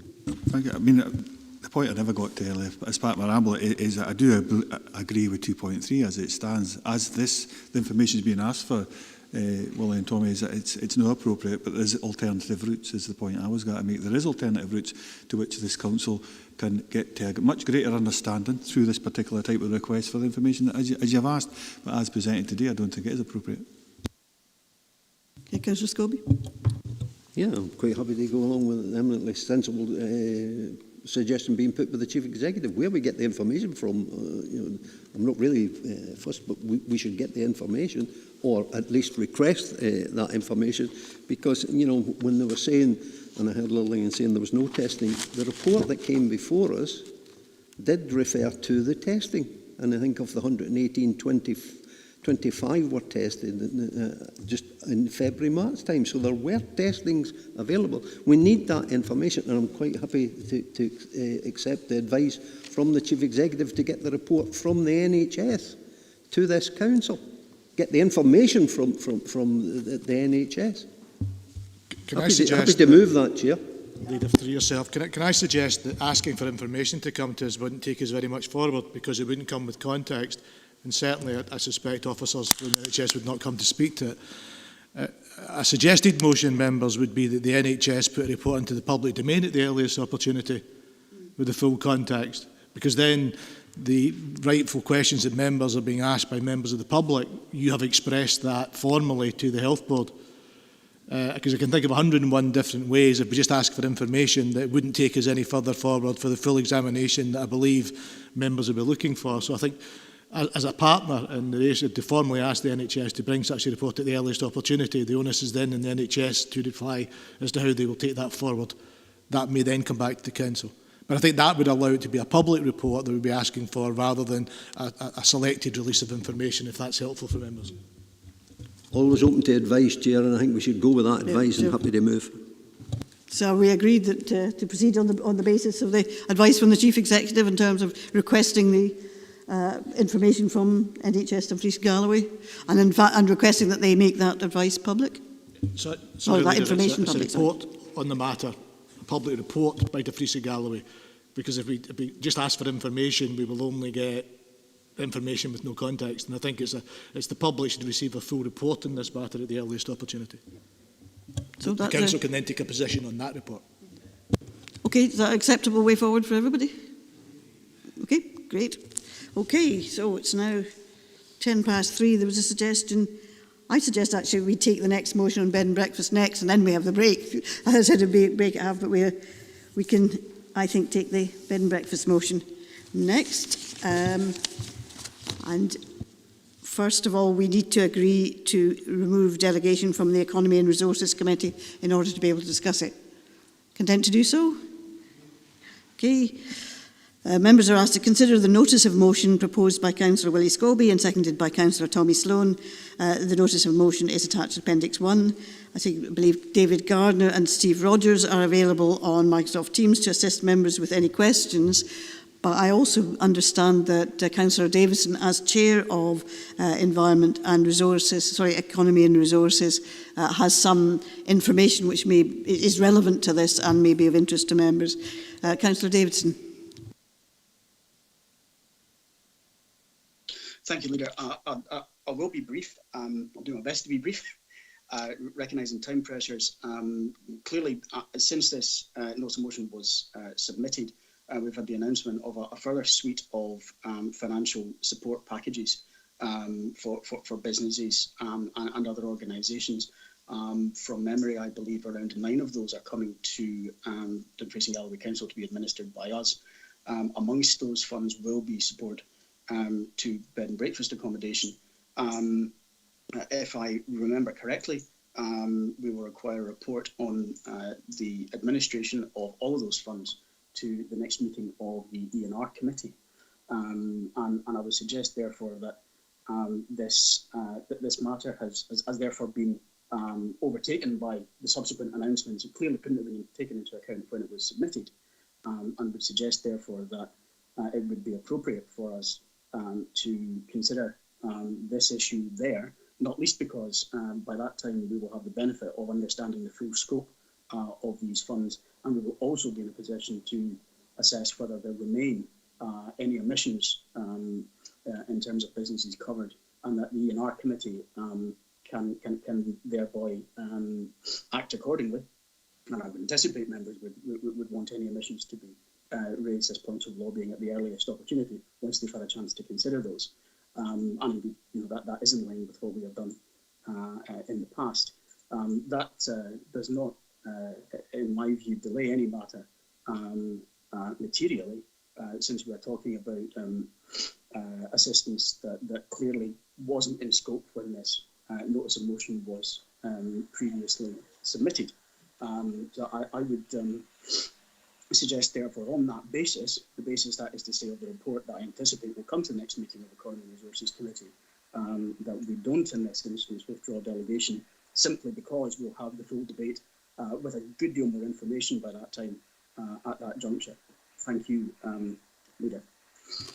Thank you. I've got Councillor Johnson and Councillor Driver wanting to speak. Councillor Johnson.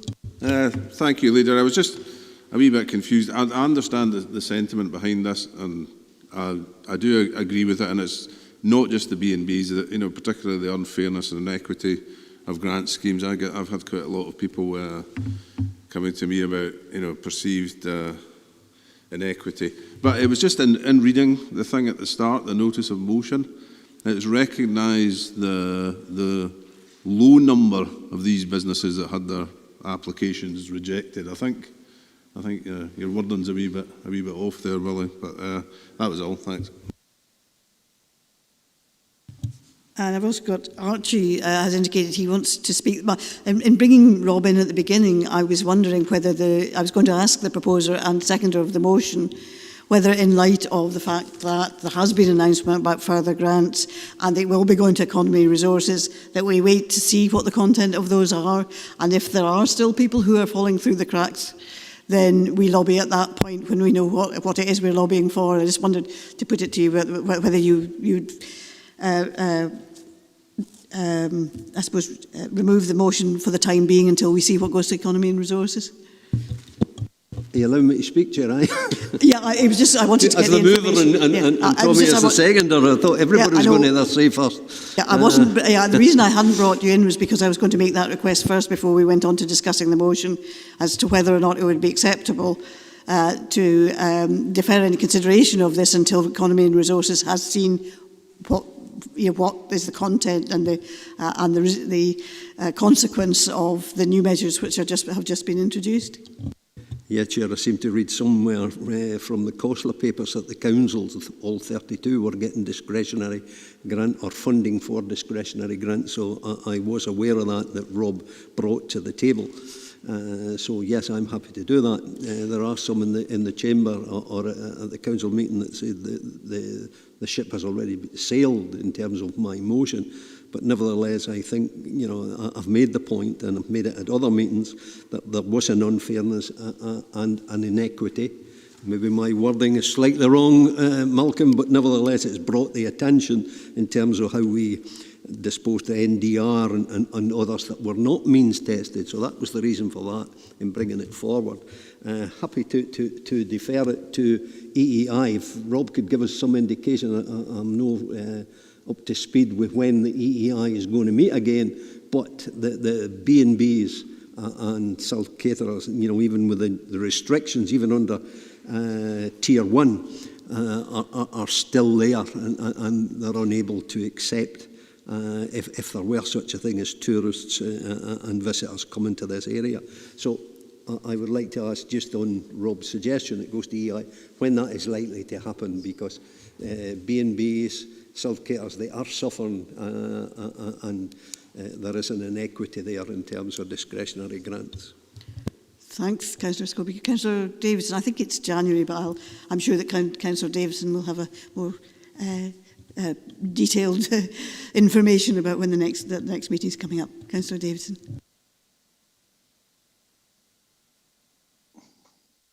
Leader, thank you. I am literally looking it up at this very moment.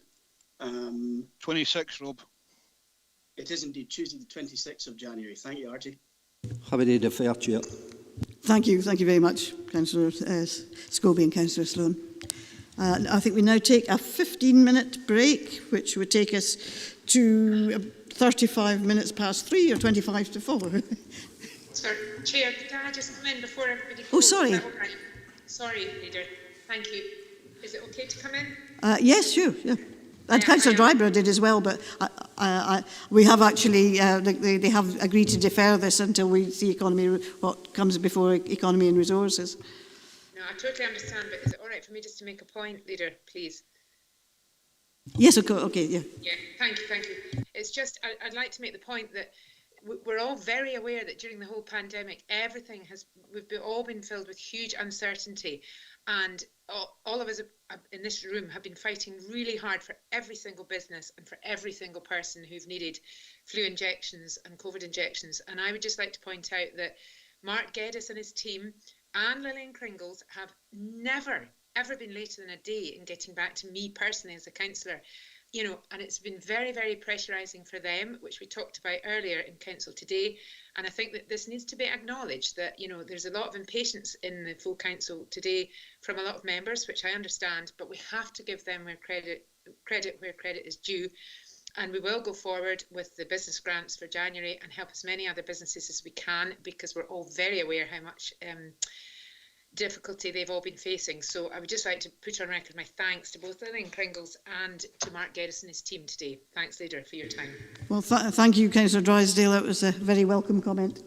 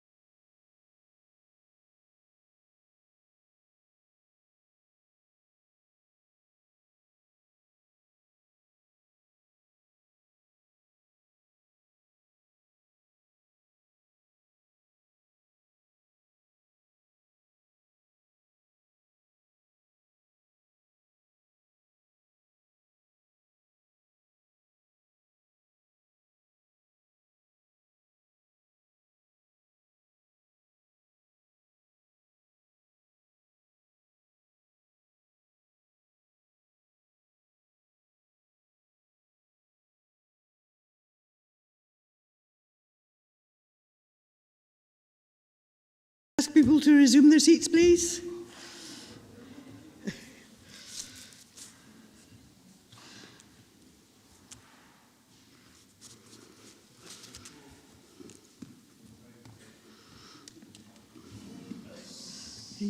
And we're now on item which was 23, which is a notice of motion on the Scottish Court and Tribunal Service, and a report by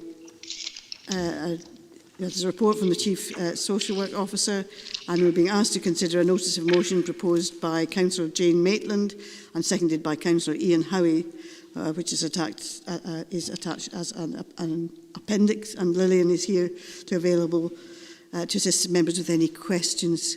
Can I hand over to Jane, please? Many thanks, Leader. I might almost think you've got it in for me. I've had the graveyard slot a couple of times now today. Leader, members, really there is not a lot more to add to what I've put in the notice of motion. It's really an awareness raising issue for you as elected members, and to make certain that we represent Dumfries and Galloway to higher authority. Because the whole issue here is that there is a possibility of a removal of service from Dumfries and Galloway. And I just spent a little bit of time thinking over the last few years as to what has actually been taken out of Dumfries and Galloway with the commensurate removal of professionals and their families, and the money that comes with keeping services locally. We've had the Vehicle Operator Services Agency removed, fire, police, the courts in Dumfries and Annan, as you all know, government laboratories. We had the MOD reduction in West Frew, the Coast Guard that went, Scottish Water, and members might remember that we very nearly lost Glasgow University, but such a fuss was made about it that we retained them. So I'm not really talking about the courts issue here, particularly the processes here, although I understand that Lillian can help us with that. It's really rather more putting down a marker in the sand that we should be extremely careful and cautious about letting this just slide through our fingers. So I leave it there. It's perfectly clear what we hope we might get the Council to do, Leader, in the points 1, 2 and 3. Thank you. Thank you, Jane. Can I bring in Councillor Howie as a seconder? Yes, happy to second it. Just briefly going over the consequences to our region of the creation of Police Scotland. If my figures are accurate, we lost 31 posts of inspector rank and above. Now, that's not a loss of hundreds of thousands of pounds to the local economy, that's millions of pounds we've lost. And we should be very, very wary of failing to challenge any aspect of centralisation. And on that basis, I'm happy to second the motion. Thank you. Thank you, Councillor Howie. Before I bring in other members, can I first say that I have a great deal of sympathy for this motion. I recall being involved in the arguments over the Justice of the Peace Courts and giving evidence to the Justice Committee. I just hadn't realised that was as far ago, as long ago as 2013, which is slightly frightening. Can I ask any members to take... Oh, yeah, there was one other thing I wanted to advise members of, that Councillor Davidson and I had a letter from local solicitors asking us to write to the Scottish Court and Tribunal Service objecting to the proposals, particularly in light of COVID and the fact that victims and witnesses would be travelling up to Ayr from what is now a level 1 area into what is now a level 3 area, and that there were obviously health issues around that. And we were also concerned that there had been no attempt to approach the local authorities to see if we had any suitable buildings that we would be able to offer as substitute courts, in order to assist the court service to get through the jury trials. Can I ask, I've got Councillor Wilson wishes to speak, and Councillor Brodie. Thank you. You've clarified my question, which was about actually if there had been request or an ask from the Scottish Court and Tribunal Service to use our local facilities. I very much welcome this and have a couple of suggestions on strengthening it. First of all, I think that in addition to this, we should be, offering. This council, I think, has been exemplary in working with local partners during this pandemic, and I would like, I'm taking it at face value that the reason why this decision has been taken is purely a short-term one and is to protect public health. I certainly hope that it's not a sort of leading to further centralisation of services. So I think that there's an opportunity there for the council to say that we are more than happy to work with the Scottish Court and Tribunal Service. The Scottish Court and Tribunal Service have paid substantial amounts of money to private cinema providers, and I'm sure that the council could work with the Scottish Court and Tribunal Service for the Ryan Centre, for the Robert Burns Centre, or indeed other buildings that would be more suitable if that was to be deemed so. And I think that would be a reasonable thing to put in the letter. I think as well, in terms of asking for it in page 497.2, Jane and Ian have asked for a timetable on returning jury trials. I think not only do we need a timetable, but we need the requirements. I would be quite concerned that there is no timetable, but actually there may be a set of tests that are required before jury trials can return. But I think that there is absolutely no reason why the Scottish Court and Tribunal Service, in conjunction with the Scottish Government, could put in the investment locally to allow jury trials to return, because I appreciate that there has sort of been reassurances given that actually nobody would be required to unnecessarily travel up to Ayr, but the law is very clear. Virtual means can be used in a trial unless it could be deemed to have an impact on the verdict, and therefore a person would be required, witness or whoever, to travel up to Ayr. And I think that there is a clear case for us as a local council to make the case to work with the Scottish Court and Tribunal Service to keep these services here and open them as quickly and as safely as possible. And I would just ask that the mover and the second of the motion agree to those additional points being raised. Okay, Councillor Brodie.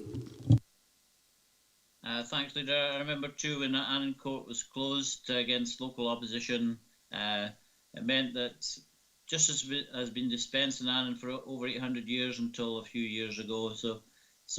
And it meant that people in Langham, for example, had to travel 40 miles each way to Dumfries if they had to attend the court there. I think there was a lack of the government didn't invest in the Annan Court to bring it up to date, and that was the reason why it closed. And I think we need the investment in the Dumfries Sheriff Court to make sure that jury trials can go ahead. So I support the motion on that basis. Thank you. Councillor Dougie Campbell. Thank you, Leader. I don't have any sort of major issues with the motion, but I think we need to put a couple of things sort of in context. First thing to say is that I'm a Justice of the Peace, although I don't sit in the bench or haven't done since I was elected. But what I can say is that there is absolutely no room in Dumfries Sheriff Courthouse to accommodate juries during the COVID restrictions. That's just not going to happen. And in terms of the context, Dumfries Courthouse is one of the busiest in Scotland, and there is currently a crisis taking place at the moment within the court service. Back in the 1st of October, there were 2,000 outstanding sheriff and jury trials. And now that we've come out of lockdown, and as we all know, having heard the Area Committee and the Police and Fire Subcommittee, crime levels have returned to normal. So that figure will be way higher than what it is just now. I haven't picked up anything that would indicate that there's any kind of plan to close the court in Dumfries. I don't think they could, because of the volume of crime and offences that go through that courthouse. And, so I think perhaps the concerns aren't as great as we might think, albeit I fully appreciate that there's a track record here in terms of the region's place within the overall picture nationally.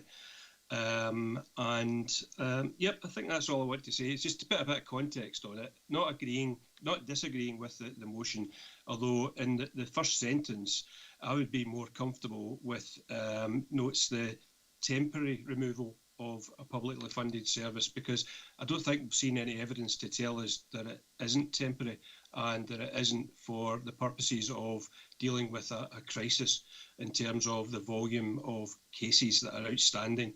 And within those cases, you're talking about violent criminals, you're talking about drug dealers, you're talking about sex offenders, you're talking about housebreakings and car thieves. It's really important that these cases get through, because they are under threat of being time barred if they're not held within a reasonable period of time.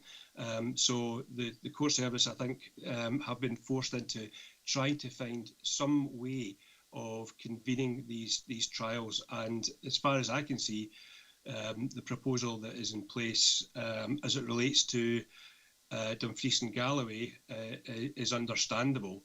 And I think it's also, finally, to point out that the sheriffdom is South Scotland, Dumfries and Galloway. And, the service are well used to sheriffs and justice of the peace, for that matter, moving all across the south of Scotland.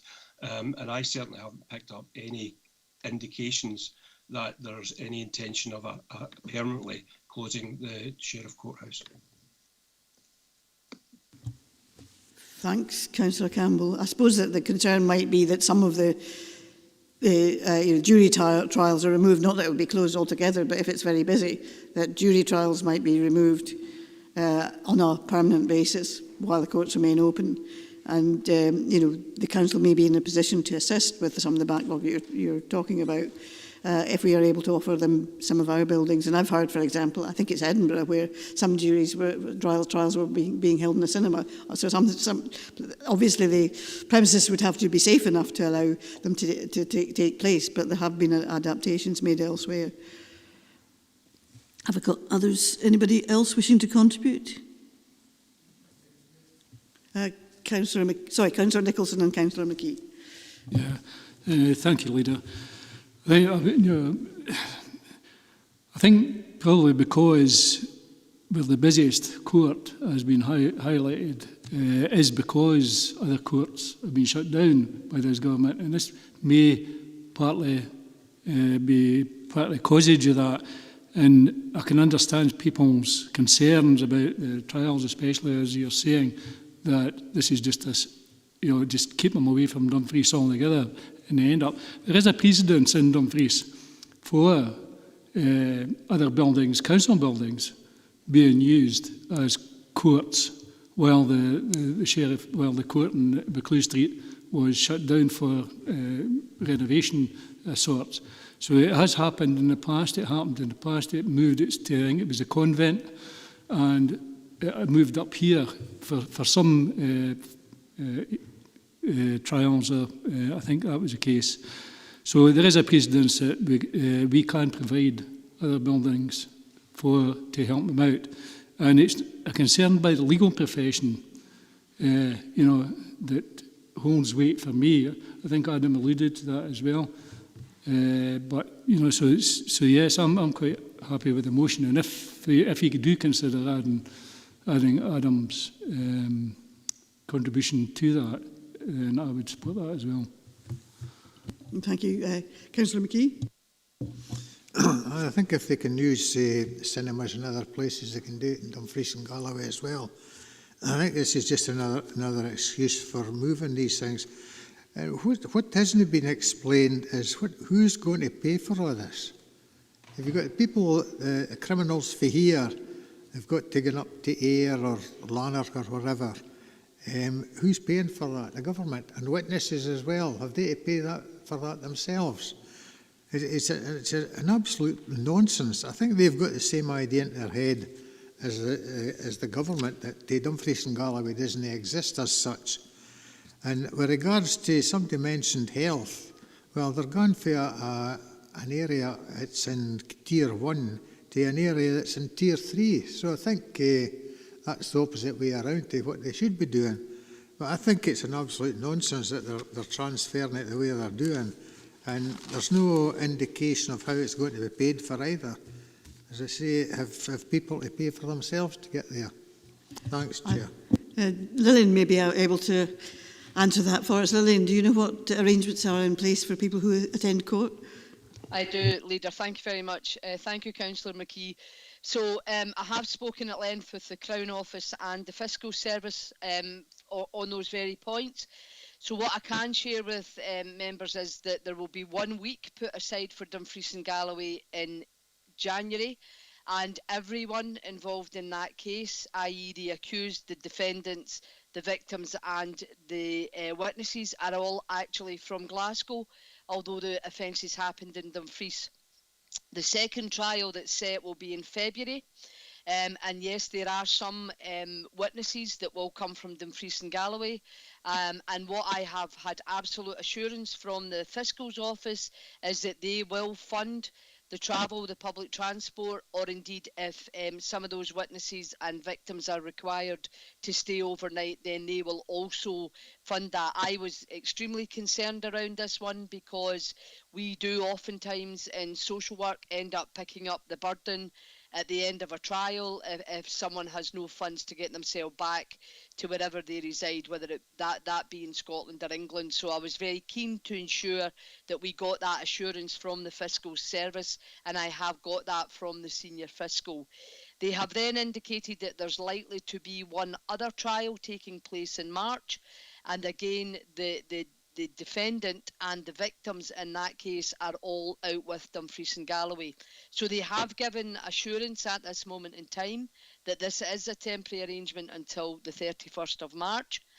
What I would say to you is that both the Crown and the Fiscals Department would be keen for members to support some lobbying, some interaction with the Crown in Edinburgh and with the court services, because as a member of the southwest of Scotland, as Councillor Campbell has articulated, then Dumfries and Galloway are one of 6 local authorities within that sheriffdom, and the colleagues in Lanarkshire are in the same situation, where the decision was made to currently take that temporary decision for trial concerning juries and sheriffs to air cinema.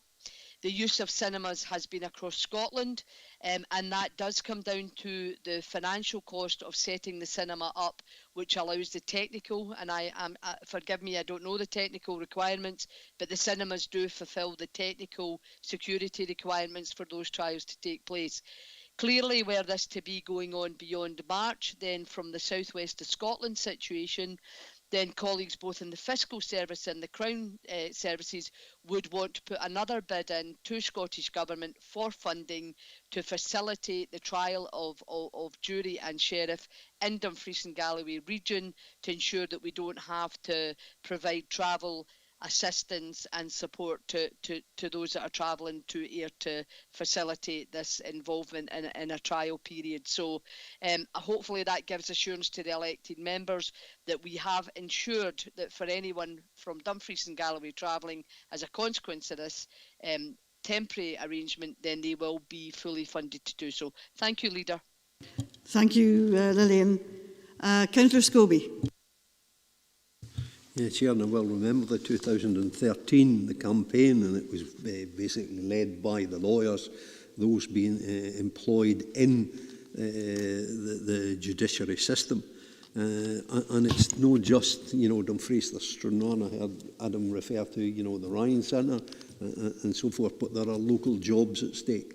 And my fear would be it's the thin edge of the wedge as to where this says go, notwithstanding, COVID and post-COVID issues.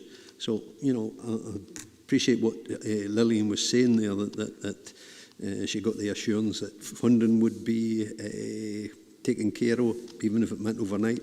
But it's all that inconvenience for people who may have to stay overnight. Then you've got childcare, you've got all the other issues associated with that. And however much it may be funded, there's still that inconvenience within the family.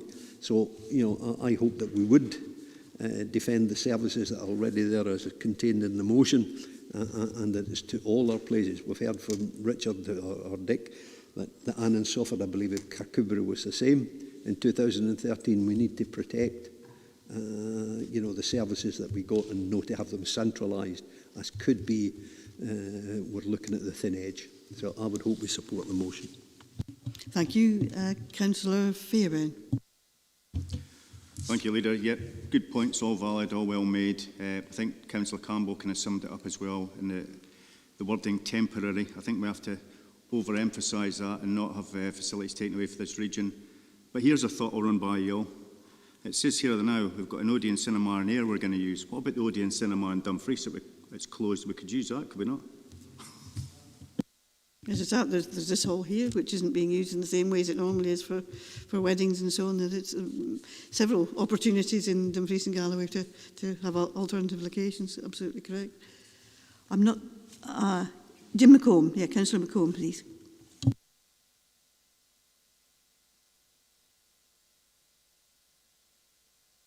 Thanks, Leader. I note the assurances with regard to this being a temporary move. However, a centralising tendency has been in evidence by the court service for some considerable time, as previous speakers have attested to. Once courtrooms leave an area, the legal service also departs. I would therefore urge members to be extremely vigilant in this regard and to support the motion.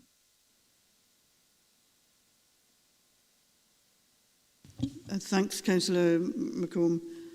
I'm not seeing anybody else. Are we content to support the motion? Agreed. And so therefore, Councillor Davidson and I will write to, I think it's the ministers. As I say, we have actually written to the court service. I don't think we've had a response back from the court service, but we will write to ministers as well. Maybe copy it to the court service. It might be a good idea. And then Councillor Wilson had suggested that we asked for a requirement. So Leader, it was page 497, number 2, to ask for a timetable sort of and/or requirements, but then also about offering a sort of separate point to offer, you know, sort of a service level agreement or negotiations on a service level agreement with the council. Yeah.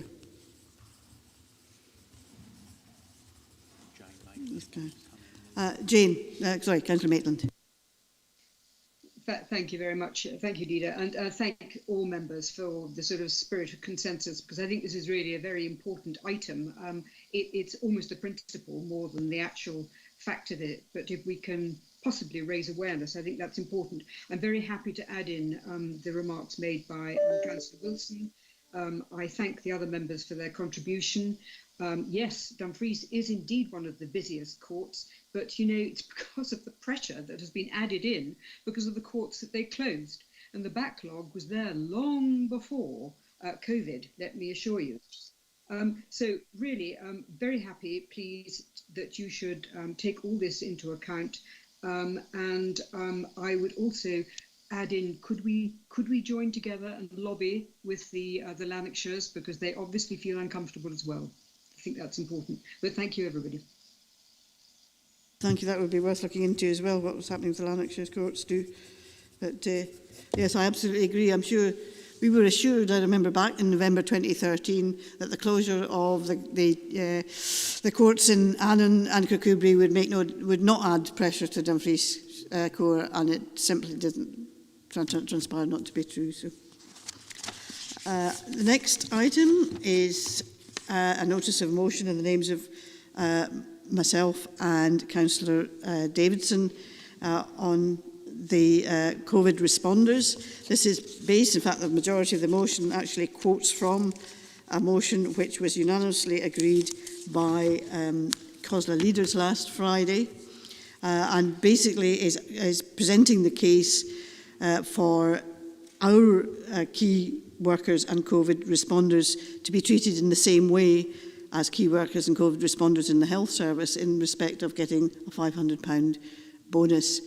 We feel there are many people, there are others, I'm sure, in the private sector and in the third sector who are also entitled to recognition, but these are the people for whom we are responsible.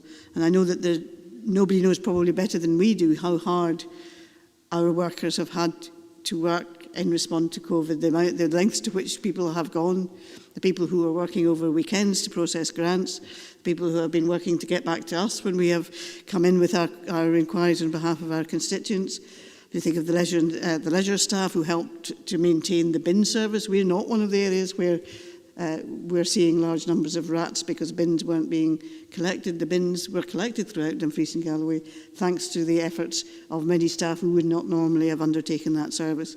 And Councillor Davidson and I have had the good fortune to have met on a couple of occasions with groups of staff via Teams to hear about what they've been doing through COVID.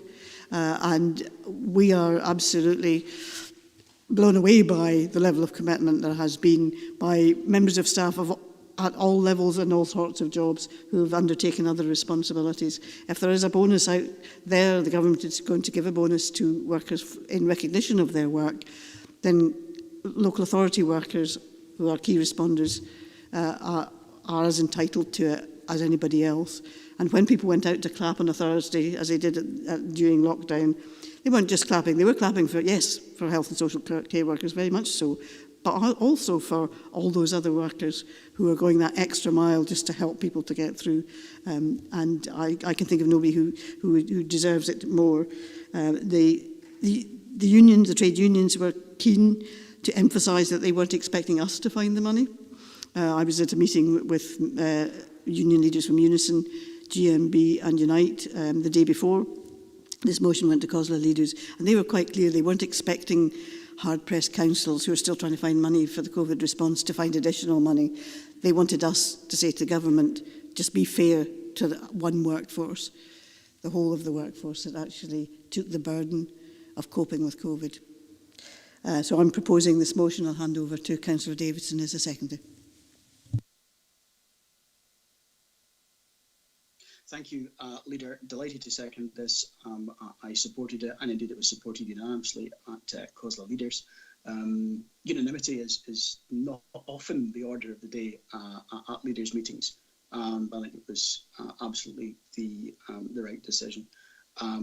We've all reflected at various points today on the contribution that our staff have been making since lockdown and throughout the various iterations of this ongoing emergency.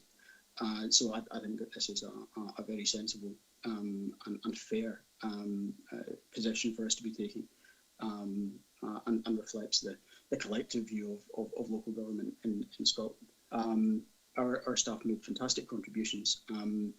They weren't necessarily offered the opportunity of being able to go to the head of the queue at a supermarket, for example, as staff in other sectors were, and I don't grudge them that for a minute, not by any manner of means, but their contribution was no less significant, no less important, and I think it should therefore be valued no less than the offer that has already been made.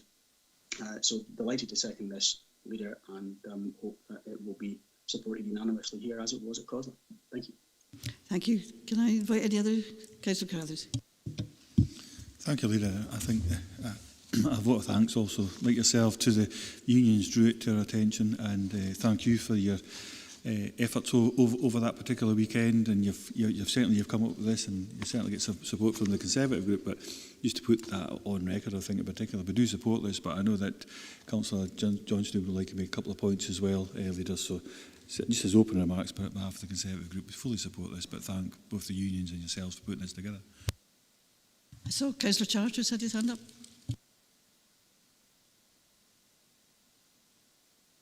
Microphone, please. I read this report with some interest, where this money was to be paid to key workers and others, but there's, and as far as I'm concerned, there's a very obvious omission here, because I don't see any money set aside for the soldiers who were drafted in to help the NHS. These were the ones who planned and operated the inoculations. These were the soldiers who designed and built the two Nightingale hospitals. They were the people who marshalled people into the right areas to get their inoculations. And yet there's no mention of them here at all. It's as if their contribution has been completely forgotten already. Now, if everybody else is going to get £500, people who are drafted from outside the NHS service, who are doing the NHS's work, I believe should be rewarded. And I'm particularly keen that the reserve soldiers who have daytime jobs came in to help the NHS and have no reward for their loyalty in administering a vital service to all of us to inoculate and make sure that people were safe when they came into the hospitals. So I would like this somewhere, I don't know how we can tell the Scottish Government, but if you are commenting on this, I'd be very grateful if a mention is made of the soldiers who came to the aid as key workers of the NHS. You make a very good point about the forces who were involved. Also, I believe there is a similar scheme in England, and I would have hoped, or at the UK level, and I would have hoped perhaps that members of the armed forces would also be rewarded if they are rewarding health and social care workers. The reason it wasn't mentioned at COSLA was that COSLA was only speaking up for their own workforce, because there are others, and Adam also made reference to shop workers who were often in positions where they were having to deal with the public in difficult situations. So I very much sympathise with you, the points you're making about soldiers, but that's, we were just dealing with our own workforce at COSLA rather than extending it to anybody else. But I think they've got, the armed forces has every bit as good a case to have a bonus as well. If members wish, I'm happy to make representations at the Scottish Resilience Partnership, in which the Army is represented, as a representation to ministers, if members wish that. I think that would be one way, yeah. Can I come in the same point, Chair? Yes, Councillor Driver. Thanks very much, Chair. And I do believe that there are discussions ongoing with the MOD to look at giving reservists some extra funding for what they actually did during that particular time. And I have to agree with everything that John Charteris actually said there, is that they came in, as they do with most national emergencies, the soldiers, sailors and RAF personnel come in as they do in most emergencies and do their best.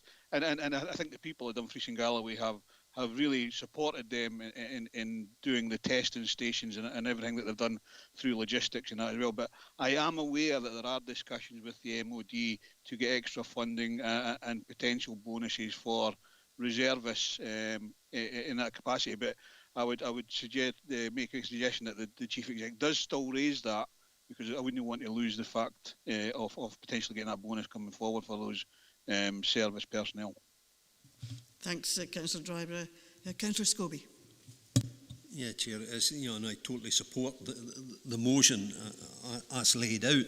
But, we've heard from John in terms of the Army, but we've got so many workers. You've referred to shopkeepers or shop assistants who work throughout the whole COVID from day one. We've got the seafarers from the ferry workers to fishermen. We've got the farmers. We've got a whole plethora of people that work throughout this, but it's not within our gift, within the motion, but I just wonder how we can do that. And we look at the response to all the clapping that we did, and rightly so, at 8 o'clock every Thursday night, and the response from the UK government in terms of a wage freeze for local government workers. So while the £500 bonus is welcome, then I think that should have been reflected in how we pay our local government workers, and no to have a wage freeze put on us by the UK government. So, you know, yes, let's recognise this motion, but not forget that we're going into, you know, a wage freeze when it should have been, we should be recognising that rightly and properly in terms of what goes into the workers' wages every week. So, you know... To be fair to the Scottish Government, they've indicated that they aren't going to impose a wage freeze here, although I know there is a request for a 6% wage rise. I'm not quite sure how successful that's going to be, but I think there will be negotiations over that. I didn't refer to this, I referred to the UK government, you know, in terms of that would have been a recognition for the amount of work that went into the NHS and by the public service. I don't know how we recognise all the other workers who are equally of value to the NHS, to local government and the work that they did throughout the whole pandemic. Well, it would have been helpful if there had been a wage rise, even at the UK level, because there would have been consequentials which would have helped us, helped Scotland better reward all those essential workers as well. Councillor Johnson. Thank you, Leader. And it's 3.5 in the report refers to the divisive nature of this announcement, and it's a shame that it has been taken that way. I support the motion as far as it goes. Where I want to make a couple of points is it's the private sector, and it is particularly, as Adam has mentioned and Willie's mentioned, retail sector, being involved in that industry and in the food supply industry. I'm very proud of how the food industry and retail industry coped throughout this. There were shortages at times on shelves, but people really went the extra mile to get everything on the shelves and keep people going. And if they hadn't done it, we would have been in an even bigger mess than we are now. So if there's any way we can build on the recognition of workers within the motion, I would be very pleased. I understand we can only pay the £500. The £500 comes from our wages. We can't spend other people's wages. We can't do anything like that. But if there's just some way to strengthen it, just to, for want of, even just to give a mention. There was a lot of staff in these shops put up with quite a lot of bad treatment and abuse. They had to adapt, think on their feet to try and come up with COVID-secure ways to operate, and it was a serious challenge, which they coped with well. So that's all I would like to say. Just if there was any way we could strengthen that recognition rather than just have a wee simple 2 lines in there. To say this is, I mean, the motion is the consulate leaders' motion, so I can't really change that because it's actually referring to a motion which was passed by consulate leaders rather than by ourselves. But I do support what you're saying in terms of we could maybe add something at the end that we also thank the many other key workers in the private and third sectors, because you're absolutely right about people who are working in retail who've had a very hard time, not always the best paid people either, but have had also, as it continues, has had to deal with people who won't wear face coverings and who become abusive and all the rest of it. So I think that we would also want to extend our thanks to those workers in other sectors, whether it be the armed forces or whether it be in the private sector, who've also gone beyond their duties in order to continue to support the public. I've got Councillor Davidson. I'll just check this has gone off. If there's anybody else. I've got Councillor James and then Councillor Davidson wants to come in at this point, and then I've got Councillor James. Councillor Davidson. Thank you, Leader. So, I mean, I'm absolutely content with an addition such as you suggest. It probably would be remiss of me not to observe that one thing that we can all do collectively is to continue to shop locally. And support the folk that were there to support our communities and carried on serving them when lockdown was at its height and we were in very difficult times indeed. And I think that's one straightforward practical thing that everybody can do. But it's not the same thing as securing a bonus through national negotiation. I do think it's something that we should keep firmly in mind. The folk who helped us then are almost certainly going to need even more of our support, depending on the economic conditions that prevail over the next few months and indeed probably a couple of years. Thank you, Rita. Thank you, Councillor James. Thank you, Leader.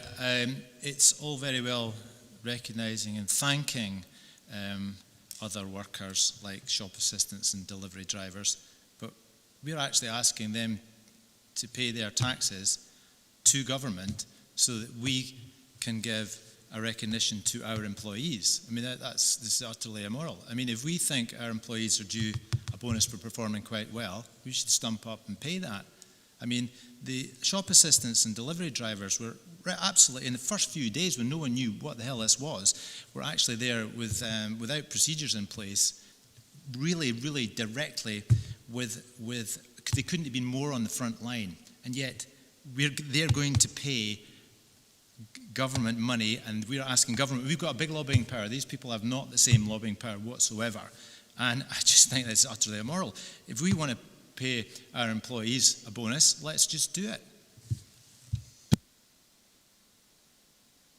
Just to say, this is COSLA's position as Convention of Scottish Local Authorities in representing all the workforce across Scotland. Now, I mean, you could argue that we should find 2.75 million from our taxpayers to pay a bonus to council workers. I mean, that may be what you're arguing, but I would point out that we've already got a deficit of 2 million from COVID. We're not, I wish we were in the position that we could offer that to our workforce, but finding an additional 2.5 million, 2.75 million out of our own budget would be extremely difficult and might well be at a cost to workers whose jobs might disappear because we'd had to pay the money out. So it then becomes a very difficult position. But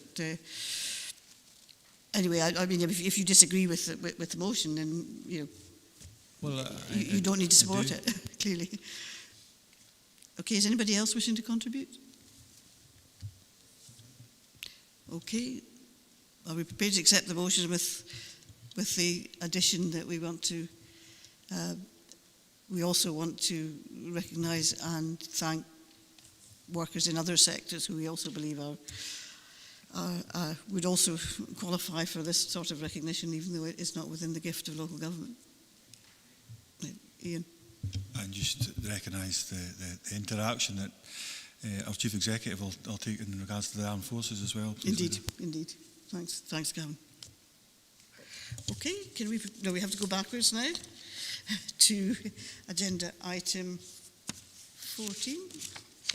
I can find it, my machine switched off. Yes, which is the committee reports and associated arrangement. This report is for members to consider the outcome of work undertaken and the way ahead in relation to our committee reports and associated arrangements.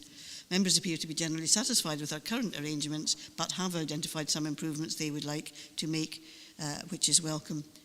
Claire Rogerson is here to assist members with any questions, so can I invite questions from members on this? Councillor Carruthers. Thank you, Leader. Good report. Table 3, page 305. Just the last point, it's box 3 in that. It's the first, it's point A. So I think in regards to the information we got back from members in particular, it was interesting to read both members and officers' responses. You get an understanding of the frustrations from all angles. But so just in clear timelines, so if there was a committee on, say, I don't know, the Thursday, whatever it may be, when will we actually get them? Because it's saying 2 clear Mondays before is what it's saying for consideration of groups. I think that's important. We do that. There wasn't that level of acceptance from members. I don't think they weren't pushing that. It's a 2-week timeline, but that probably leads more to a week and a half lead up rather than the 3-day or 7 days as we currently have. Okay, Claire, can you clarify that? Yes, well, thank you, Councillor Carruthers. The example you give them with a committee on a Thursday, at the moment the papers are issued 8 days in advance of the committee, so they were issued on the Wednesday the previous week. This is proposing that the papers are issued earlier so that they would allow consideration by the political groups on the, as it says, the 2 clear Mondays, so you're looking at the end of the previous week, the Thursday or the Friday. Excellent, Leader. Thank you for that. Yeah, thanks for that. Thanks for that, Claire. Councillor Stitt. Just to follow up, I think this is a good report, as what Ian said, and I think we have felt in the last 2 audit and risk meetings we've had a meeting following pension subs, and we've actually had the last meeting we had an audit and risk with the defer a lot of items to our next meeting in February. So I think this is a good idea. Thank you.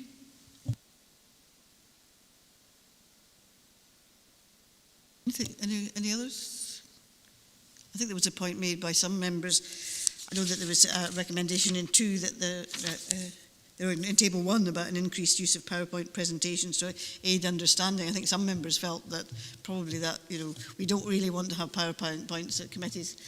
The committees often go on long enough without having PowerPoint presentations as well. So really PowerPoint presentations are probably more appropriate for briefings and seminars than they are for committee meetings. But there might be an occasion when they might be required, but not as a routine addition to our business.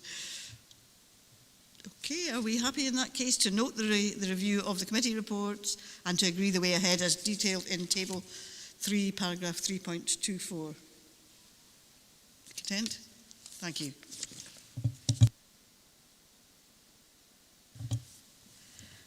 Item 15, elected member champions. This report sets out the current arrangements for elected member champions and a recommendation from the Review of Standing Orders Subcommittee for a generic remit for the role. Our existing champions have been involved in this development and are happy with the proposals in the report. Liz Manson is on Teams to assist members with any questions.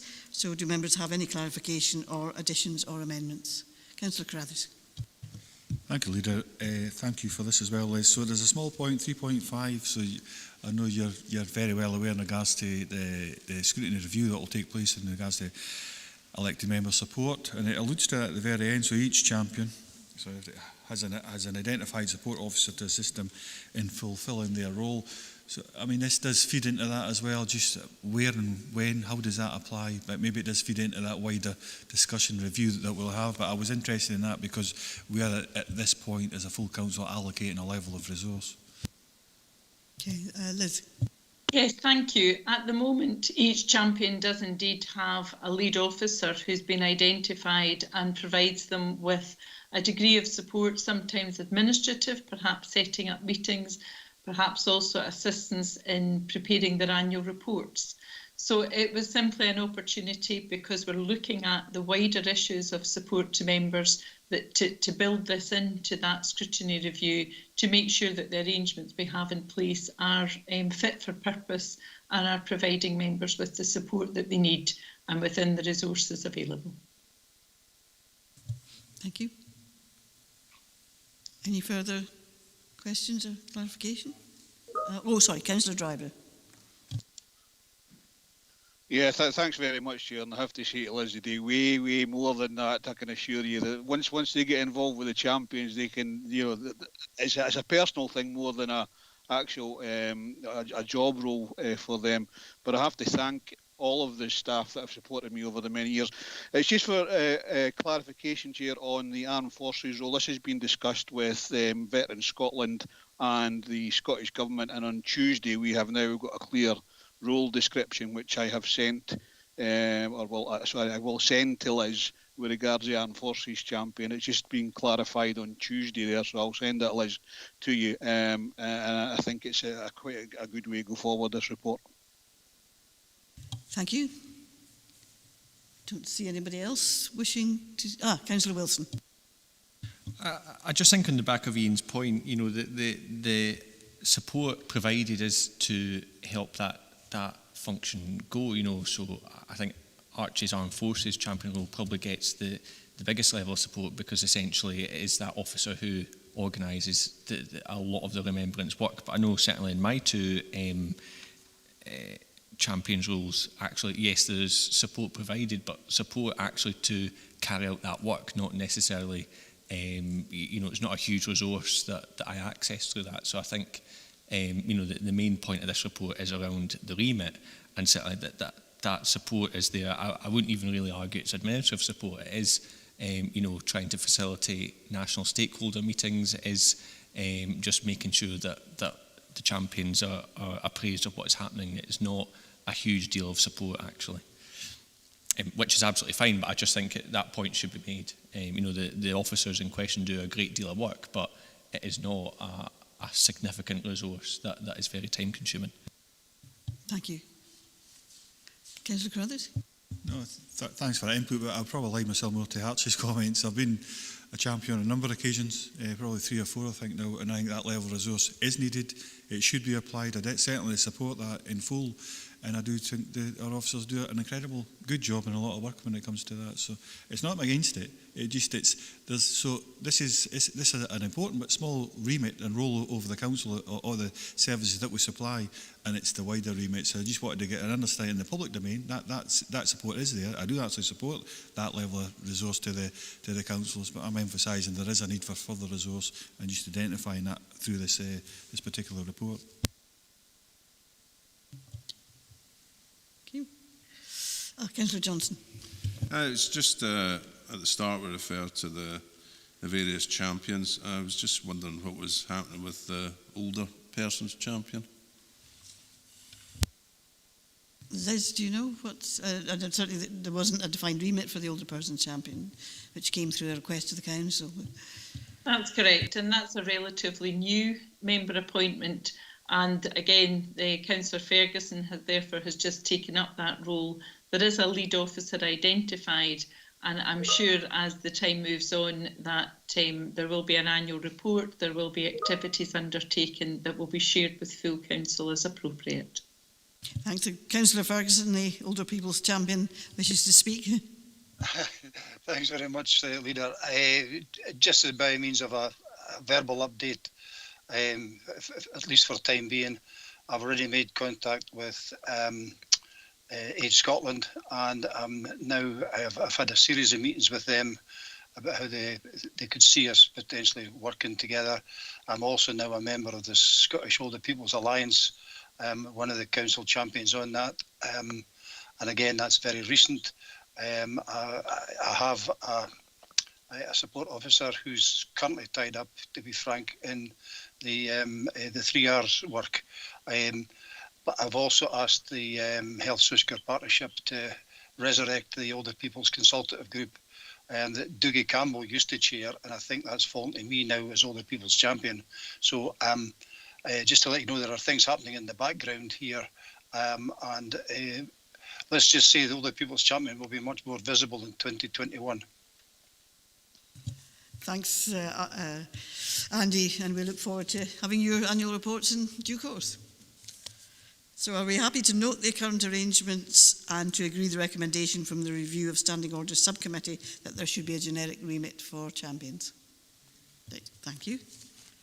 And we'll now go on to item 16, which is a report from one of our champions, our environment champion, Dougie Campbell. This is his first report since his appointment last year, and it sets out significant activity during a short time that we are asked to consider. So, Councillor Dougie Campbell, could you introduce your annual report, please? Thank you, Leader, and no pressure in terms of coming immediately after the criteria for champions been set out in the last report. It's been a year and a half or so since the Council declared a climate emergency. And for me at times it's been frustrating in terms of pace. However, at the point that I felt we were really starting to make inroads, the pandemic struck, and that had an implication for my ability to go out and speak to people, communities, activists, organisations, stakeholders, etc. And also impacted on the cross-party working group because our meetings stopped, as did all other subcommittees and committees. But during that time, I met regularly with the climate emergency team, Sarah Farrell and Simon Fieldhouse, because I felt it was really important that we kept momentum.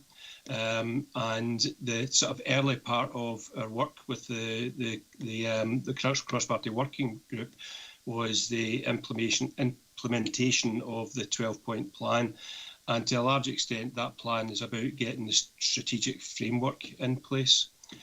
So the cross-party working group meetings have resumed, and there have been a number of really significant developments which strictly speaking, fall out with my reporting period in terms of the financial year.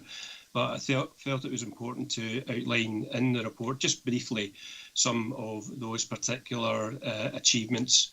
The strategic priority is a significant step forward because it now embeds the response to the climate emergency in our Council's strategic priorities alongside all the other important priorities. And we also produced the baseline emissions inventory last month, and that again is very important because it gives us our starting point and it provides the basis for us to start to have detailed conversations with our strategic partners in terms of what we can do together to create a carbon neutral region by 2025. The strategic action plan will be going to Economy and Resources Committee at the end of next month. But for me, that's the point at which the real work begins. I made reference in my report to the work of the officer working group, which is operated sort of in tandem with the cross-party working group. And I found it really encouraging, the commitment and enthusiasm that they have had towards dealing with climate change. But I think the important thing about the strategic action plan is this is about the whole council. This isn't about individual departments or areas having sole responsibility. And what will require is a great deal of enthusiasm and commitment right across the council for various departments to start to look at detail what they can actually do to reduce carbon emissions. So that, I think, is going to be us on the starting block, as I would say, in terms of actually doing things on the ground across a whole range of areas. Couple of sort of thanks. Just like to make a special mention of Sheila Mohan. Sheila was a great help to me in the early days after the climate emergency declaration and the support in setting up the cross-party working group. So I just wanted to make note of that. And also a note of thanks to Sarah and to Simon. They probably get pretty fed up seeing me in pretty much a fortnightly basis. But they've worked incredibly hard, and the skills, knowledge, experience, expertise that they have is really encouraging. And also to thank the other members of the cross-party working group. And I've always said this right the way through: cross-party support for this project is vital, and I'm glad that we've got that. Thanks very much, Leader. Thanks, Councillor Campbell. Any questions for Councillor Campbell on his report? We've got, oh yes, Councillor Maitland. Thank you very much. Dougie, you'll be glad to hear I'm not going to interrogate you on a word-for-word, line-for-line question on your report. Thank you for it. It's the usual thing. It's what can we do to really help you and everybody along faster? The independent group asked Sarah to come and speak to them quite recently, and we were talking about resource, and I don't know whether you would support this or not, but we did ask about admin help. One person, along with Simon, really is spread pretty thinly, even though it's a question of trying to get everybody all facing the same way. But we wondered about admin help and about possibly thinking about the fishing somebody out of the redeployment pool. So I don't know whether you've ever actually thought that, or whether that comes into the consideration of what you are thinking as far as championing this particular cause is concerned, and whether you need help from the rest of your fellow members. Thanks, Jane. Two very good questions there. In terms of help for me, what I would ask is for as many elected members as possible to enrol for the carbon literacy training. It really is an excellent training course, and will, I think, for elected members, give them more confidence in terms of scrutinising hopefully the reports on projects that will come winging in the new year, and effectively also be champions in your own ward, because this isn't just on me. I've been really encouraged over the last year and a half, Jane, in terms of the culture within the council. It's actually, for me, it's a joy to see. But we're now getting discussions on climate change coming up in almost every report and every committee, and officers now are anticipating these questions and are preparing for it. And they probably get fed up when it's only me that asks the question. But hopefully, if as many members as possible can take the carbon literacy training, I'll guarantee that you'll enjoy it, and it will certainly give you more skills for the job. In terms of the support, another good question. I've had discussions with Lorna Meehan and with Rob Davison, but it probably won't be for me to say anything further on that. But I recognise that as we progress through this, that there are resource implications. But also, we had a meeting of the cross-party working group on Tuesday, and it was Archie that came up with the idea, which we all agreed was a great idea, is through the Kickstart programme to look at the possibility of bringing a young person in to work with the team, and it would be an excellent development opportunity for a young person. And it shows that we're practicing what we're preaching, and we're looking at the sort of the future of our young workforce. Thank you. I've got Councillor Drysdale, Councillor Carruthers and Councillor Dryborough. So Councillor Drysdale. Thank you very much, Leader.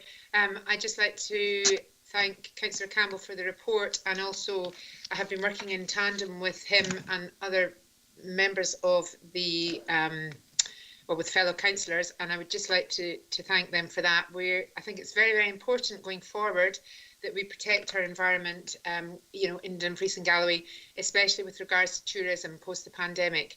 It is going to be crucial for us going forward to do this, and I'm not asking for your viewpoints on this at the moment, Councillor Campbell, but I think it's very important as a council, and I'm very hopeful that we can come together to really push that we get national park status. That is the one thing that will protect us and help and grow and develop jobs and tourism in Dumfries and Galloway, and hopefully avoid us having 118 pylons spreading across my ward, or our ward. Thank you very much, Councillor Campbell. Thank you, Leader. Thank you. Councillor Carruthers. Thank you, Leader. And thanks. I'd like to thank Councillor Campbell as well for his work and dedication. Doug, I just wondered, have you considered, this is a bit of an ask really, so I would reciprocate. If you do this wee action for me, I'd certainly quite keen to feedback and get involved in this conversation going into the new year. It's been brought up in regards to the Local Development Plan 2, as we currently have it, its status and the 2025 target. So I just said, have you had a chance to have a look at that, how we could potentially amend in the short term, particular policies that are in there that would help us achieve that 2025 target as a region?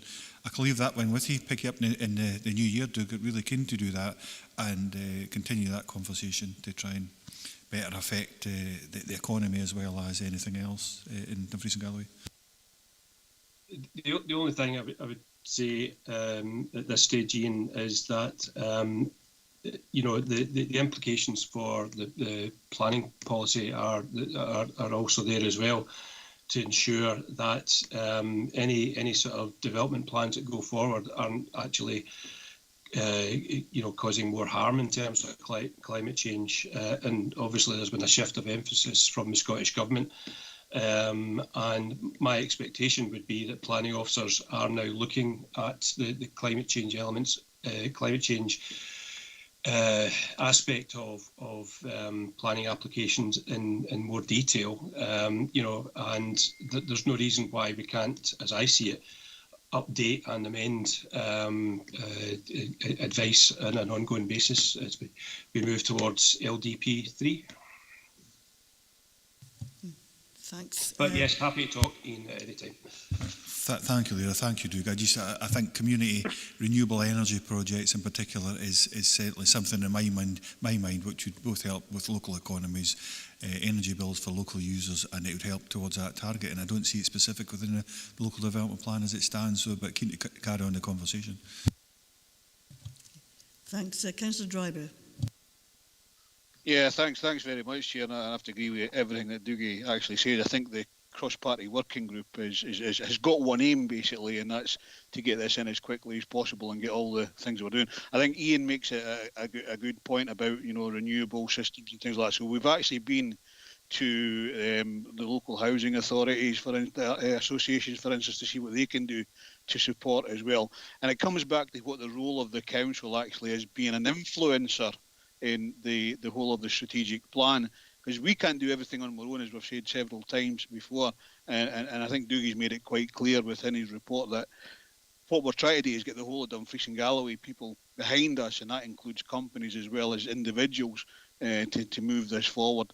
I think it is an exciting time to move forward, because there are obviously the green energy agenda moving forward. There's also, the borderlands, the South of Scotland enterprise, where green jobs are going to be high on the priorities for each of these things.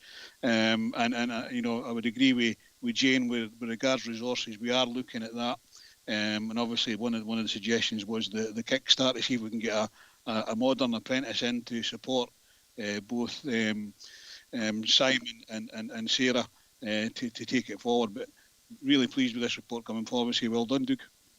Thanks, Archie. Thanks. Councillor James. Thank you, Leader.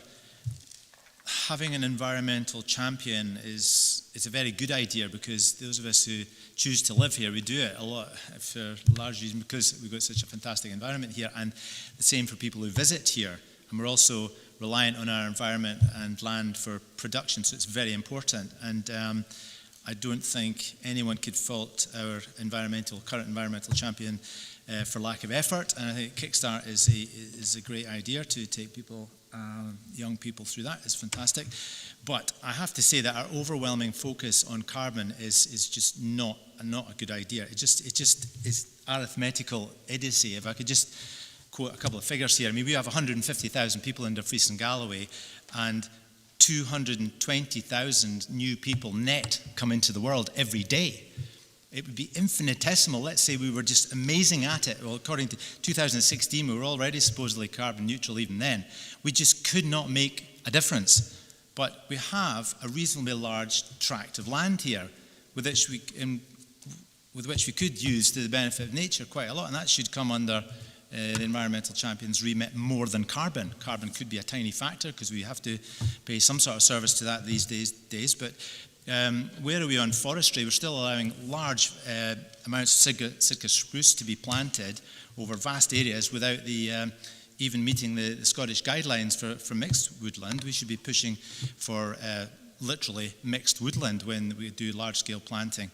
And farmers, we could do a lot more to support them to grow branding here, that we could make it more lucrative for them to farm extensively, because at the moment they're pushed into intensive farming, and that is hugely detrimental to nature and our interests for loving the place we live in and for tourists to visit. But we're pushing it that way. We're not helping with it by this focus on carbon. And let's say we actually wanted to do something on carbon which would actually make a difference. We'd go for quite a grand scheme. Again, using our geography, we could push, as they're doing in Morecambe, to make it a causeway. And our causeway could go, for example, from Southerness to Silloth, maybe. And that would have very good benefits for us. We'd be connected to somewhere we want to go instead of building motorways and tunnels to Northern Ireland to let more trucks through. It would connect two great tourism areas, stop erosion and flooding in the Inner Solway.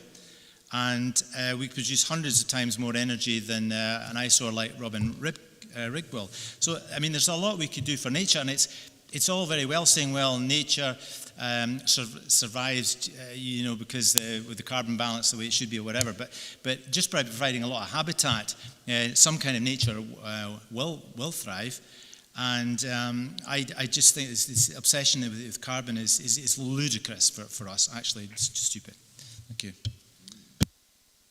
Thanks for that, Councillor James, and it's nice to see you here so late in the day, so thank you for that. The science is overwhelming, David. Tens upon tens of thousands of scientists tell us that there is a climate emergency, there's a climate crisis, but you're entitled to your views.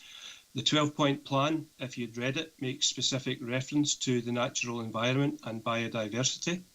So, for example, I spoke at the Planning Committee recently in relation to an application to extend licensing for peat extraction, and that was fundamentally based on the impact on biodiversity and ecosystems. In terms of forestry, I've been actively working with local community groups, one being, for example, in Galloway, where I supported a group that were campaigning for a reduction in Sitka spruce, and we were successful in doing that, having more broadleafs planted on that site, plus making it into a community resource. And I am now working with them to support them in lobbying the Scottish Government in relation to forestry planting strategy. We have our own forestry and woodland strategy within the council, which is due for review next year, and that will be a very important aspect of our work going forward.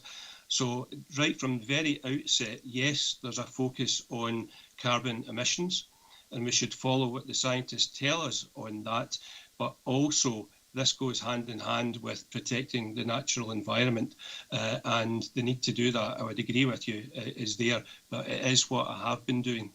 So thank you very much. Thank you. Councillor Fairbairn. Thank you, Leader. Thank you, Dougie, for all your hard work and for this detailed report. It's an easy ask, really, Dougie. It's the carbon literacy training. How is that going to come to members, and when, and how can we access it? If you just give your Ivor's there, isn't he? So Ivor's on the cross-party working group. So we're each sort of just collecting names. There's obviously a cost associated with this training, and you know, the more councillors that we get through the training, I think the better equipped we will be as elected members. But that also applies, that training also applies to council officers as well. And what I think we'll need to look at is how do we take training and guidance on climate change down through all levels within the council. And Sarah Farrell is looking at that at the moment in terms of the possibility of sort of developing toolkits or doing sessions, you know, in terms of working with smaller groups of staff. But it's a very important element of it.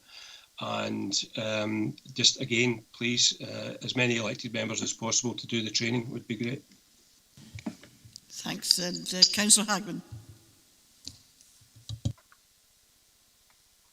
Thank you, Leader, for that, and thank you, Dougie, for the report before us today.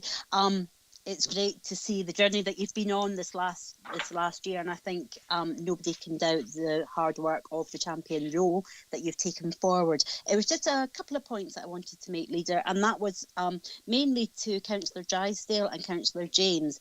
And hear that they are concerned about tourism and the effects of some of the wind farms that are appearing within Dumfries and Galloway. And certainly as a member of the UNESCO Biosphere Board, appointed via the council, we actually have a renewables policy, because within the core of the biosphere there has been applications for large-scale wind farms. Now, the UNESCO Biosphere is all about how we work with communities, but also people. So rather than looking at purely at a national park basis, where we're looking at landscape, there's a key element of this of communities, jobs, the economy. So it's balancing that act. So certainly what I would advise members to do if they're not familiar with the UNESCO Biosphere, to get in touch. I can point them to the policies, I can email them to members if they like, but we are certainly successfully taking that forward. And we're also working with Scottish Government and the South of Scotland Agency, who have in fact funded for the next 5 years 1.9 million to the UNESCO Biosphere. So I hear their concerns, but there's actually lots of work being done locally in regards to that, and both their council areas actually are covered within the biosphere. Thank you. Thanks. I don't see any further comments, so we're being asked to note Councillor Dougie Campbell's report, and thank him for his hard work. I look forward to our carbon literacy training next year, which I am already signed up for and looking forward to. Thank you. Can we move on to item 17, which is the Children's Services Plan? This is the third and final joint annual report on the Dumfries and Galloway Children's Services Plan 2017 to 20. Members will recall that we agreed the new plan at our meeting in June. It presents good progress on a range of issues impacting on the lives of children and young people in our region, and the joint work between two statutory partners of our council and NHS Dumfries and Galloway. The report has actually been to the Community Planning Partnership Board already, and I think social work, but Gillian Bryson is on Teams to assist members with any questions. Any questions on the Children's Services Plan? Councillor Hislop. Chair, it's with regard to the appendix and some of the short and long-term trends. There's 2 or 3 short trends that are going down, getting worse. Can we just keep an eye on those, because we don't want the short-term trend to then move over to the other side of the page and become a long-term trend of downward movement. And sometimes we can, if we can nip that in the bud early enough, we can turn it around quicker. So just to highlight some of these, that make sure that we don't have bad ones in the right hand side of the report, and we just nip them in the bud early. Thanks, Gillian. Thank you very much, Chair. Good afternoon, members. Yeah, absolutely, and I think that's part of the quarterly reporting that we do and the bi-monthly reporting to the Children's Services Executive Group. There's a couple in there that I know Lillian and I, particularly with regard to looked after children, attendance at school, that is one which we are keeping a close eye on. It may only be 1 or 2 children because they're quite small numbers, quite high percentages, but certainly we will keep a close eye on these, because we know how quickly these can turn, and we'll make sure that we keep it under review. Thank you. Any other questions from anyone? Or are we content to note the report? Thank you, members. Can I just check that we are still quorate? Because we do have a decision to make on the next item.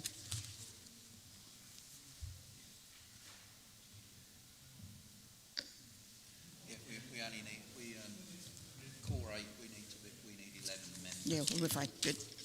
Okay, so if we can move to the last item, which is what was item 18 on our agenda, the UK parliamentary elections and the review of polling districts and polling places. This is presented to us today to approve the final schedule of polling places following a consultation, and Mary Copeland is available on Teams to assist members with any questions. We have a change in the proposal from the administration. We wish to agree stage 1 only today, and we would like a further report to be brought back to the stage 2 proposals. We felt there was insufficient evidence for those more radical proposals in this report, and we propose that the recommendations 2 and 3 are changed to read: 2, agree that the polling districts and polling places proposed at stage 1 in the Appendix 2 are used for the 2021 Scottish Parliament elections, and 3, agree that a further paper on the stage 2 proposals in Appendix 2 be brought to full council after further consideration and consultation. And can I ask members whether they have any questions or alternative proposals? Thank you.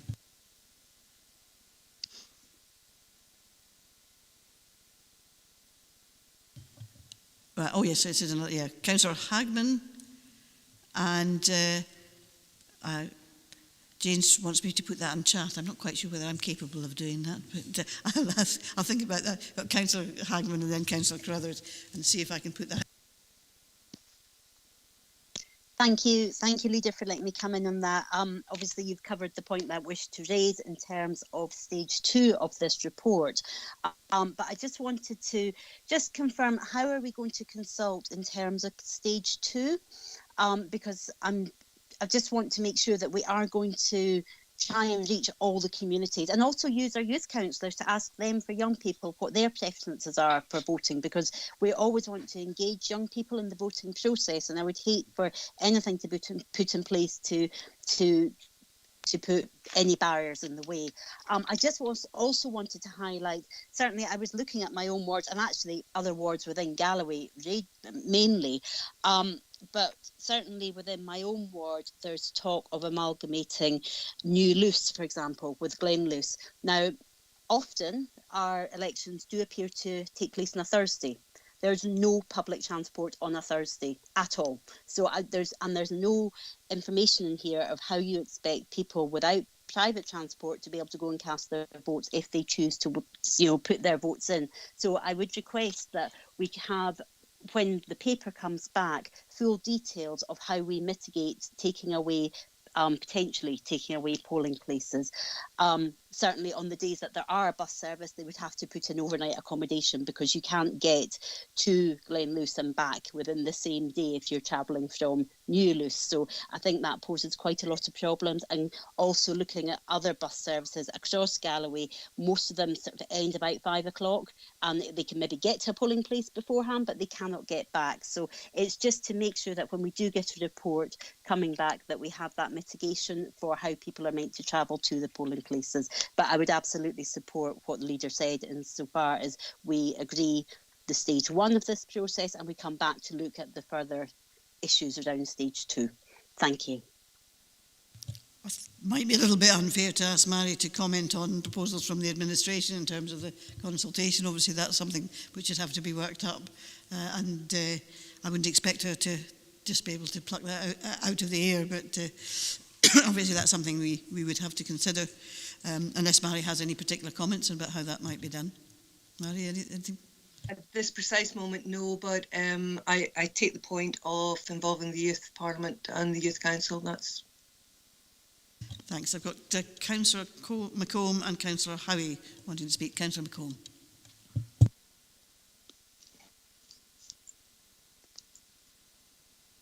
Thank you, Leader.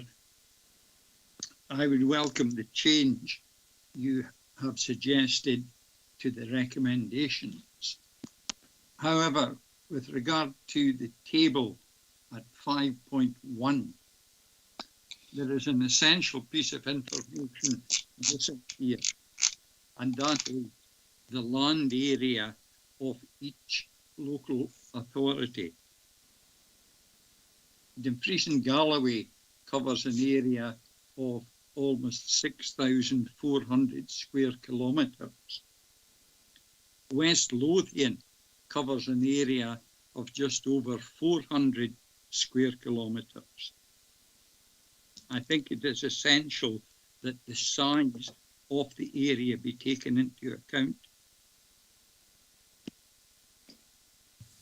Thank you. I think it's also the accessibility as well has to be taken into account. Yeah, the quality of the bus service, which Councillor Hagman recently referred to, and also the distances people have to travel.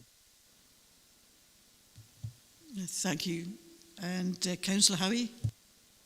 Thank you, Leader. More just an observation. As we heard earlier today, we as an area are very resentful when we believe we're being overlooked by either Westminster or Holyrood. If we go ahead with implementations which takes away the ability of our local communities to vote locally, we are leaving ourselves open to charges of hypocrisy. But that's just an observation to be considered. Thank you. Councillor Maitland. Thank you very much, Leader. I'm just curious about the thought about using New Galloway Town Hall, which, although I think in principle it's a wonderful idea, I'm not totally certain about the accessibility. Has that already been looked at carefully and decided to be suitable? We used that hall at the general election last year, and we do put in any accessibility requirements. We are going around all the polling places at the moment, and that'll be done by the end of January, just to double check for any accessibility issues, particularly in light of any COVID mitigation measures that we have to put in place. So that is being looked at as we go around. Thank you. Thank you. Councillor McKee. Thanks, Chair. It's just the specific one I was wanting to talk to you about is Beeswing and Cargunnion. Would it be possible to do a count at the next election to see what the user groups say, where they go? Beeswing is much more accessible, and I appreciate Cargunnion might be slightly bigger than Beeswing, slightly bigger population. But Beeswing Hall is much more accessible for disabled people and what have you. So I would ask that you do a head count on the number of people that vote at the next election, and hopefully that will help to make a decision. Thank you. Thank you. Councillor James. Yes, Leader, thank you. Yeah, on Councillor McKee's point, it would be quite handy to have next time it comes up the information about how many people actually poll in these stations. I know we could look it up, but I mean, it'd be nice to have it on a page. Thank you. I think also, I mean, if it's after the Scottish elections, we should be able to get figures, or more up-to-date figures, on actually how many people attended at those polling stations, which is not present in the report that we've got at the moment. Councillor Drysdale. Thank you, Leader, for letting me in. Could I just ask, Mary, is it a standard fee? It's probably in a past report, and I've missed this, for every hall, or or is it a different charge across each different area? I'm quite aware that all the halls this year got a £10,000 grant because of COVID, which of course is helpful during these struggling times. But I'm just wondering if there's a way to work that financially just for next year in light of the current circumstances for the elections at the start of the year. Thanks, Mary. The hall fees vary. And it does depend what they charge us. So from memory, for the year general election, it went from £150 for one hall up to £1,200 for another venue. The average comes in round about £400. Could I come back in, Leader? Indeed, yes. Yeah, thank you very much. That's very interesting, Mary. Thank you.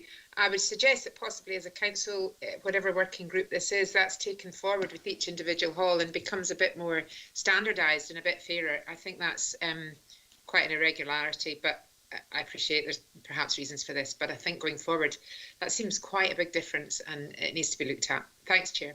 Thanks, Leader.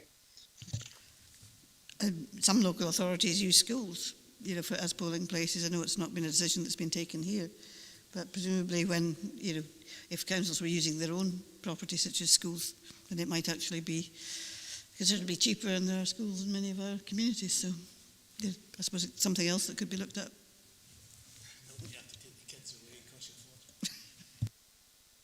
Well, we'd have to weigh up the different costs of doing it. I know that some authorities do that. Any further questions? Councillor Carruthers. Thank you, Leader. I thought you'd missed me there. So we as a Conservative group, we considered this, and we were of very, very similar minded to yourself, as you've actually proposed. So I would certainly support the proposal that you put forward, and look forward to seeing it again sometime in the summer, or maybe even early autumn next year. Chief Executive.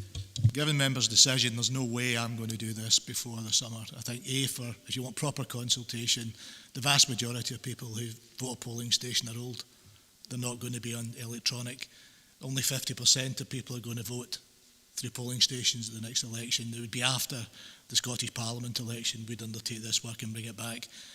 Planning on the assumption we don't have an election before the council election, so I think it would give us time to do the job properly, bring it back for the information so that we're able to load it up for the council election at that time scales if members are willing to do that. Because I think if we're going to consult people, we want to consult with the people that we talk about, that use public transport, aren't computer literate, and we need to ask them what they want.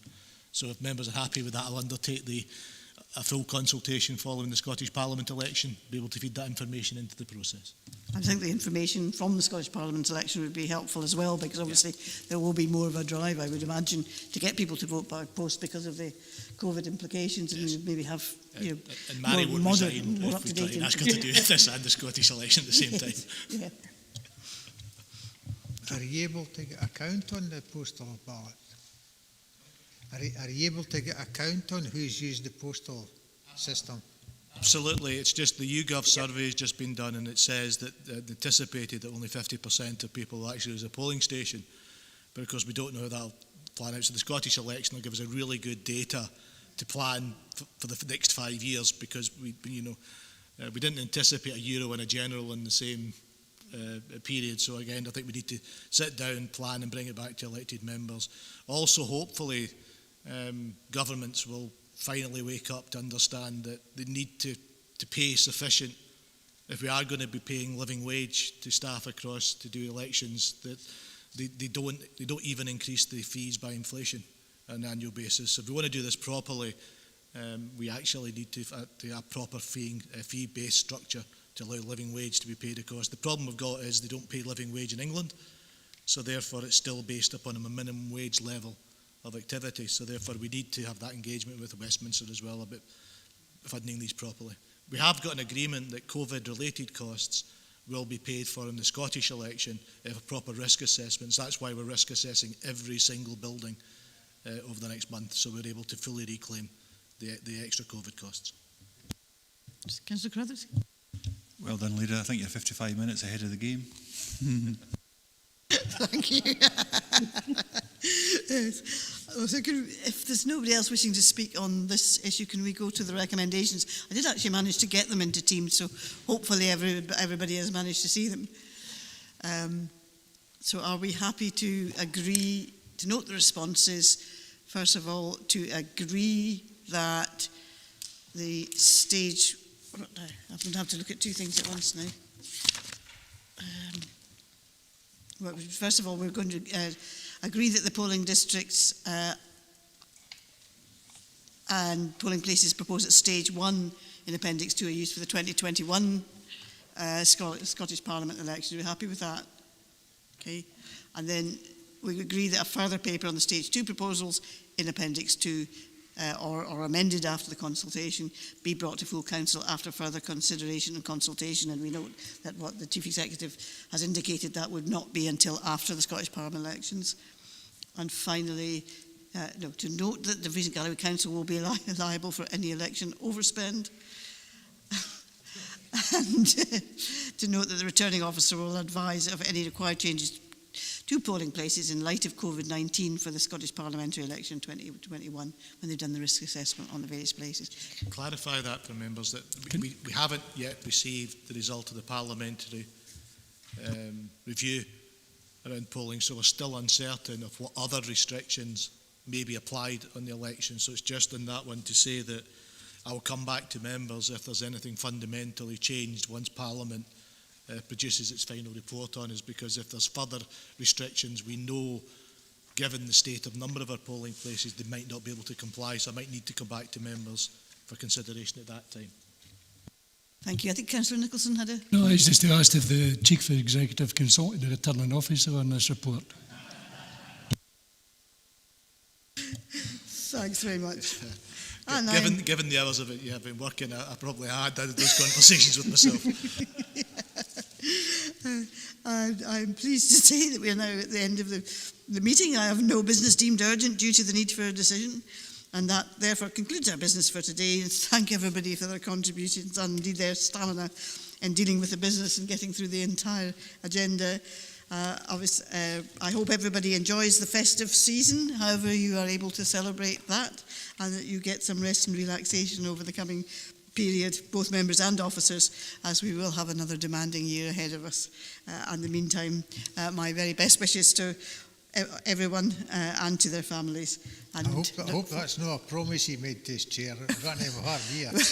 My experience is 2017, we've never had anything other than a demanding year. Thanks for your work today, and I look all forward the best for next year to everybody. Thank look you. forward to working with everybody next year. Thank you.